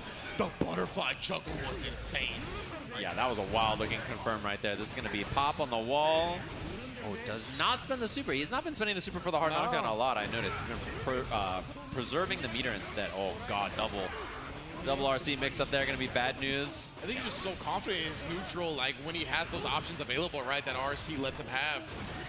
Smoke, and he's done a great job utilizing the counter super as well, right? So he's like, I'll just play it out in neutral with you. As long as I have these options available, I don't think you're beating me. Yeah, and we see the rematch, I think, already. Yeah, Aaron just hit the nod and said, all right, all right. Honestly, the first round especially was, if that was a 6P instead of an air throw, you know, he cleans up the day, so that was pretty close. And then the last round was just a lot of offense from Anji. So I think a very winnable game in his mind, I'm sure, as well as watching it. But, oh, man, bad start. Yeah, it looked like he tried to flash kick and then just ended up eating a full conversion as the butterfly hit him out of it. Yeah, and the double umbrella jump dust combo. It does so much damage, the mix-up. Jump dust again. You're going to bless his forehead with your fan, bro. Yeah, that is brutal. The overhead fan. It's supposed to keep you cool, not make you hot. Nope. Just tag him with the BRC mix. We saw the same thing earlier against Ditto. Yeah. That's how he made it here on the winner side. Yeah. Immediate challenge with the flash kick on the gap there. Scariest thing about Leo, that flash kick is so fast, so good for challenging. You have to respect it constantly when you pressure this character. Precisely, man. Aaron finally getting some big offense here. Wall-to-wall style, my goodness. Then immediately catches Jiro trying to wake up with buttons. He's bursting out, though. Even with this life deficit, he's got so much confidence. Yeah, Sonic Boom flash kick anti-air there, too. Oh, the counter! Nah. Says, I don't even need super to do that. Get on my level. And, you know, backing up, waiting for Boom RC here, of course. As Fireball and Leo so fast as well now. So just converts it easily. Yeah, 236S pickup. Very easy right there. Aaron just waited. Very patient play. 2K. Wow, he hit 2S on reaction? That was so clean. No free berserker slashes here. Nice whip punish 2D. Sets up the pressure.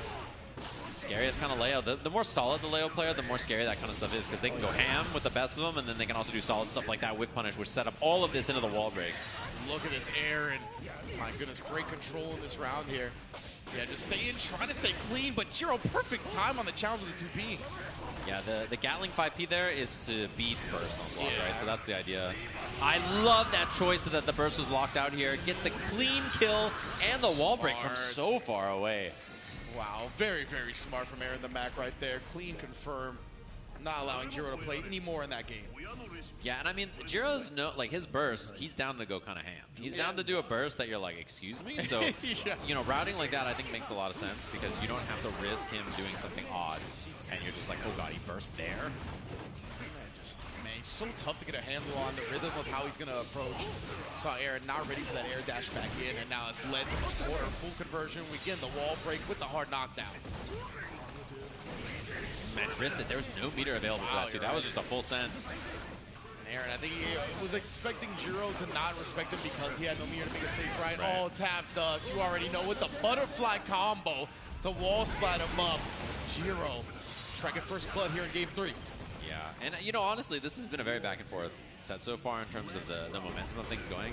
I think both of them challenging really well on defense. Oh, that is unfortunate. When your opponent's just blocking and the throw barely misses and you're like, I had you. Yeah, legitimately. You know, you're like, I was so right, but then not right. It hurts. Oh, great backdash right there on the 2P success. Punish there. That knockdown on 6H is also really nice in a situation like that. As booming and he's under. This would be a punish. Oh! I want to headbutt that guy. We talked about it earlier. Yeah, Japanese people don't do it. Yeah, don't do it, bro. Oh, he tried to dash block in, far slash clips him. And yeah, the Ko is a really good spot to burst, as we mentioned earlier. It's basically your best case scenario unless he's going to hard bait you. Great timing on this defense until then. Jiro falling with a button. Aaron immediately stuffing it with the close sets, I believe. Oh, drop. Chance. Oh my, Jiro staying alive, trying to use the umbrella to stay in the air, the jump D. Aaron, he gave him a lot of room here. Now that fireball's quite good. Oh, and you know. Oh my god, that confirmed. He did no damage, man. Oh, I am sure Aaron not happy with that routing. That is rough. 5P, 5P, 5P. Yeah. Maybe he was scared of, you know, hitting close slash and it not comboing on the jump in or something. Yeah, it looked like it, right? He was like, it's got to kill if I hit 3 Ps after this jump H when he had so little life, but not on Anji, fam. The guts, man. Yeah. See, making differences constantly here today on the set. Double up on the guard break, then the overhead. He tried to escape. Great timing from Aaron.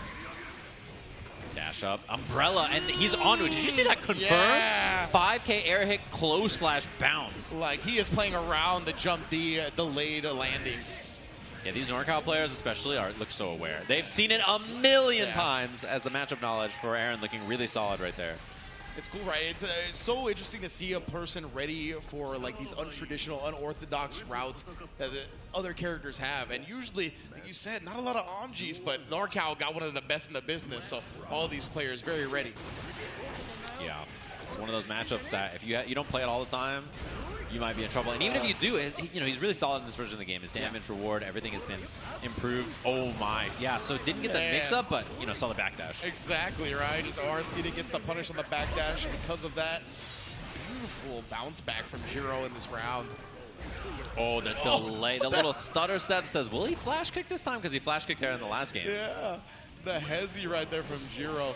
He's catching Aaron the Mac off guard. Aaron hesitated himself, and you know, he who hesitates is lost. Man. Oh, you like Rob? You read The Art of War last night? I got that one from Jay-Z, to be fair. Okay. Maybe he got that from Sun Tzu, though. Yeah, probably. Oh, nice mix. That's really tough to see into the corner, honestly. Yeah, for sure. Glad he has that. Jiro with 200% tension, looking to get frisky with it, and immediately spins all of it to get in Aaron the Mac's face. But yeah, S-Fireball clearing the space. Now we get the approach after. Oh, I like that 5H. Sticks it out to Antier a little early. He's still scouted. The jump D whiff. Bro, all the aerial approaches, Aaron has been so ready for them. Look at that, stared him in his eyes, and he still took the throw after. Throws him out of the spin. OTG for the kill. Set point, Aaron the Mac. Yeah, really good patience and matchup knowledge from both of them right there. So good. Yeah, I'm loving the moments of respect shown, right? It's not even hesitation. Like, they know that they have to wait. Tried, but it's really tough to get over the butterfly like that. Shitsu, honestly, the recovery on it's really good. Once it's out there, like, it's kind of too late. Exactly. It's all in the startup of the move. Like, Yeah. very free to move afterwards. Yeah, just RC converts right here on the virtual final game, and we're going to get it. Jiro, once again, tying it up, forcing a game 5 between him and Aaron. Again, this is for winners finals as well. Next match going to it. Love seeing both winners semis go down to the last match. And is Aaron going to bring out the chaotic one? Yeah, it's interesting. There's a lot of things in this matchup that are really good for Happy Chaos, right? But then there's the fact that he just explodes. Like, his defense is so bad. And, like, the reward, I think switching back over to Leo looks like. But his reward, compared to Anji can just stat check him kind of and just be like, my reward is so big, I'm down to just send it with my options against you. And, like, if I'm right twice and you're right 5 times, I'm probably going to win. Yeah, exactly right. I think it's so easy if you're the Happy Chaos to get caught slipping by Anji because of the spin, because of the things you usually want to do, the range on the 2S and the 6K, the fact that you want to steady aim gunshot, all these things can get exposed by the spin. So I love the fact Aaron going with consistency here with the Leo. Yeah, good choice. And I think, I don't know how much Leo he's been playing this patch, honestly, but it's a character he's played for years now, right? So, even if you're a little rusty, you've at least played the character enough in your life to be ready. Wow, early burst. Spins right back at you and says, yeah, I know you want to get in here. Nice block on the Rin, the overhead from the Fujin right there. Yeah, definitely good awareness from Aaron the Mag. Look at this Jiro just staying in the range of that dash block right there. Once he knew he was out of range, just knew when Aaron was going to take his turn. This is incredible. That is a huge chase down from Aaron. The block, he blocked for a second, but which way did he go? Yeah. Cross up into the corner again. Which way? Great block this time. YRC's out of it. Just supers in response to the dust. He had 200% tension, so he could have kept it safe. Very smart. It makes up now. Counter super available for him as well. He respected. He was did. so careful. Kacho Fugetsu, he did go for the counter super, and he throws him out of it. Woo, Aaron shaking his head here. He's on set point to get into winners finals. Oh, the dance. He's ready for the spin. Notice Aaron was playing neutral around spin as a threat there, knowing that Jiro is going to represent it. Oh, you got to guess. This spot sucks. This is a bad spot to be in. Jiro makes it out with that flutter FD. Man, what guesses, what reactions to the overhead, and then cuts off the pass with 2S. Oh, man, look at that right here. We're already back to pretty much even life. And the burst. He wants to get this run again. Same thing he spun last time as well. The fish, able to guard break him back. He does get the throw this time. Aaron, and then breaks his ankles and blocks the burst. Can't get the kill. He didn't have the resources to do it. YRC still alive. The 5P jungle. RC to convert. Aaron the Mac in winners finals. Just like that, the headshot. He knows a lot of stuff got away from him there, but all that really matters is that you clean things up. Well played there. Aaron getting the job done, sending himself to that winners finals in our winners semis. And man, that was a wild scrambly match. I love, honestly, the adjustments, the bravery to say, I know he's going to spin, so I'm going to just dash at Anji at neutral and do nothing and throw him out of it. I mean, that's a big gamble. What if he hits 5H? What if he hits far slash and hits you and then he has tension? Like, obviously, you're going to explode. So, pretty scary spot. But when you're convinced in these moments that he's just going to go back to spin as the option, really good reads. Yeah, absolutely. And he hadn't really tried to abuse or be over-aggressive with the dash throws up until that point, right? So, really saved it for the last game and just had the confidence in his reads. Incredible stuff from Aaron right there to get into winners finals. Yeah, and you kind of have to recognize the autopilot there, right? Like I'm bursting and then spinning and then this is happening and I'm spinning. Like when you're scared to play neutral with Anji, spin is just such a good option, right? So it makes a lot of sense. So we take a look at the bracket, obviously get you updated on what our winners finals look like. We mentioned earlier, we just saw the set where Ed made it there. Ed Venture is going to be playing up against Aaron. Winner of that, guaranteed, by the way, to be in our tournament tomorrow, which is a big deal. As everybody else is going to be fighting through the losers bracket. Man, what a flag over there. Apology Man and Broden and losers. Red Ditto and Krieg also playing down there. I know Noon is one of those representatives, right, with the K-pop stars on the Mexican flag. I've seen that make its rounds. It's definitely one of those where the cross-section of interest just the fandom. Yeah, it definitely hits home for sure. Yeah. The flag was upside down. You can't have that. There you go. The cowboy hat? Who is that? I don't know. I'm pretty sure. Yeah, there we go. Yeah, who is the chat? Who is this? I've seen this image before. Is this, I can't believe somebody has actually printed it out as a full flag. Super Nerd knows, I'm sure. Who is that? Is their name started with a C? Is it the one that Justin's name is in game, Chaeyoung? Is that the one? I'm not sure. I know that Noon would know. If he was here, he's Noon like an knows. encyclopedia. Who knows? I think he's getting ready for his losers bracket match, but he's definitely one that will tell us. He'll give us information. But Yeah. right now, let's get us our information on the next match. Who's going to be stepping up to the plate? Who's going to be looking to advance in this top 8? Oh, yes, indeed. Oh, it's going to be Red Ditto and Krieg right here on the losers side of things. We saw this match waiting in the wings for some time. Now we're going to get it. Yeah, these two played a lot of Strive, both played a lot of TFT. Both of them Masters / Grandmaster TFT players. Wow, okay. Yeah, it's I a like that. real battle of the ages. Multi-talented, different genres of video gaming. Yeah. You love seeing it. Addicts, for sure. Get into our match. Wow, 5H Rock clipped the backdash. And one thing about this matchup is that it's much harder for Happy Chaos to hold space with zoning. Like, he used to be able to just shoot for free from full screen and zone all day, but the resource drain is so dramatic, right? Obviously, the concentration nerf. It's much harder for him to do that long term, so he has to be a little bit more committal about offense, and that's kind of what we see so far. Krieg, they're doing a good job of that, and also has meter build for super or fast RC or whatever you want to do. Damn. Oh, no pickup for the kill, but the 2P to get the job done. Scratch the knee at the end right there. But yeah, I'm really impressed with Krieg's anti-air regular gunshots too. Like, he's always had conversions ready as well. It's very impressive. Nice whip as well. 5H throws the sword. Pressure in the corner. On the Rekka. Shit. I don't hear the noise, so I gotta make it. Sorry, that's how it goes. Corner pressure here. Drop the dose. No, she doesn't do the Calvados. And I'm surprised Ditto had meter. Oh, of course. YRC with a rollout that time. I like that. Krieg not taking the usual way to get out of the corner. 2S the goal. And pressure here just... Oh, holding the gun like that is dangerous activity. That was interrogation tactics, bro. Reloads. Only has one bullet, though. Okay. Gonna get some my. resources back. And actually killed... Oh, my. She was getting chunked at the end right there. I was like, no way it actually kills though, right? But the charge does enough damage as he gets locked out. What a way to start this set from Krieg. Yeah, pretty rough spot, too, because Ditto was being very patient on the burst. Yeah. And trying to wait it out, you know, knowing, like, if I don't burst here, I'm going to die, but I'm down to just bet that you're going to bait the burst, and then no burst bait came. Exactly. Ditto, I think he usually has really good burst reads, when to do it, where to do it. Right there, though, it just ended up falling out of his hands. Yeah, sometimes being solid like that can be to your detriment, but you got to do it, right? Because if you do sloppy burst, it's going to kill you. Absolutely. And if you do too safe burst, then you're going to die anyways. To us right there. You saw the RC on that side once you saw that Red Ditto was able to take to the skies. Now we're going to load up.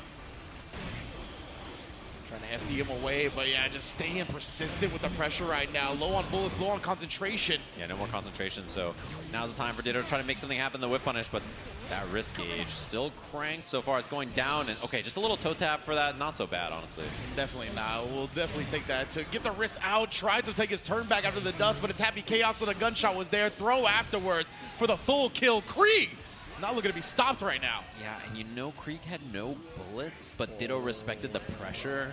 You know, just the fear of that, right? Because it's hard to keep track. How are you supposed to count, right? Yeah, for sure. So, you know, in that moment, just a huge chance, and it's hard to challenge in those kinds of situations. Will to get Wall assault for the hard knockdown. Red Ditto close to his burst, but still doesn't have it. And Krieg is just kind of steamrolling right now. No block on the dust. Complete just suffocation on the pressure from Krieg. Shoots him out the sky. Yeah, gets the concentration going. Runs him down with the bullets. Great block. A lot of these tap dust have been blocked. Red Ditto's reaction's on point. Reloads behind the clone, so Ditto being very patient, not swinging here, but I mean, tap dust now pops you up, so it's here. Bro. Oh, that was so scary. Yo, and then the instant block back throw. How did he survive all that? Unbelievable here. Huge chance for Ditto, though. Has resources. The 6P went the wrong way. Red Ditto was like Rickerman's Barnett walking through the Pyru neighborhoods, living throughout all of it. I don't know how. Walked all the way to Long Beach from LAX. Was like, what up? What in the world? Now he's actually turned this whole round around. Oh, the YRC, though. Boom. Respecting the steady aim shots. YRC'd him right back. He gets a turn. Oh, he tried to hezzy him out his boots. Yeah, but the 2K2D gets the job done. There it is. Lays on his back. Gets the fadeaway Max Payne shot. Yeah. Can you believe that? That was such a cool shot. That was a really cool freeze frame. The fadeaway shot. So Ditto blocking for his life. And then Krieg just cool, calm, and collected, cleans things up. I cannot. Got pushed all the way to max risk gauge. Instant block and back throw punish. That was just, my goodness, what a display. And he lost. Yeah, so much work on that too. Really impressive defense. And honestly, almost brought that back, but pretty tough. No bullets, no concentration. Krieg has no resources, but that's a huge counter hit. Everything. He's still got them hands, though, apparently. It's the 6S coming through. Yeah, that is such a good poke for catching things like that. So Krieg, they reload 2 bullets, which is big. 6-speed clash. That's huge for Ditto. Indeed, able to get the knockdown through it as Krieg tried to go to the steady aim off the clash. Help. Oh, BRC is out of there. Stuffs it, and the pickup. Jump K, /5H comboing because of the slowdown. Slowdown was such a key part of escaping the corner. Yeah, air dash BRC or just jump back BRC or whatever. Yeah. You know, a lot of people use it really well. Like 10A is obviously a good for example, using the air options in a BRC really well. It's very difficult to deal with. Yeah, Krieg trying to set up his games again right there, but Red Ditto able to dash into that 5H range. Wants to stay there most of the time, but Krieg escapes close quarters combat. Takes a concentration buff too, which is really nice when you haven't spent any up close. Like, look at how little concentration has gone from all that pressure.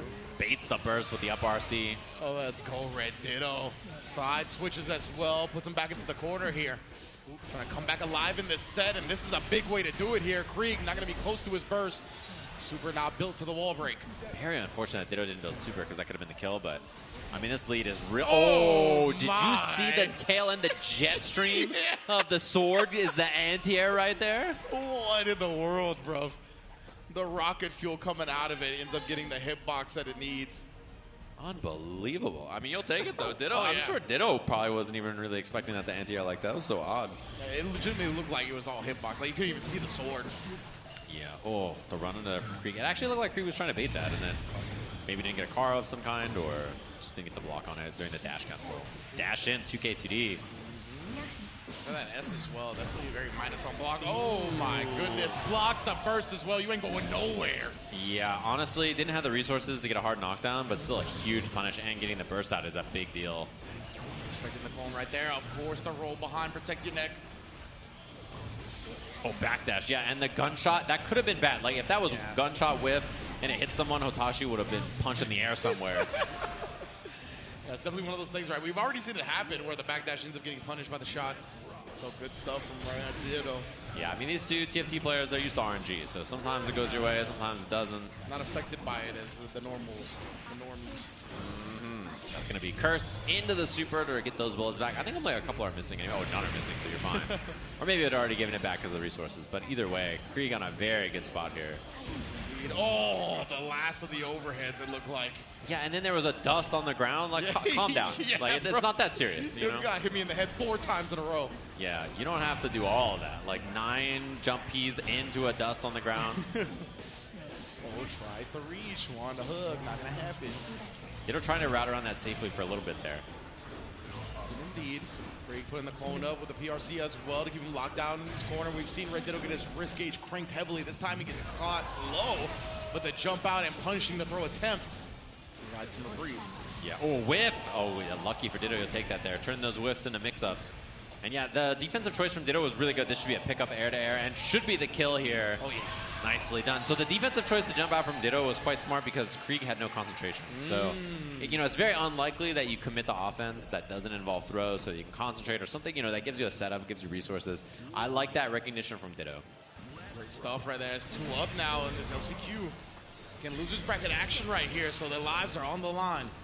Man, that 5H hit with the shot afterwards. Pick up there, 2K, 5K. He has the counter hit. Krieg trying to take his turn back.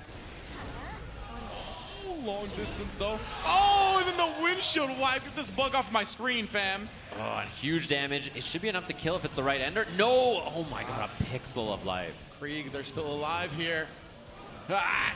Oh, the trade! So tough to beat that falling button from Ram Clean. Whiffing into the gunshots. One man's mix is the same man's mix up. Oh my, almost got the pickup off that as well. Krieg, no bullets. And the fight out from Ditto. Doesn't get the side swap, but still pretty good damage. Hard knockdown, pressure after. With no bullets to their name right now, Krieg is struggling in this corner. Yeah, they're in a bad spot. Ooh, that is, oh, the 6P was too early. Krieg actually didn't ID right away. Indeed. Well, RC actually does connect. Backdash the throw attempt, though. No RC was there to cover himself. Krieg, they're going to force a final round here with the Ex Machina. Oh, man. Final game, final round. Round 1 losers bracket in this top 8. It's wild to see, bro. Oh, tried for the wildest off with the airborne hit. Didn't make it work. Oh, that's big. So many of these games have come down to final round already. Screams from the crowd at every instance. And no burst on the table for Krieg, which is a big win for Ditto. It means Wild Assault's not there, even if he gets hit. Now that's huge. Krieg, no defensive options, has to fight this out honest. Oh, and he does so far, but cuts her off at the pass. Krieg, once again, got the super, is going to spin it. They want that hard knockdown. They want the proper Okazemi on the wall break. 200 meter, though, so Ram, True. very scary here. Notice the spaced out pressure.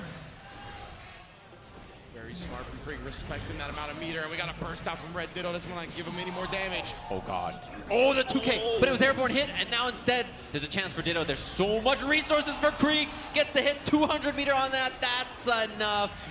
Deuce Ex Machina to clean things up. 3-2. Moving on here against Red Ditto and loser side. I like that with some style at the end as well. Just tossing the headset with a little emphasis, right? Not enough to really damage the equipment, but definitely enough to show that they are feeling themselves. Well done from Krieg, advancing in the losers bracket, because as we said, there is no second chances down there. Your safety net is gone. You got to get every W you can, and they survive another round. Yeah, I just imagine Krieg spiking the headset and Tong is just on stage like... What did I do to you? What happened here? We're going to take a look at the bracket, of course, to get you all updated. See who Krieg's next opponent's going to be in the loser side. I think it's either noon or, yeah, it should be noon, so that's what we see there. Winner of our next match is going to be playing up against Jiro in the loser side. When these Anjis might all collide here, Brone versus Jiro. Could be a potential match if Brone beats Apology Man, so we'll have to see. How unfortunate for Jiro to have this type of bracket luck, right? If he would have been on the other side of this bracket, he would have avoided a lot of the NorCal folk, the ones that are very prepared for the Anji. But now he had to face Aaron in winner's side, lost 3-2. Now he's got to face the winner of Apology Man and Brone, right? Apology Man obviously well versed in the matchup. Brone, NorCal's finest, maybe America's finest Anji altogether. Yeah, pretty rough spot either way, no matter how you slice it.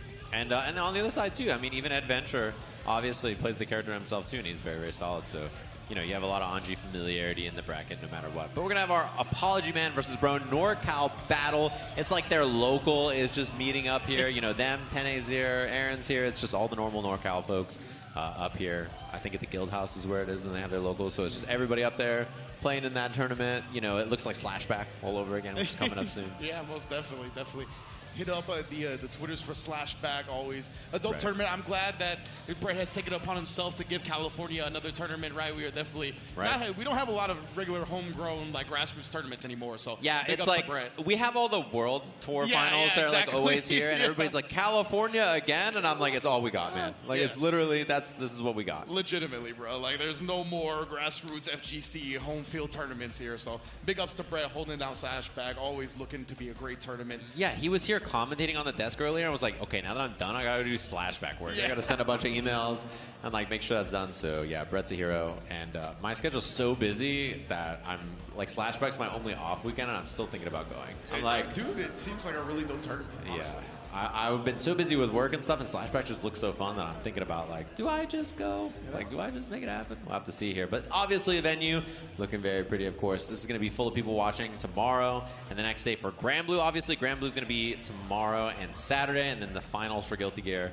on Saturday as well. Crowd's very excited to be here. You know, also, the other cool thing about this venue, and I'm sure the people in the crowd can tell you all about it, but there is like this really cool alley out there with like clothes you can buy and then merch to pick up, and then Abba's playable over there as well. I hope that everybody at home gets a chance to see what that looks like. There's like a hallway out there in the nebulous area I'm pointing to off camera by the entrance, and I recorded some footage of it, but I hope everybody gets to see some footage of it later on. It looks really cool. It'd be real dope if we could get like a shot at that later for sure, or like some pre-package. It sounds like we're gonna get to see it tomorrow as well, because as you mentioned, so many cool things with the merch booth, the ABBA stations, just the setup and vibe of everything is really cool aesthetically. So big ups to ArcSys and everybody holding it down. But it looks like we're going to get back to that Guilty Gear Strive action. We have our next match ready and willing to go. Brone and Apology Man right here to duke it out.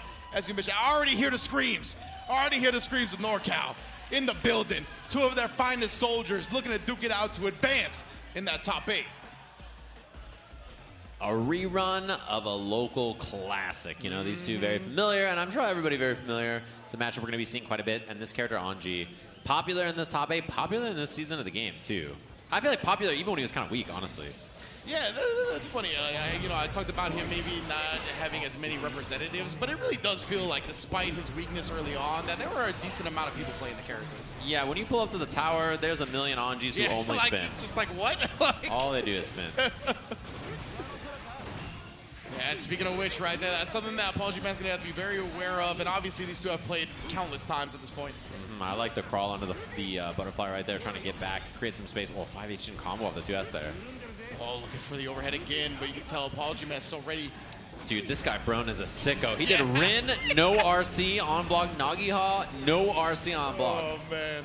Like, I got 200% tension. You know I could spin it, but what if I did it? You know, if he was a beast, he would have counter-supered the weight, but it all works out. Oh, he did the RC there so that he wouldn't. Oh, he's going to go in the air. Yeah, gets out of the way. Minions. Good routing from Brone there, right around the trumpet.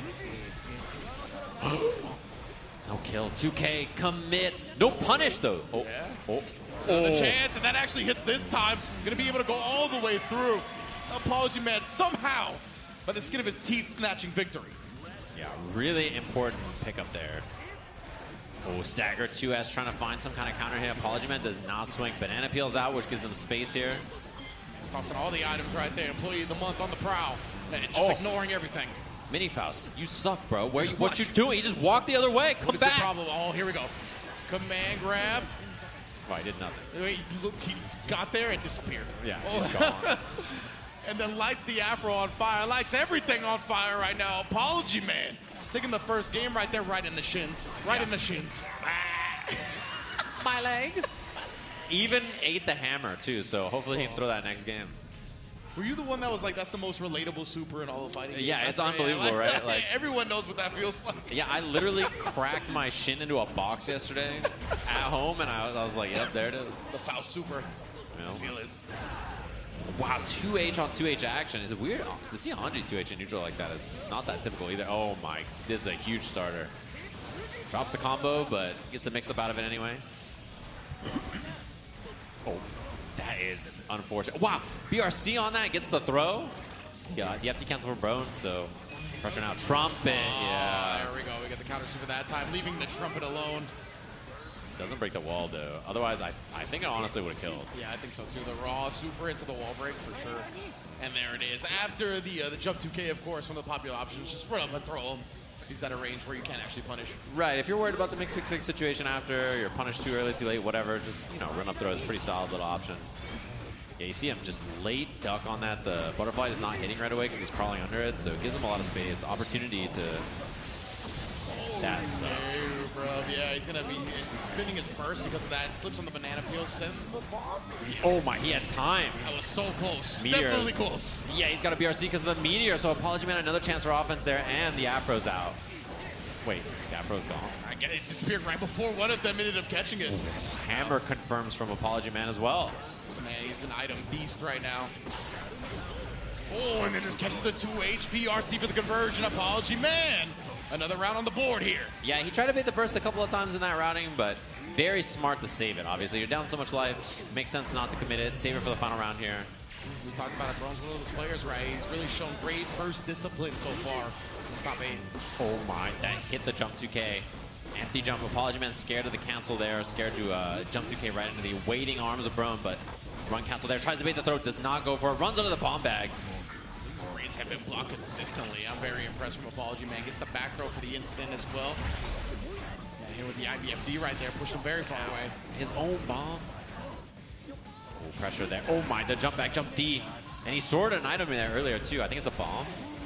You're right, yeah. Let's see if he brings it out now. Instead, just going to go for the clean wall break, indeed. Put Brone on life support, but that's still enough life to make something happen. I'll tell you what. Oh, not this round, though. Apology Man up 2-0 now. Yeah, and like the way he's playing neutral is so impressive, by the way. Just like so much of covering so much distance with jump 2K and then air dash back jump D, or like float into late air dash, or land and hit 2H or far slash or whatever. Like he's doing a really good job playing neutral in ways that is difficult to deal with. This is a character that has great neutral buttons and options, but they're not always easy to pilot. loving the 2H's, honestly. Glad you highlighted that. There's the weight. And yeah, finally brings out a command grab, too. We haven't seen that a lot. Yeah, and Broden, again, he IBFD'd the meaty pressure, right? But he just immediately canceled into the dash forward, command grab, and close the distance. The backdash BRC overhead. My goodness, bruh. And he's got a hammer. Hitting him every which way. The 6P Faith from Broden, though.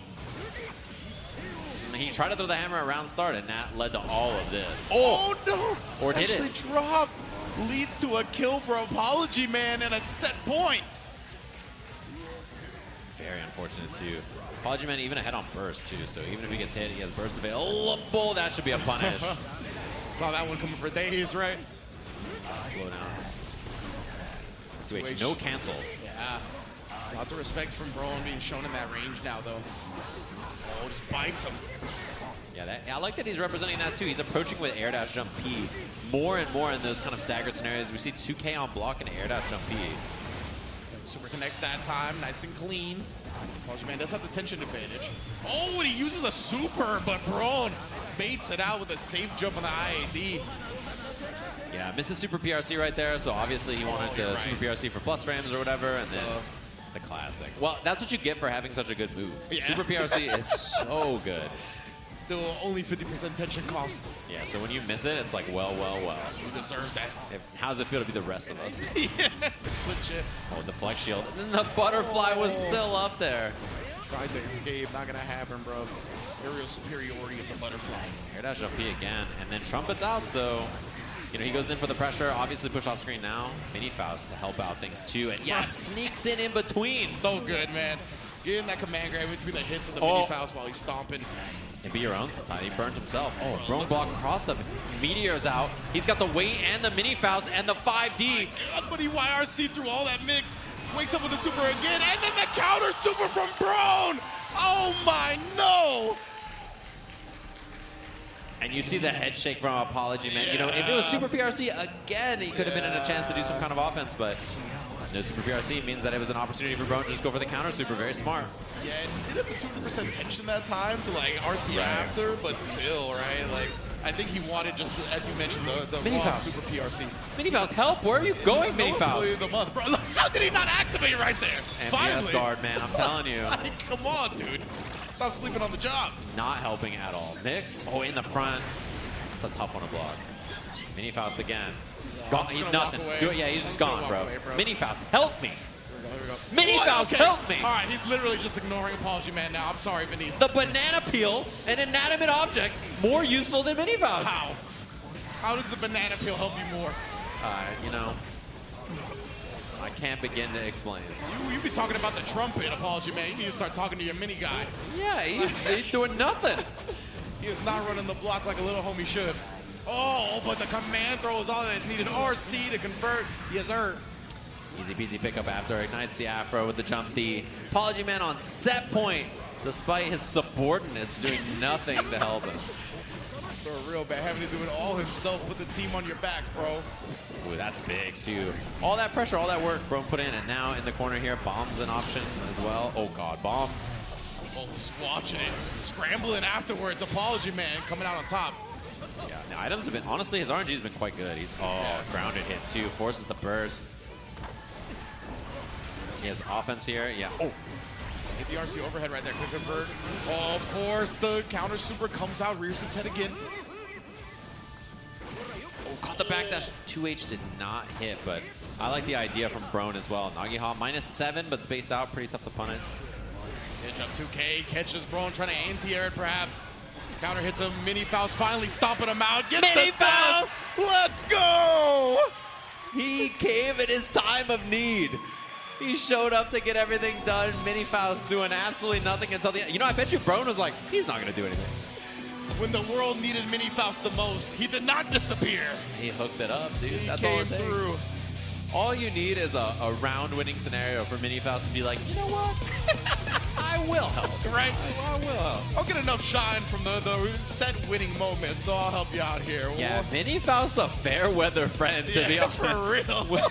He really just showed up when it was convenient. He's like, I guess I'll win the game. You know, I'll take all the glory. I'll take all the spotlight. Oh, man. Mini Pot would never. Mini Pot is marching on you, bro. He's about to beat everybody up. I bet the ride or die for sure. Oh, man. Good stuff, though, from Apology Man. Please don't be cracked. And that's the image right there. That's a cracked gamer right there. And he's got a job. Yeah, for real. And he's got a job. I saw him working down here this week from SoCal. You know, they got They offices booed the job. Did you hear that? Was that was? Unbelievable. Like, no. You dedicate, the only thing you get is fighting games. They're just literally booing Beneath. Oh, they might just be booing him. Wait, is that a boo for the job? Or a boo for Beneath? That was Beneath. Yeah, okay. It was a boo for Beneath. We hate Beneath. That's correct. Yeah, Wow. that's what they said. The NorCal representative saying that, by the way. But let us take a look at the bracket and see where we're at now as we have progressed quite a bit in this LCQ. We got Apology Man versus Jiro. And one thing I'm concerned about is you mentioned how good his RNG was in the last set. I hope he didn't use all of it because he's got one more RNG to go through before getting to loser semifinals. Yeah, I said the same thing earlier. There was casuals with Noon, and actually Noon was on the side, and then he was playing up against Tene, and he threw the best set of items I've ever seen in my life, and I was like, wow, you got so lucky right there. You got to save that luck for a tournament, bro, and it's looking lucky so far. And Tene just did his laugh. Yeah. He did the 10A laugh, and you're just like, yep. The little chuckle, like the mask on, but you see the shoulders go up and down, so you know he's chuckling a little bit. Exactly how it goes. Yeah. Tene going to be in the building for the main event tomorrow. We'll see him in the group stage of things. But right now, of course, we're narrowing down this bracket. Still got Super Noon alive in the losers as well, going up against Krieg, I believe. And of course, our winners finals is going to be with Aaron the Mac and Adventure. But let's get to the stage because our next game is ready. Yeah, excited to jump into that one. Krieg and Super Noon here. And we saw Krieg defeat the Red Ditto right in the Ramlethal matchup. So this time, yep, the Mexican flag is up for Super Noon. We know he is of Mexican descent, but also very much of K-pop fandom, first and foremost. Those are his primary traits in life. That flag is his personality trait, for sure. Yeah. If it just said anger on the flag, like just one word, then that'd be perfect. Really capturing the whole essence of Super Noon. But here we go. Right now in losers' quarters, I believe, to get into that top 4 position, of course. Only 1 and 2 matter in this LCQ, though. Yeah, so it's really just about that. I mean, we got to get there. Obviously, winner's side of winners finals is right there. We're securing 1, but somebody's going to have to battle all the way through as we see this early hit. Starship right away just sends it on the DP. Oh, the 5H long distance on that one. Love seeing the Bridget buttons, honestly. Our buttons are really good. Went low after the first hit of Jump S right there, too. We'll see how that mix-up develops. But the bear dive kick. The Azuna drop. Yeah, the Roger drop, indeed. It would be tight if Roger Azuna dropped them. He just came out. Yeah. She gets a command grab. That is in the air only. That's Roger Azuna dropping. Right now, Azuna drop, classic fighting gear move. Classic. You can't go wrong adding an Azuna drop to your game, honestly. It's true. Quick burst out from Krieg. Wants that space back. Does get the stink on him. Wow, the 2K hit from so far there. And Krieg has not had a lot of luck on defense so far. This has been tough. And honestly, it's just, she kind of smothers you. If you don't have a DP, dealing with this character is brutal. Like all these ranges that you're used to being comfortable with, Happy Chaos, you just cannot find any type of rhythm. Super Noon gonna take the first game here. Show him off with the Roger, the purple beat. Just that blue wild assault pressure into the 2K, got the pickup, got the clean kill. Super Noon's offense, really tough for Krieg to deal with. And yeah, if you don't have a reversal, I mean, even with a reversal, it's tough to deal with this character, but if you don't have a reversal, every 50-50 is super brutal because you can't call her out and say, oh, you're going to go low, I'm going to DP, or oh, there's a gap between your 2K, 2D for me to DP, or like whatever the situation is, you know?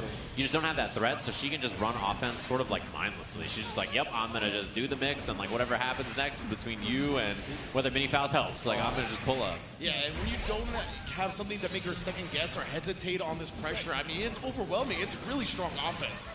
Look at this, the PRC to convert. Tries to bait out the burst right there.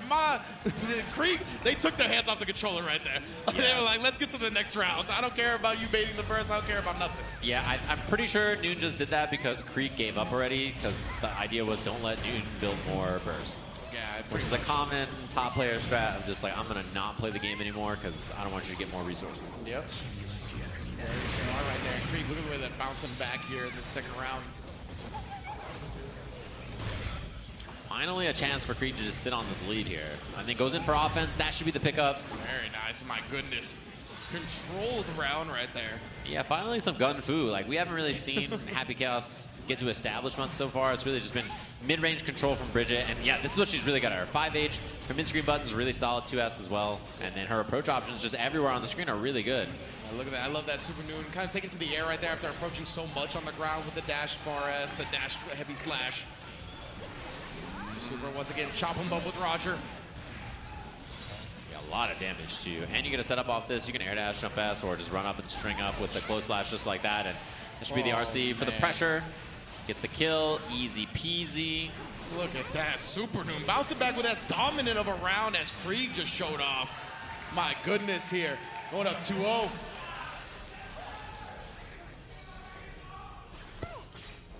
Or was that the first game? That was 2-0. That was 2-0, right? You were right, yeah. Okay. Nah, you're good. Chilling. It's been a long day. Oh, yeah. You know, our minds have been in and out of the games for quite a while now as we are winding down on this top 8. Oh, my. Almost had that jump H, too. Noon actually kind of like threaded the needle, but got the hit anyway. And, yeah, burst on the roll. Thread the needle is the exact term to use, man. Like, he is just getting into sweet spots constantly with the 4S, the 5H. Yeah, it's really, like, that's just kind of what she does. In this match, she can be a sniper with that. She has a lot of things to threaten on the ground against Happy Chaos. Besides just her buttons, she also has the scoop, the kickstart. So she can just kickstart across the screen. Man, I sound like jammers. There's so many move names in this game that I remember. That is not good. 236K into the 214B into the... Give me my numbers. Yeah. Give me my numpad notation. Ooh, nice job, though, with the headbutt. I know the 6 Ps. Oh, that was a really far DP, too. Worked out okay, though. Her DP kind of advances her forward quite a bit, so it can catch in weird scenarios like that.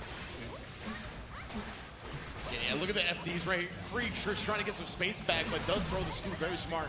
Yeah, safe jump. Oh, command grab. Tricky stuff. Teddy bear hugs, bro. That's the official name of the move. Oh, auto assault pressure continuing here. Put him in the corner. Oh, catches low finally, immediately into the 6H as well.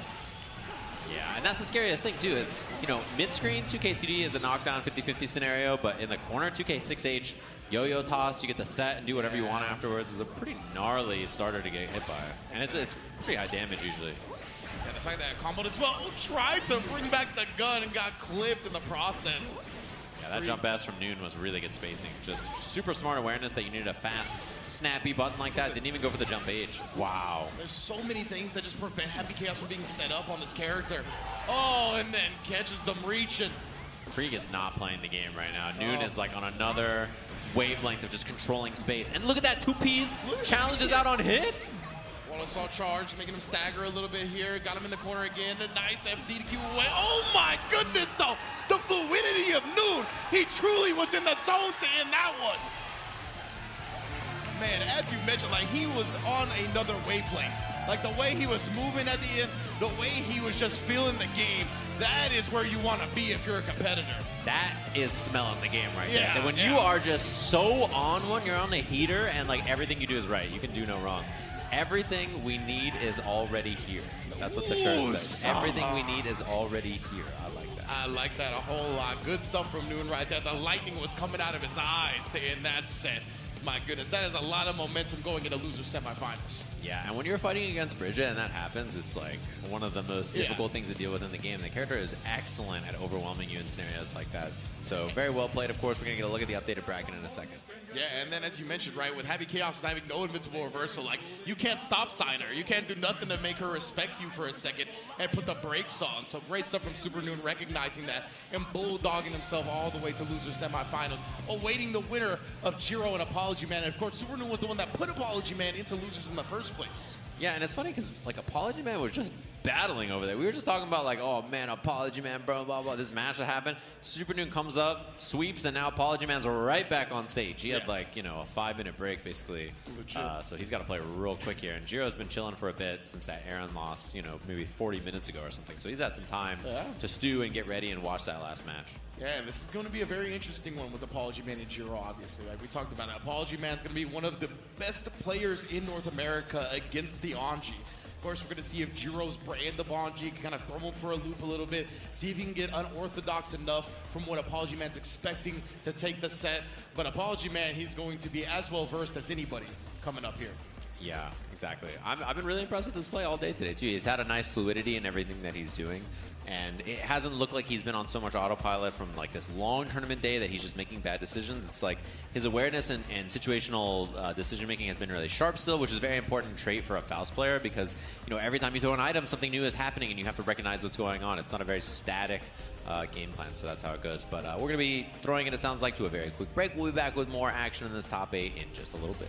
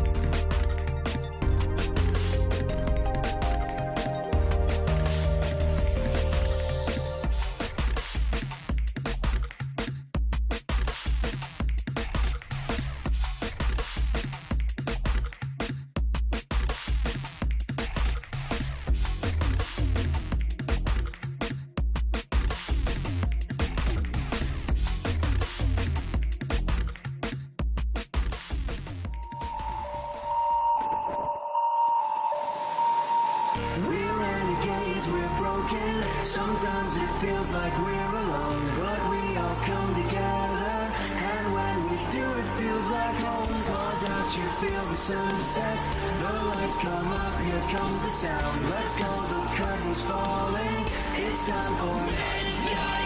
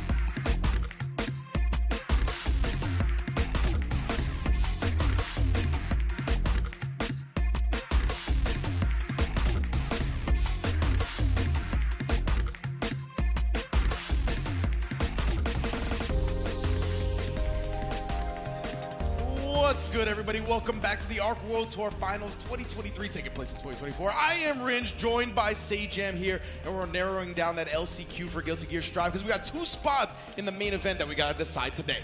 That is true. I keep forgetting that this is technically the 2023 ARC World Tour Finals, obviously. Things are happening like that. You're not in the past. No. You're not in the future, in the present, of course. And they've already announced some news about, you know, next year's tour and stuff, which is awesome, too, as well. We're going to be taking a look at the bracket to get you guys updated about everything happening and then jump into the match on the stage as soon as they're ready. Of course, we've talked about it a lot. It's Jiro versus Apology Man. Winner is going to be playing up against the Noonster, and then we're going to be hopping up for the Adventure Aaron DeMac match right after this. So that's our plan of attack. Jiro versus Apology Man, and then hop up to winners finals, then losers semis, then losers finals, and then we'll be ready with our top 2 who are qualified for the group stage tomorrow. Yeah, we're getting real close. I know the game's already ready on stage here, so we're going to get Jiro versus Apology Man for that shot at noon. Because as we mentioned, the qualifying matches of this LCQ are going to be winners finals and losers finals, right? So both of these players extremely close to getting to one of those spots in that losers finals. They got to make this whole run, get past each other, then get past noon and await the loser of that adventure in the MAC match. Yeah, Jiro versus, in this case, Gomenasai Man. Gomenasai Man. I am sorry that he's the Apology Man. And bad things do happen to him. You know, he's one of those people where, like, unfortunate incidents just occur in the game, and you're like, you know, I'm sorry. I feel like that's just the karmic balance of life, though, considering the things he does, you know. It's like he played Firebrand, and it was like, that's the end. Yeah. Oh, he ate there. Man, eating was so smart. Who doesn't like food? That was a good choice there from Apology Man to eat the peel so that he recovered in time. Yeah, definitely a pretty quick recovery when you eat an item, so definitely you can catch your opponent off guard when you do that. Hammer weight is really good right there, although Trumpet's going to be a problem, potentially. Ooh, able to get past most of it, but he ate the air blocks, done setting up the Rin perfectly. Had the blocks up against Brone with that. Finally finds the PRC Super, though, which he didn't have before. Yeah, surprised at the routing from Jiro. He went for the one umbrella instead of the two. I wonder if that was just like a corner positioning thing. Although pressure now. Lots of trumpets for Apology Man, too. We know he doesn't like those. Big counter hit. So you get the combo there. You get that counter hit or crouch, and then shoots the hammer for Oki. I just love the ability to store items for Faust. Apology Man now going full with the super here. Just got a whole lot of health. Are your shins that tough, bro? There's no shot. Crank him. Not enough to kill. Your shins. Vibranium in the shins. He might burst again, though. Oh, wow. Oh, my God. He spent all of his bursts. The flex shield and a wall assault, and then the dust into the RC. This man's resources. Spent them all, Apology Man. Extremely committal, though. Like, obviously, spending all that meant that Apology Man, after he burst there, Jiro was just almost in an unwinnable position. Exactly. A great timing on the burst from Apology Man, cornering up Jiro, right? Considering he didn't have much resources afterwards, that's the prime spot for you to put your opponent.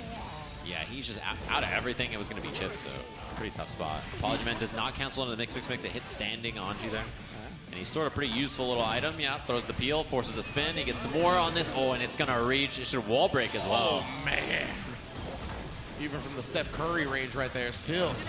And then the tap does, you know what it is, Apology Man. PRC down just in case he wanted to get frisky with the burst. Yeah, he did burst safe routing. I like the awareness from Jiro, but that does put that on the table for Apology Man to remember for the future potentially.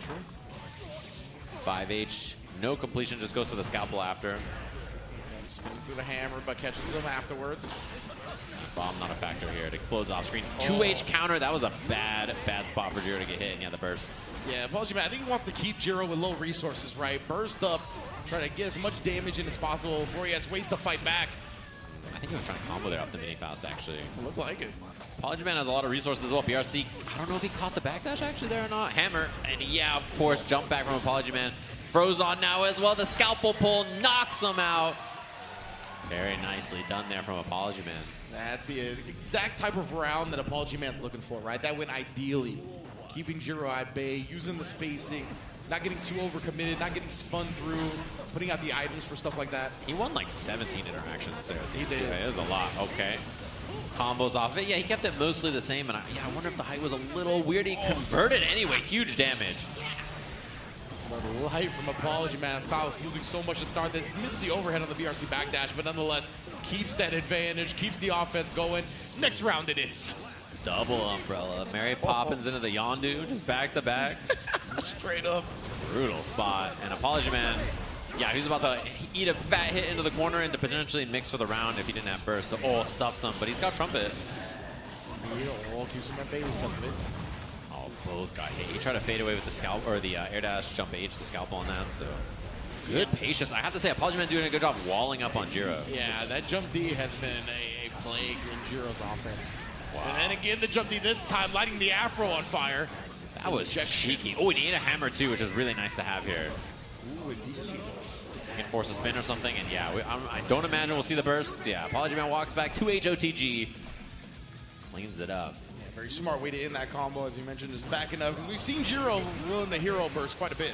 Yeah, he's done some questionable bursts. You know, trying to graduate from Ultra Academy. Yeah. Ooh.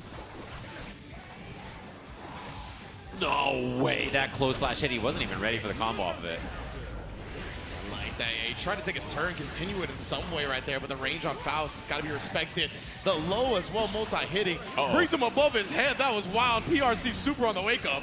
Yeah, invincibility frames got Apology Man through there, so great pressure. Doesn't throw a great item. He healed Jiro. Yeah.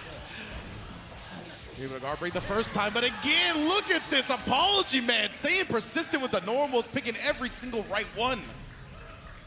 6H catching that backdash from full screen. I mean, you know, Jiro's getting hit, and on hit, he's like, I got to get out of here. I'm going to backdash away, which is a very normal thing to do, right? A lot of people are going to do that, so why we saw the call out from Apology Man. Very smart, man. Oh my, Ko out the air, very scary. Really high damage starter if you get hit by it. Yeah, it cranks the wrist like no other, too, even when you block. Because you're up in the air up there. Oh my god, the risk is cranked, but Apology Man out of there. It's going down really fast. Throws a Trumpet and Wild Assault so he can get the pressure, and Trumpet makes it pretty safe as well. I like that choice. Safe. That's one cool quality of life thing where you get the Trumpet, the Wild Assault is there to kind of guarantee the fact that you can get it. Converts off that. Not quite the home run hit, but got a little pop fly. Oh, there's the Rin block as well. PRC blocked the low afterwards, but catches him on the counter hit. Nice rhythm, nice timing from Jiro. Look at the damage! My God! The wrist gauge crank on this damage! Bro! He didn't die, though. Barely! It could have been worse, man. It could have died. Super PRC, no, he goes for the goal burst. Indeed. He baits it out and punishes Apology Man. Clutches out that round. That would have been a disaster to lose. I can't believe he won the round. It feels like justice that he won the round, to be honest with you. Yeah, it does. Like, legitimately, it does. That was pretty rough looking. Oh, bombs out. We don't see a jump cancel from Apology Man, but spaced out pressure like that, and yeah, it just falls right into his waiting arms because of it. I like that a lot. Had the closest ready, but 6B there to combat the jump 2K. Oh my god, corner carry on this because the Wild Assault spends the super to break the wall. That's the damage again, bro. Yeah. I mean, Anji does a lot of damage, and Faust is a big target. He's easy to string up with stuff like that. The PRC supers have been so on point in this set, though, after dropping him against Brone time and time again. Wow, anti-air 2K shoots that Trumpet that he stored earlier. This the Rin. Oh, and then breaking it up with the homies. Yeah, maybe he didn't realize Wait's out. And he spins right through, and he dodges it afterwards. Good awareness there from Apology Man. Burst available now for Jiro. Throws a donut. Oh, Jiro trying to stay away from the carbs, apparently, just looking to dash over it. Uh-oh. Yeah, he had to save himself there. Wow, goes right in for the Fujin, the late cancel Rin. Donut again. Oh, he changed it up. He spit the Wild Assault to get close in that 6 beat after on the landing. That was a ridiculous way to close out this round. Yeah, covered like 70% of the screen immediately. Wow. And Apology Man not getting items to help him close things out. Like those donuts just not holding any space at all. That's a great point, right? If he could have got a good item there, that would have been a clutch way to close it out. Yeah, hammers or mini Faust or anything that had a hitbox on it, honestly. Yeah, it really got the worst item possible in that situation. Yeah, banana peel. Yeah. Jiro again finds a big hit here to lock him down in this corner, but he does Wild Assault to get through. Yeah, huge damage, hard knockdown. No super PRC yet, gets the tap dust, and he's about to have burst. Is there a burst bait from Jiro? Oh, the super, but it's going to be all right? The burst should knock him away, and it does. The fan does not come into play either. Oh, he's out of the corner. Blocks it, but it was an air block. 2K blocked well. Still meter available for Apology Man, and there's pretty decent risk. Oh my, close slash starter. This is a lot of damage. The way he just micro walked too, he was really trying to keep that space under control. Super cool. A meter available. BRC catches it in the throw to get the kill. Jiro with a round on the board and a game on the board. A little scramble. I love jabbing before you do the dash up throw after the slowdown as well. Just again, trying to throw off what Apology Man expects in the moment.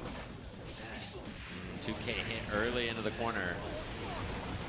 That is a rough start. Bomb there too. 2P's it. Jump back, fade away. Oh, I thought he was going to get a bombo.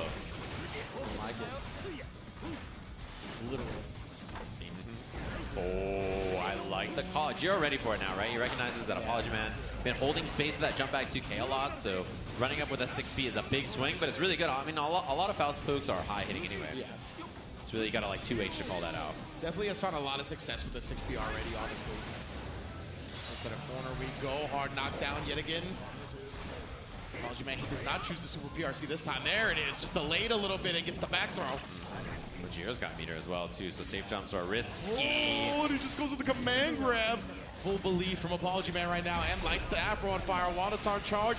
I don't even know which way he was at the Scarecrow mix.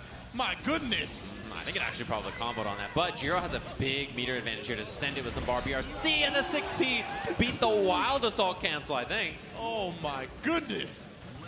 Wow, stuff the clash with the 6P. Yeah, beating whatever Jiro went with. Set point here for Apology Man. Oh, mini fast out too. Stomping. Chonky Boy. 2H eats the bomb. Oh, it doesn't combo. Here gets some space. Again, the PRC into the back throw. It's been a popular option for Apology Man.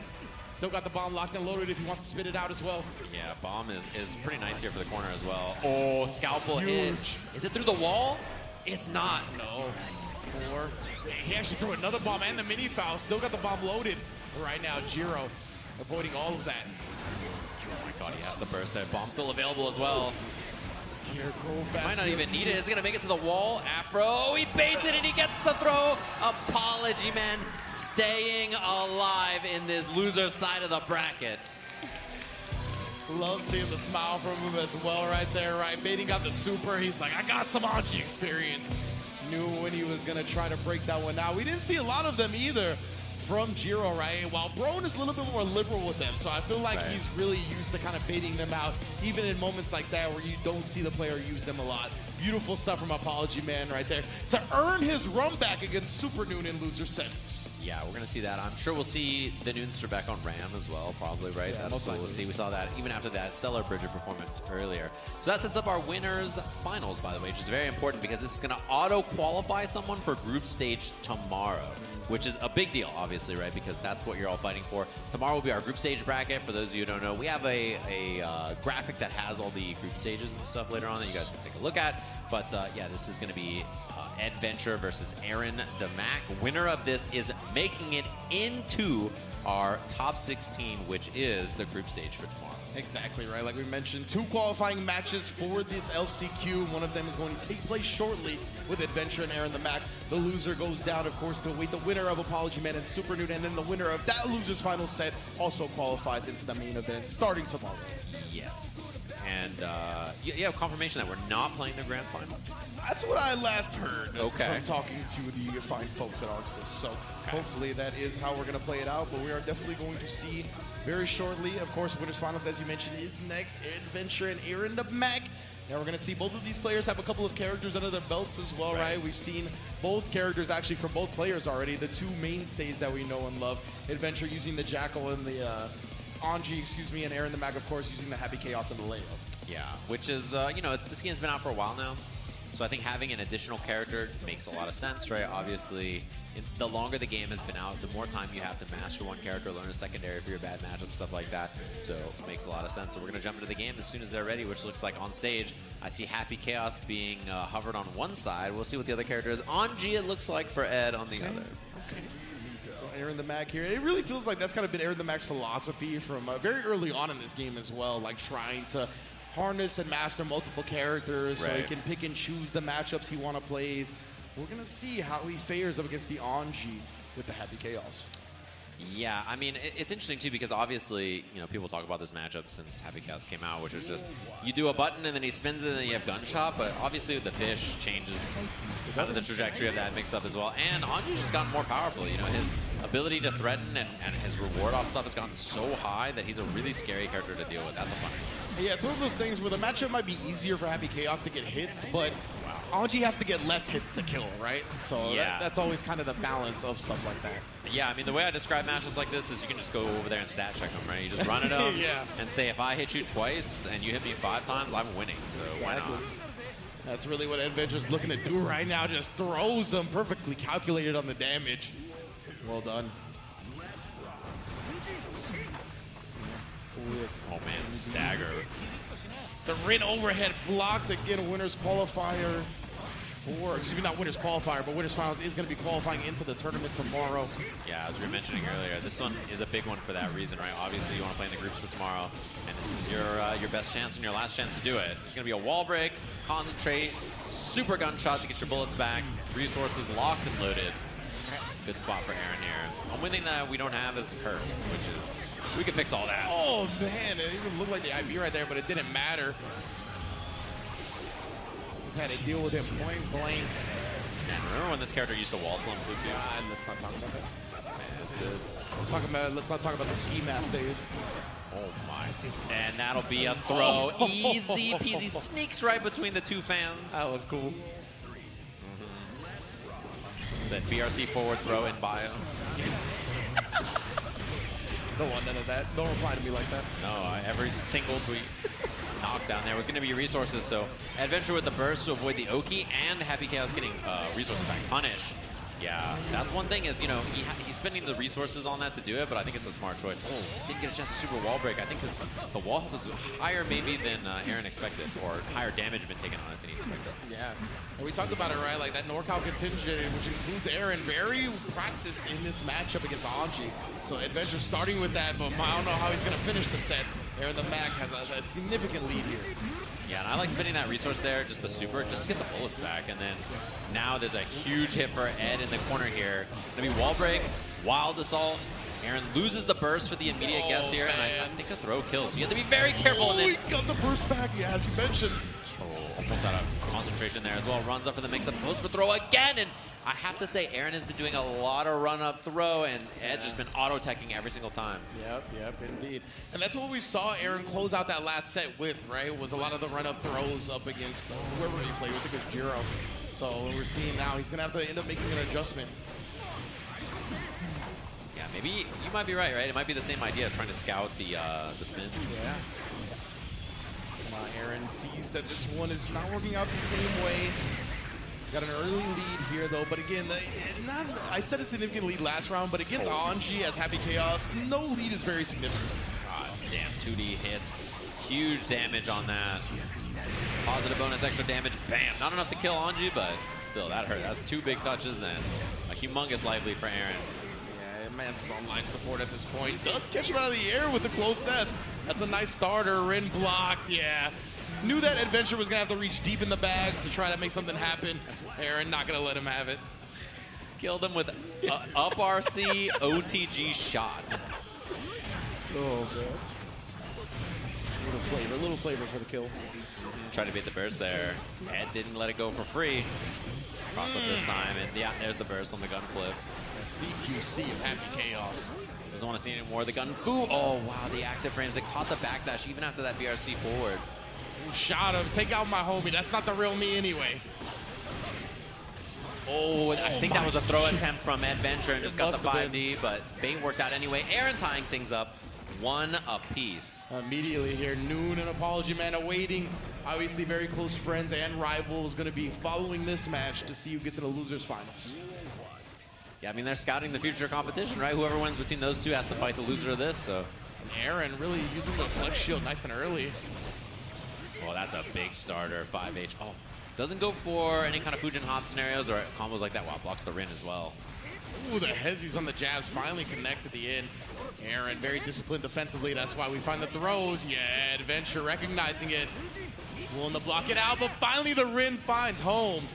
Takes the round, just overwhelming. And if it wasn't Rin, it was going to be 5D after that. Anyway. So, like, there's 9 mix-up attempts that you got to deal with to get out of that scenario.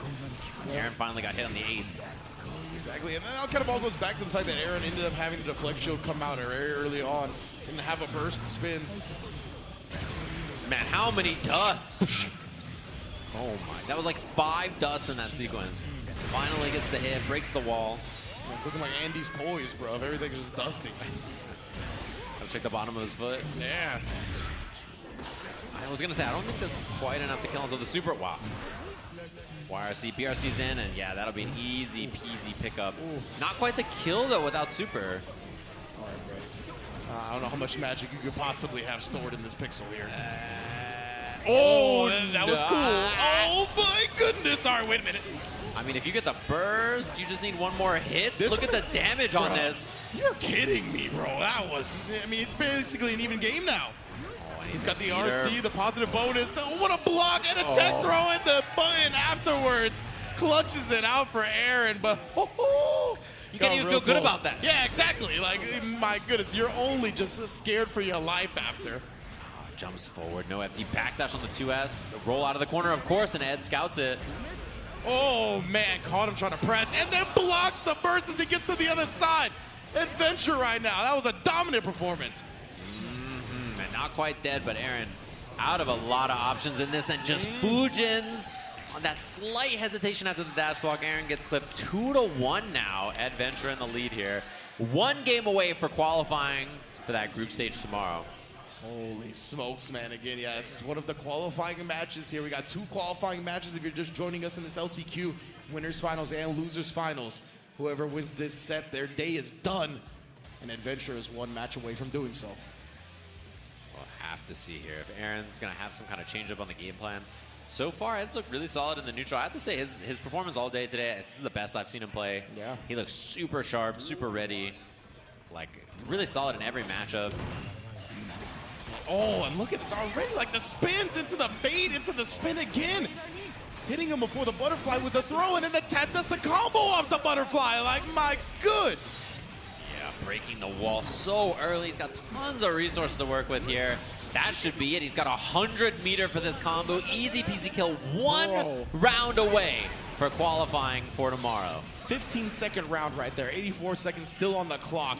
Adventure looks like he cannot be stopped. Yeah, and Aaron doesn't even have burst yet. Okay. Recognizes that the spin is coming around start. Counter hit, meaty close slash. That knee was all the way in his guts. And this is a right back at you. Same kind of round we just saw from Adventures happening in reverse here. With Aaron on offense, catches him out of the air, has 200 meter. And Aaron, he needs a round like this, right? He needs to turn the momentum around. He needs to put a stop to Adventure just doing whatever he wants. So this is big right now if he can close it out. And he does. I love that. Oh, but he actually dropped it. It's going to give Adventure another chance, but not for long. Yeah. Very scary for a second, though. Very well scouted there on the backdash. 2K2D. And now, chance for Aaron again. Notice he's not trying to engage in neutral. He's scared to spin. He's scared of Fujin. He doesn't want to overcommit on anything. Got him the block in the air, so he tried to take advantage of that additional block stun. Wild Assault as well, catching him. Doesn't quite have concentration back. Now he does, and the dust hits. There's the burst from Ed, and he shot him clean for the whip punish. Great stuff from Aaron right there. He's not willing to directly engage as much, right? Maintaining that space, using the gun as a whip punish, very smart. Pulled up, stopped. Really smart. And yet, deflect shield, nothing with the gun. It does not matter at all. He's got the meter for the kill. Ends the combo super early. Aaron tying things up to a piece. When he was on the verge of Adventure, running away with the set, Aaron able to compose himself. That was impressive. Veteran style from the Mac. Dumac. One more. He put the one up. You saw that. He did put the one up. He knows. It's a qualifying match here. Game 5 in our winners finals. Run up the flex shield. Was that supposed to be a throw? I wonder. Yeah, I think it was an execution error. We saw that early on from Aaron earlier as well, and it feels like that's not what he's looking for. It's very easy to get it on accident. You're just crouch blocking or holding down, and then you go to back, and then you hit throw, and then you get Corsical back D. Indeed it do. Oh, and then the tap dust right here. Adventure taking full advantage of the way this round started.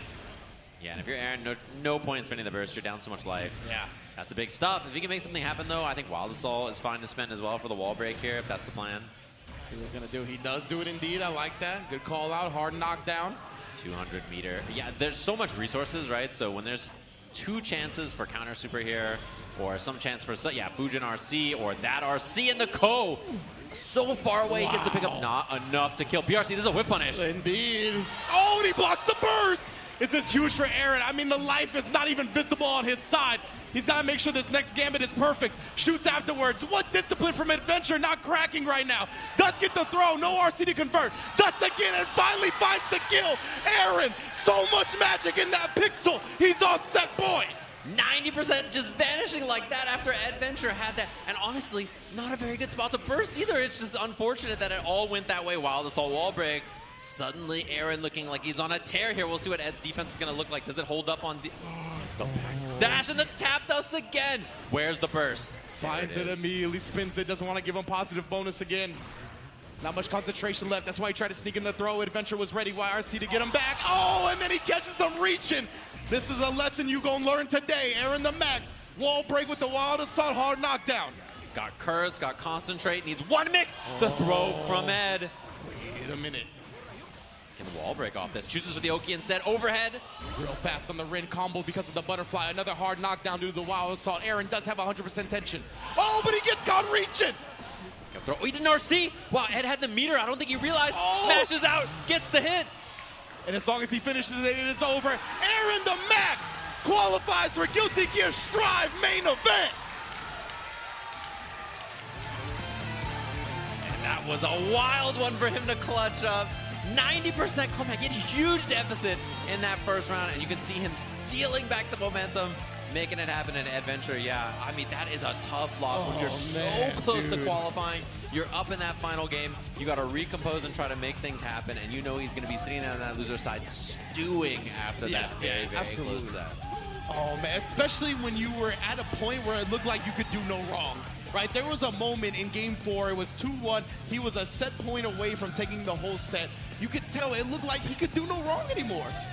He's getting mobbed on the side of the stage, right behind you over there, NorCal pulling up. I see 9 cameras over there, so I'm sure they see it too. But yeah, that was really awesome. Aaron played awesome, and I feel like he's one of those players that the fact that he's not qualified is ridiculous, right? Yeah, like it's ridiculous that he's not already qualified for the finals. So very, very well played from him, and that puts him there already. You know he's got to be feeling good about that one. He was very close to qualifying throughout the whole season anyway. Like, you know, he's a really, really solid player. So yeah, very well played. You always like seeing those stories where a player just falls just that bit short, right, all throughout the season, and they can't qualify for the finals. For them to come to the LCQ, take their rightful spot in the rest of the stages, the group stages with the rest of the players. So cool to see. Yeah, and I wouldn't be surprised if he has a deep run tomorrow and Sunday as well. He's one of those players you really got to watch out for. I mean, you saw the players that he's beaten today already. He's a super solid player. I heard him say he's been playing the game every single day. That's all he does just now.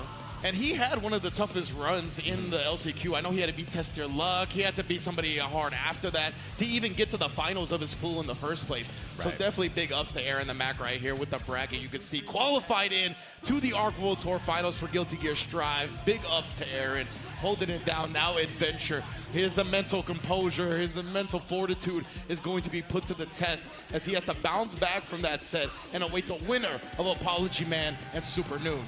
Yeah, and I mean, Super Noon has to beat Apology Man again and then beat the person who sent him to losers to get that spot, right? And Adventure's just got to hold down the fort. Man. It's just on him to clean up against Apology Man, clean up against Super Noon in that one set.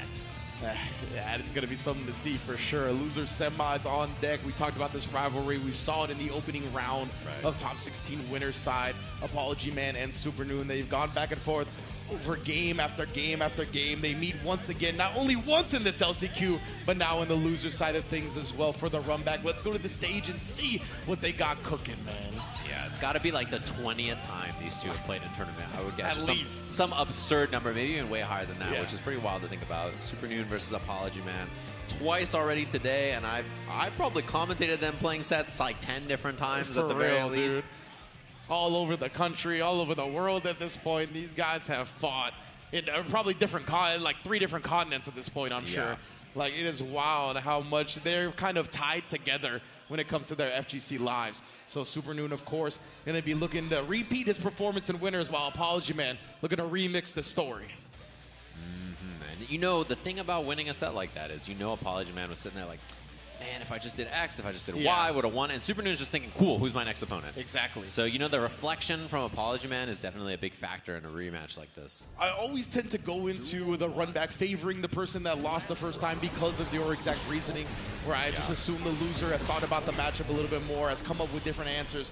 But, man, I'll tell you what, sometimes those winners, they are just determined to not let this player win. Yeah, I mean, that round start from Apology Man, round start air dash, and then Ram's far slash just hit him out of the air. That is a deflator for sure. And that time he tried to air dash higher, I think maybe expecting that, and then Noon with the coverage. Noon beating every option that Apology Man is scrambling for. Yeah, I think the unfortunate thing, though, is that he didn't rock. And if he just instead had done the super, might have killed. And now you see Apology Man is scared of the 200 meter. Oh, God. Super Noon flips out of there. That was so clean from Noon. Scalpel. Guard break. Wow, he caught the backdash. Man, Apology Man can do this, too. He was down so much life. It's not going to combo. And the fact that he was able to drain Noon's tension without taking any damage himself, really, has put himself in a great spot to try to close this out. Noon is finally fighting back here in the neutral. PRC quick on the Scarecrow. Spins the burst. Apology Man's got one of his own. Could have been a whiff punish. Doesn't get it. The 6P whiff. Nothing from Noon, and the patience on that really actually saved the day. The fadeaway right there. Great. Too far. He just took dashing of a command throwing for the punish. Yeah, not an option I was ready for, to be honest with you. Yeah. Afro pop, oh, back in the front. I think he thought a dash under was coming. Looks like it. Afro coming out as well. Over Nudu, the ejection actually whiffs. Yeah, I think because it looked like there was an IB down there, an IBFD something. I couldn't quite tell. The angle was a little weird. Oh no, 6H! Up on that one, the mix coming down, RC. That was good coverage though. Apology Man hit 2S on the tech, which is smart because it can catch on the other side, right, or airborne or whatever. So pretty good little option. But Noon, one mix away from cleaning up this first game already. Yeah, he's got so much tension, but Apology Man then picks his spot. We get a burst on the Pixel though, and once again, avoiding the far S with that jump to K. Something you got to be very aware of in the matchup. Oh, duck. And yeah, 2H punish. Mini Faust out now too. See if he does anything. Just sitting there watching. Oh, and that late command grab too. Oh, finally. Gets it off. Wow, actually just locked him down. Looked like he comboed off of it. That was a great confirm from Apology Man too. Like that situation was so weird, right? You know, getting the hit and then also Mini Faust hitting right there was super awkward, but he made better of it. And he even has a trumpet here, by the way, so we'll see if he even chooses to throw it or not. Runs up for the close slash. Didn't need to. Noom betting on something himself right there, trying to get out of this offensive sequence, but guessed wrong. Yeah, so Apology Man looking good in this rerun so far, and I don't imagine we'll see a character switch. Even though the Bridget was looking warm, I think Ram is just such a better matchup pick that I'd be very surprised if we saw the swap. Same. Oh, and off that whiff 5H, again, just a dash-up throw. Very interesting. We've already seen that represented a couple of times from Apology Man. Man, that is a cheating setup if I've ever seen one. The Wild Assault has the Scarecrow fast RC afterwards. Very strange. It's tough to deal with. I mean, he puts you in that, and then he does for the 50-50, and you just got to guess. Yeah. It's a rough spot to be for sure. No rock cancel. There it is that time. Ooh, and then, now he's a little bit more aware of the jump 2Ks, the frequency, the timings of them from Apology Man.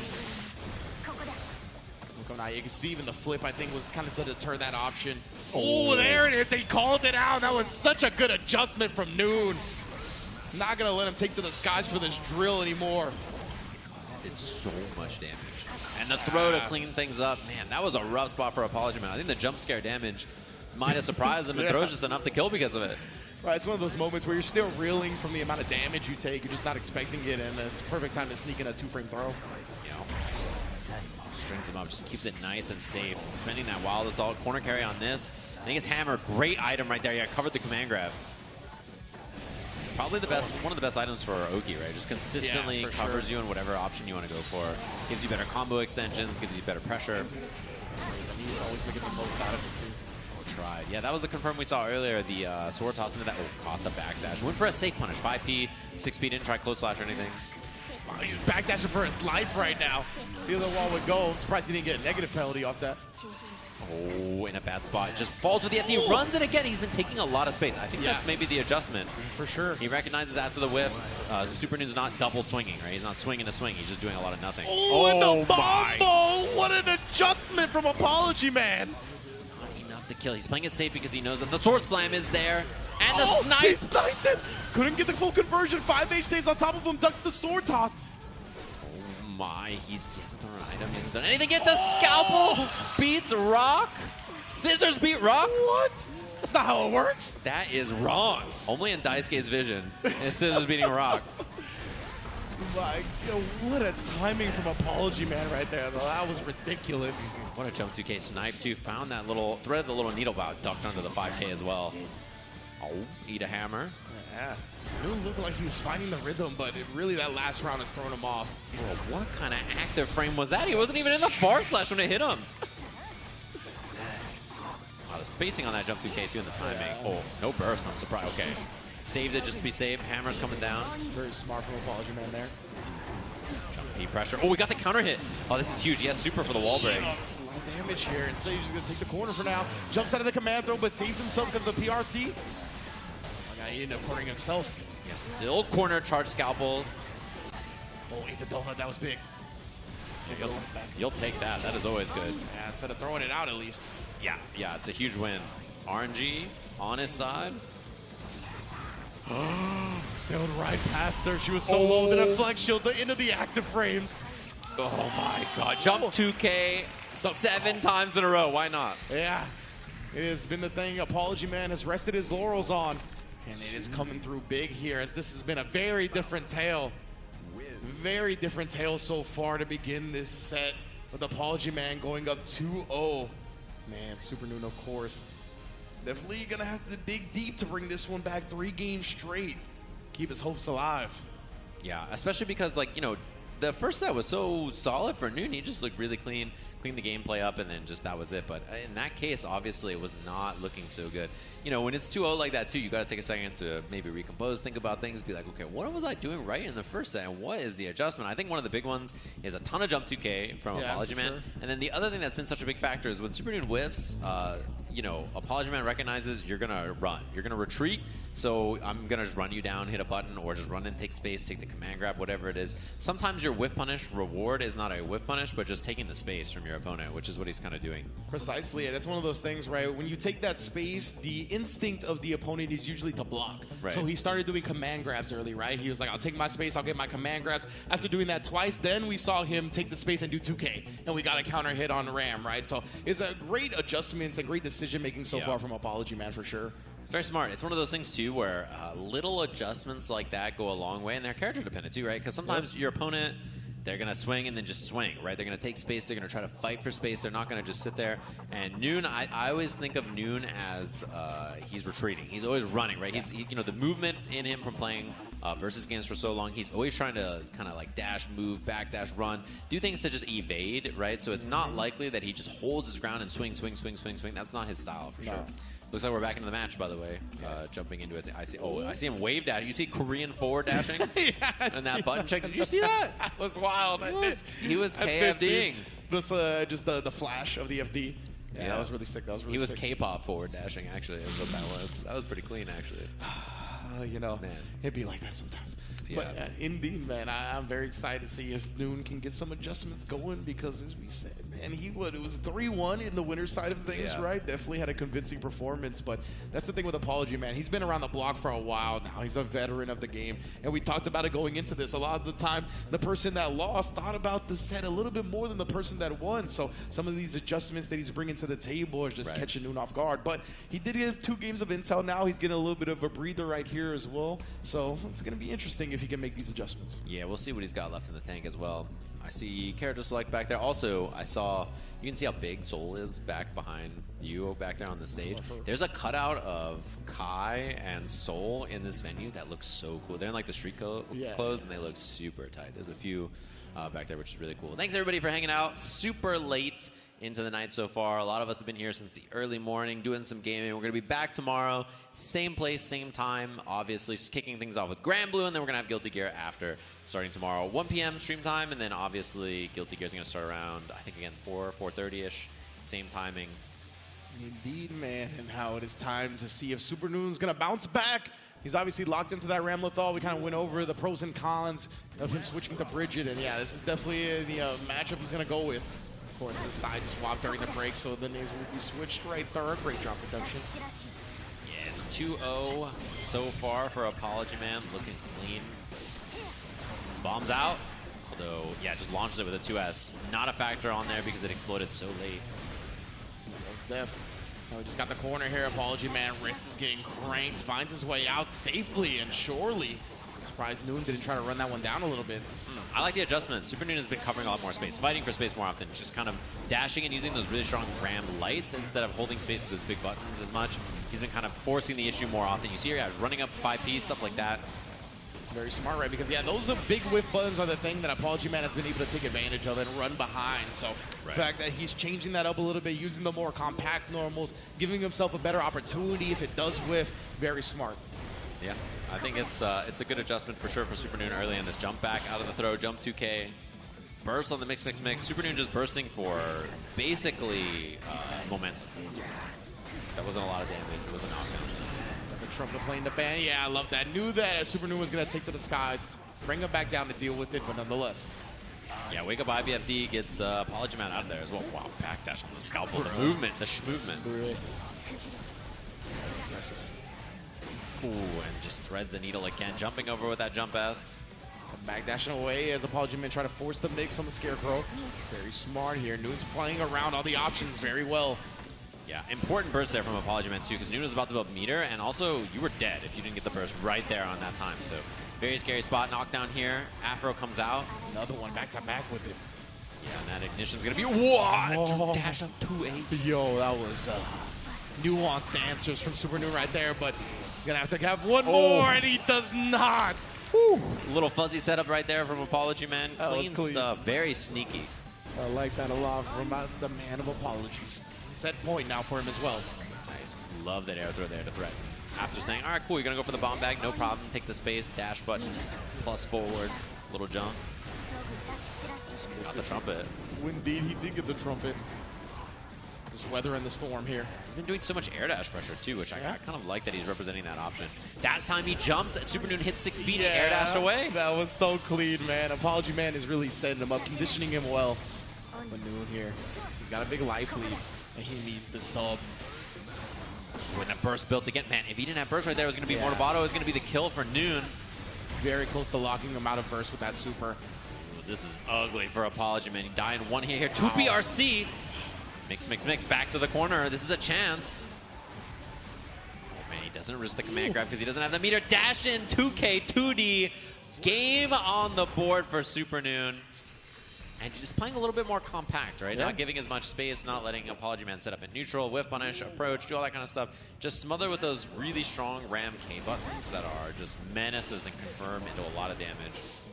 Yeah, great read by yourself and Super Noon at the end there, knowing that Apology Man, I feel like he's not that risky of a player, right? So not having the meter to protect himself from the command grab whiff, very smart. Knew that he would just go with a 2K. And he just runs in, air throws again. I'm curious if next time he represents Full Slash or something else. Oh, deflect shield into getting smoked by 5H. Resources lost, health bar lost. Apology Man, you should be used to push block counters, bro. Yeah. You really should. Like, dude was ready for that one. Wow. No way he dash IP'd the sword slam and then afterward was ready for the dust. These guys are truly cracked. Get the pictures ready for both sides. This is a hard round to win, though, for Apology Man. Ooh, especially with a trade like that. Super PRC, there goes his resources. Wild Assault. Okay, that's a hit. Noon has meter for Wake Up here. Wake Up Super's a threat. And yeah, that's why Apology Man was so safe. He missed the combo. Oh, and the whiff gets punished. No. You're not in Kansas anymore. You're just trying to get out of there on the mix. And Super Noon's the far slash. This is not a yellow brick road, bro. No, that is unfortunate. Hammers out. And Meteor is huge, by the way. Wow, the Meteor was not huge, by the way. It just didn't hit anybody. The pattern was not so great. Like, what do you mean? It's supposed to be a level 9 spell. I know. It's not the Final Fantasy Meteor, that's for sure. Right there. Stuff the scalpel, but immediately the scrambles here. Yeah, that's a big one, too. Bomb. Watch, just got hit meaty. Not dead, but bombs out. Mini Faust there. Surely he'll help. Okay. Man, and Apology Man's got great timing on knocking the bomb away. Like, he knocks it really late, right before it bombs. Yeah, they got the internal clock, man. The Faust players know. And it's so funny. You know, Faust players throw weight and then do jump H, and Ram does that better. She just hits jump S, and she's like, what up?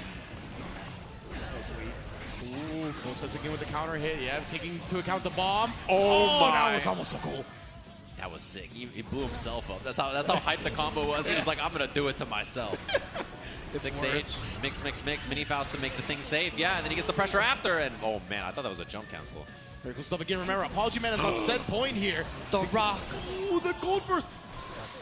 The BRC gets him in the air. He almost converted for the kill, and he does there. Apology Man qualifies for losers finals. Very nicely played. And yeah, he missed 5K. It was Kara. You saw the dash. He was trying to Kara mix, right? Yeah. And he just didn't get that instead. Almost had the drop, but very clean right there from Apology Man to move on after losing that very set earlier, and another set against an Anji up here probably for him, which is pretty wild to think about. I feel like he's fought against Anji 17 times today in this bracket, as Adventure is going to be headed up to the stage, and I would assume playing Anji in this matchup. I mean, he could also play Jacko if he wants, but yeah, we'll have to see. We're going to take a look at the bracket, of course, to get you guys updated on where we are and catch you up in case you've been missing everything so far.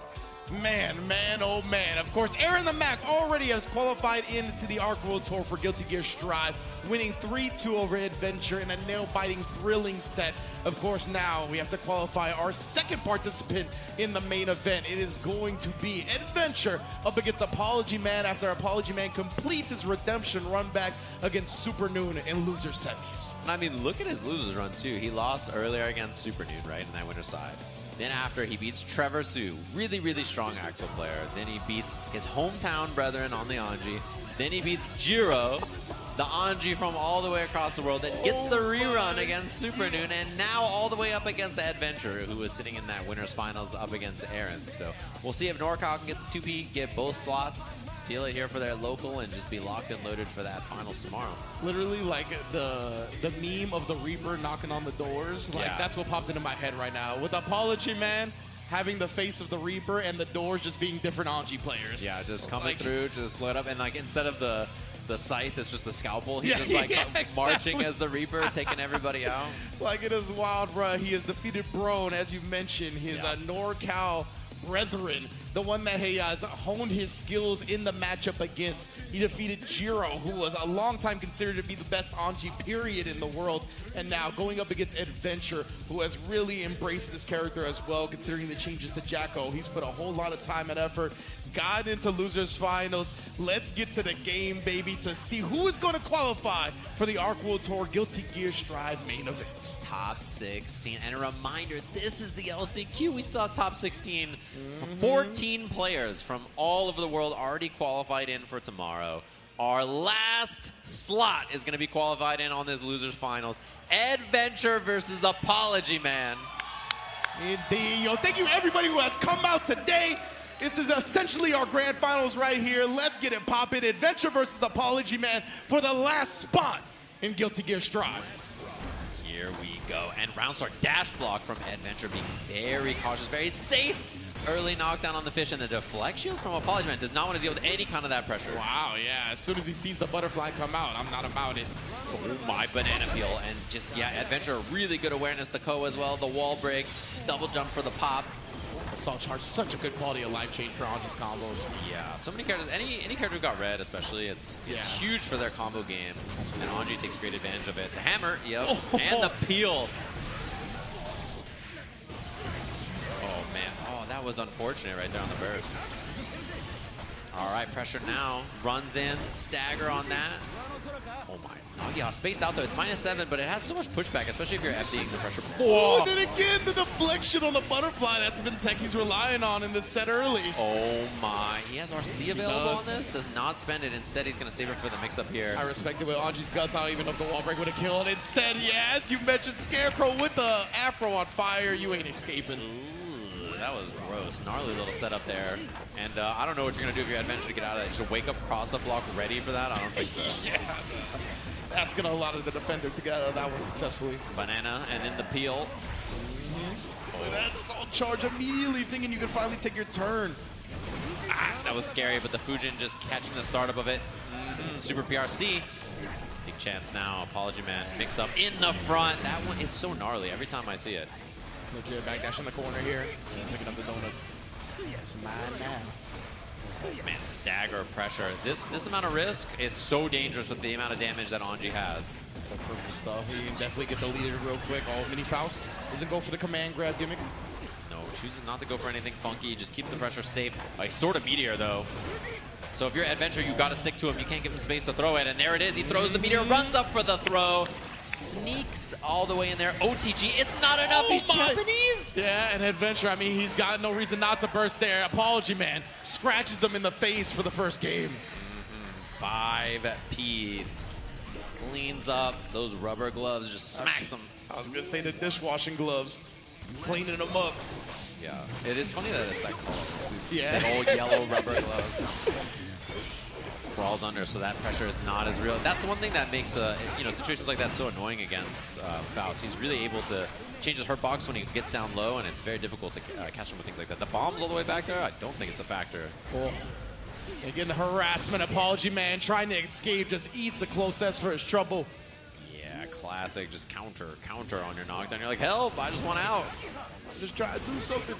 Yeah, or sometimes you're trying to IVFD and then you just get counter hit That's trying to IVFD and you're like, help me. Apology Man did tweet recently that he's become a real Guilty Gear player and just mashes throw now. So. Oh, I like that. You know. Yeah. Oh, speaking of which, again, that's what we saw against Noon, right? He's taking advantage of these whiffs for the dash-up command throw. Mm-hmm. Nice block from Ed. Oh, but he gets hit. Oh, and he got side swap too. Weird spot, but still. Oh, yeah. Trumpet strings him up. Trumpet's going to connect too, so he has the Trumpet here for the end of the combo. Oh, my. Oh, double, triple. Screwed. My goodness. 2 BRC and burst on the table as well. We'll see how he chooses to spend it. He does not. Yeah. Says, I'm good, fan. I respect your game. Yeah, I like it. We can go to the next round, all even ground. Yeah. Seen a lot of 2B round start from Apology Man as well. I think really just understanding that Ed's trying to take some space, stuff those options. It's a really good round start option for Faust as well. It's very, very pesky to deal with. Not a lot of damage, but also sometimes the counterplay kind of bad. Wow, snuck between. What an anti-air 2K out. Yeah, that 2B, he's done a great job having the RC behind it as well, just sniping with the command throw, his backdash. We get a burst to keep the pressure going, but great awareness from Adventure right there, knowing when the string was going to whiff. Yeah, pick up, jump, the mix. Even retreating against that combo there. Hammer covers the option, and the tap dust. He gets grounded combo here into the splat, into the item, eats. Yep, that's the really nice thing about routing that way is that you get to eat an item at the end. That's so good, man. Having the bomb on deck. Obviously, he can throw some other items as well if he wants to keep testing his RNG. Does get clipped right there, though, and keeps just pestering him low until Apology Man finally cracks. Adventure tying up the set early. Yeah, one apiece.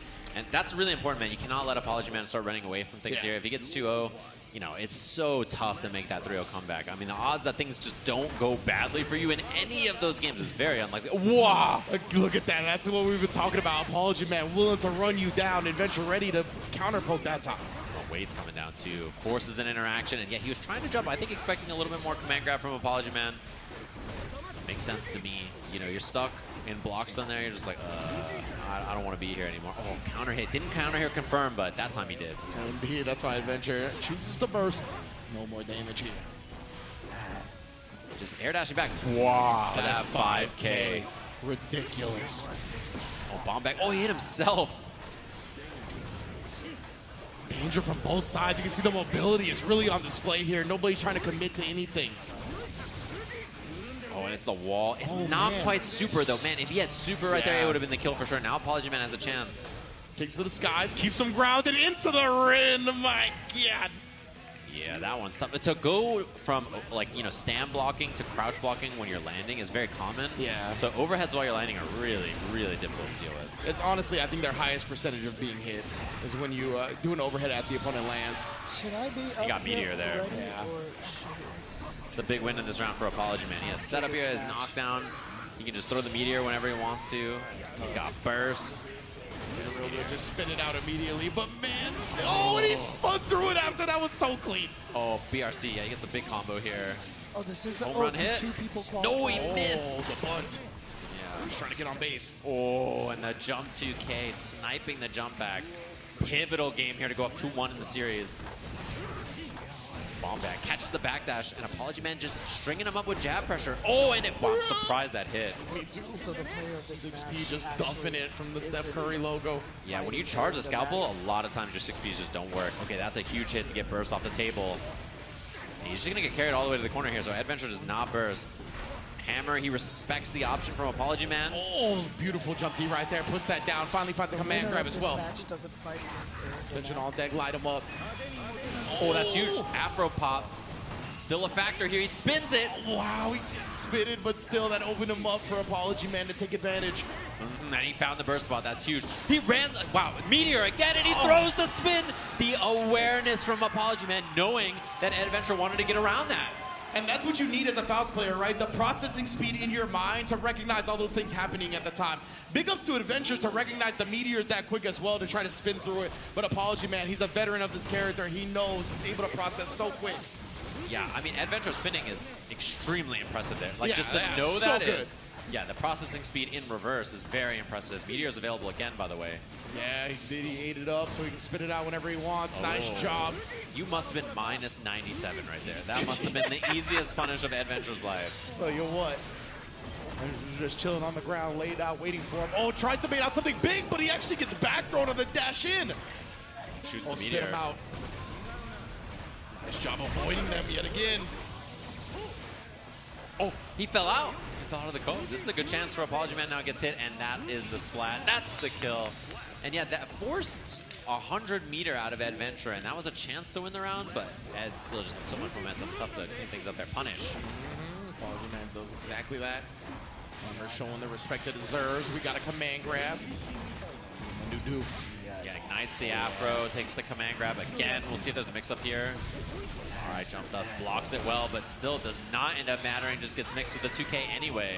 Yeah, just locking him down here. Adventure, he hasn't really chosen to spin the burst yet. It gets the throw. It looked like the spin startup again. Yeah, he was spinning. And now pushing him into the mini Faust. Command grab again. It's like 3 big ones in that round. Obviously no burst. Set point now to qualify for ARC World Tour Finals tomorrow for Apology Man. Man, this is wild, bruh. NorCal is heavily in the building right now. Gets the throw on Adventure to start the set. Mix up in the front. Double jump P that time does not go for the command grab. Makes up. Wild Assault catches him off guard. They try to get him again, but Adventure, you can see the fear. He double jumped out, didn't even take the opportunity to punish. Oh, he counter hits him. No burst from Ed. Holding onto it while he tried to chase that back dash. Counter hit startup on the spin. Bomb and hammer. And Mini Faust. The bomb is there, Mini Faust is there, spins through it, gets the jump D punish. Now Adventure, he still's got burst. He's trying to chase him all the way down. He goes the spin as well. No meter to kill. We still got a match going. Oh, but he baits the gold burst. Apology Man qualifies for ARC World Tour Guilty Gear Strive. Man, Apology Man with the run of his life. As you mentioned, in the middle of having a full-time job as well, this man has been grinding this game. Obviously a huge fan favorite. People like to hate on him, but that's only because they love him that much more. NorCal's finest, back-to-back qualifying for tomorrow. That's sick. Very impressive stuff. Aaron and Apology Man, and they had Broen in the top 8 as well, which is very impressive. And of course, they already have Tene in the building for tomorrow. They brought their local to Los Angeles, and they said, we're trying to make our local the whole group stage, baby.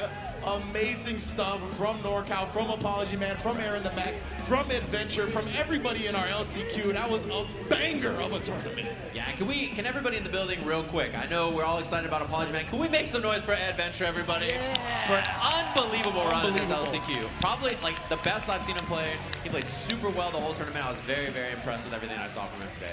Honestly, one of the things I love about Apology Man, he wears his heart on his sleeve. Right. Absolutely. And you know, he is one of those players, we've seen the highs and lows for him, and just to see that smile on that stage right there, awesome stuff, awesome stuff. Bad things happen to him, man. He's just one of those players where like he clutches defeat from the jaws of victory. Yeah. You know what I mean? Like he's just like, you're supposed to win and things are going well, and then all of a sudden just some bad situation happens and things just don't work out. So I'm really happy to see him tomorrow. He's an awesome player. I think he's a world-class player anyway. Absolutely. So to be in the top 16 makes a lot of sense. And seeing that reversal of fortune, as you mentioned, being able to clutch it out like that was so sick. And you know, somebody like Noon, who's his rival, who's his friend, definitely wants to see him go far, especially after defeating him. Lots of love being shown in this community, obviously. Yeah, give it up for Adventure. Heartbreaking loss, right? Obviously, it was in winners finals. Definitely was looking to qualify all the way through. But a performance of a lifetime, bro. Like, really, really incredible play so far. Yes. So, for those of you wondering what the plan is tomorrow, so obviously Aaron and Apology Man qualified. There are 2 LCQ slots, and that's what this box is for. So we're going to be drawing right now to determine which group that they end up in. We do have a graphic that shows all the groups for tomorrow. And on there, there's LCQ1 and LCQ2, and we're going to draw which one is which from this box to see which group that they're going to be playing in for tomorrow. So I believe we're going to be drawing for Group C, if I'm not mistaken, or Group 3, however you want to put it. And then Groups 3 and 4 are the ones that actually have the LCQ winners in them, if I'm not mistaken. Right. So, who wants to do the honors? Games? You know what? I came up here. Here we go. That's it's going to be a draw. All right, let's do this. Let's do this. We've had enough of this. Yeah, so me and him have messed up enough brackets that we don't want to. I know, right? I mean, but I feel like throwing this at someone so I could be like Oscar, right? No, don't throw. No cube. Like Cube Vision Productions is tomorrow, all right? All right, here we do. We're doing this. So this is going to be which one Aaron DeMac is in. Aaron DeMac is going to be in group. You gotta crack it open. Yeah, you gotta open it up. Okay. Yeah, we did this on the show, yeah. All right, there we go. Like, there where's we the go. thing? Beautiful token right here, and drum roll. He's going to be LCQ2 16 here. Okay, LCQ2 Okay, so it's gonna on be the ground. so it should be Group 4, Group Yep. D, however you want to put it. So Aaron the Mac going to go to that one. So that means Apology Man is in Group C, aka Group 3. And yeah, if we can get the graphic when we can to see who's in the various groups. I know Jonathan Tene's in one of those groups. Group C or Group D. So I want to see who these players are going to have to participate against, because Aaron the Mac are going to be in that last group, and beneath Apology Man going to be in the third group. Yeah, so again, we'll have that updated. They're going to fill in all the names for everybody out there. But that's a big deal, right? And obviously, that's what we're playing for tomorrow. Tomorrow, there's going to be Grand Blue in the afternoon, and then afterwards, we're going to be doing that whole big thing, LCQs, you know, the whole shebang. And then afterwards, it's going to be Strive round robin in our groups. So we're going to have our group stages. Yeah. Group stages are going to finish, and then we're going to be from 16 players down to the top 8 bracket for Saturday. I always want to say Sunday, but it's for Saturday. Yeah. And then Saturday, the morning is Grand Blue Finals, top 8, and then Strive top 8. You know, they're just trying to imitate Elven Shadow and Frosty Faustings and the tournaments on Saturday, right? I mean, there you go. I always like that for sure. But honestly, again, you know, great stuff, and we got a lot of action coming up in the next few days. Right. So, you know, there's going to be a lot more games to come. But more importantly, Grand Blue Fantasy Versus is going to be starting tomorrow. So obviously, one of the latest games to come out for us here in the fighting game community. Yeah, it's new and it's shiny, and a lot of people are playing it, and this is one of the first big events that we're going to be having for the game, obviously. We had qualifiers from all over the world. We had qualifiers in North America, Europe, and Asia, and there's going to be a big culmination of all of them playing, which, to be honest, this game really needs that, because obviously the first game happened right before the pandemic, so we didn't get to see it there, and then this game's come out, and there's been some, you know, obviously we had like EVO last year and stuff. It had the side tournament and everything for the new version. Seems but, to yeah. be a common theme for a lot of these games with this pandemic Yeah. here. But you know what? We actually have the group stages ready, so you can see who is all going to be going up against each other starting tomorrow in the group phases. Here we are. Oh man, and there it is. I heard a primal scream from somebody And in you guys- reaction to these group stages. And you guys are responsible for these groups. No, right? you did Absolutely it. not. You just draw saw the last you. one to touch the box. We just saw you draw, James. All right. Group A is going to be Daru Ino, Leo Umisho, and Nubenheimer. Yeah, gnarly looking group right there. A couple of the players out from Asia in that one as well, and then 2 of NA's finest. Group B, Tempest, who won 2 of the qualifiers for this tournament. Zondo, Gobo, and Churara. Gnarly. Dude. An incredible group, to say the least. And then, of course, Group C is where we see our second qualifier, actually, from the LCQ. We got Leffen, Peppery Splash, Slash, and Apology Man. Incredible Group C. And then, James, take us through the last group. To Group D, Jonathan Tene, and again, always happy to see Varix out from Senegal, and really cool. Tiger Pop, and of course, our first place last chance qualifier, Aaron Damac in Group D. More NorCal action. Tene and him are going to be in the that's same group. right. And the thing is, if it wasn't Aaron, it was going to be Apology Man. Exactly, right? So- Yeah. So, like, it was somebody that Tene plays all the time, but I do think Tene and Aaron the Mac may have played each other more than maybe any other sparring partners in any other fighting game. So, yeah, they are going to be very familiar with each other, obviously hoping to make it out of the bracket. But contending against Varix and Tiger Pop, that's not going to be an easy task And if whatsoever. you're Slash, boy, what a group that you're in. You're going to beat everyone to death in that group C. That is, man, if you're Slash and you could pick 3 matchups and 3 opponents to play in that group C, that's a pretty funny one, I got to say. Oh, man. But Slash, again, thanks for hitting the Cash App, Slash. Yeah, you're no problem, bro. I got you. But I mean, you see this right now. I mean, like, I don't know if you guys at home can tell right now, but this room is still buzzing. Oh, yeah. Everybody is going insane over these results over here. And that was just day 1 of the action here, man. I mean, we've got, again, 2 more amazing days of ARC World Tour.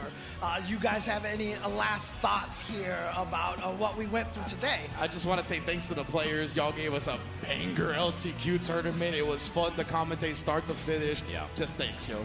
Yeah, the LCQ was super, super dope, and we have more high-level Guilty Gear tomorrow. It's only day 1. Uni is finished, and Grand Blue is going to be kicking off tomorrow, which is going to be really excited. I can't wait to watch that game. I'm a big fan of that game, and I think it's going to be a nail-biter through and through, and then we get that Guilty Gear to close things off. Same schedule as tomorrow, obviously. We start at 1 p.m., we go to 4, and then around 4:30, we kick off Guilty Gear again. So same kind of vibe for tomorrow, in case everybody's wondering. And that's Pacific time, in case you're curious. Yes, exactly. Pacific time here. But again, I just want to thank everybody, not only here at the venue, but everybody at home for tuning in to today's action. And as you mentioned, of course, we are going live again, same time, 1 p.m. Pacific Daylight Time.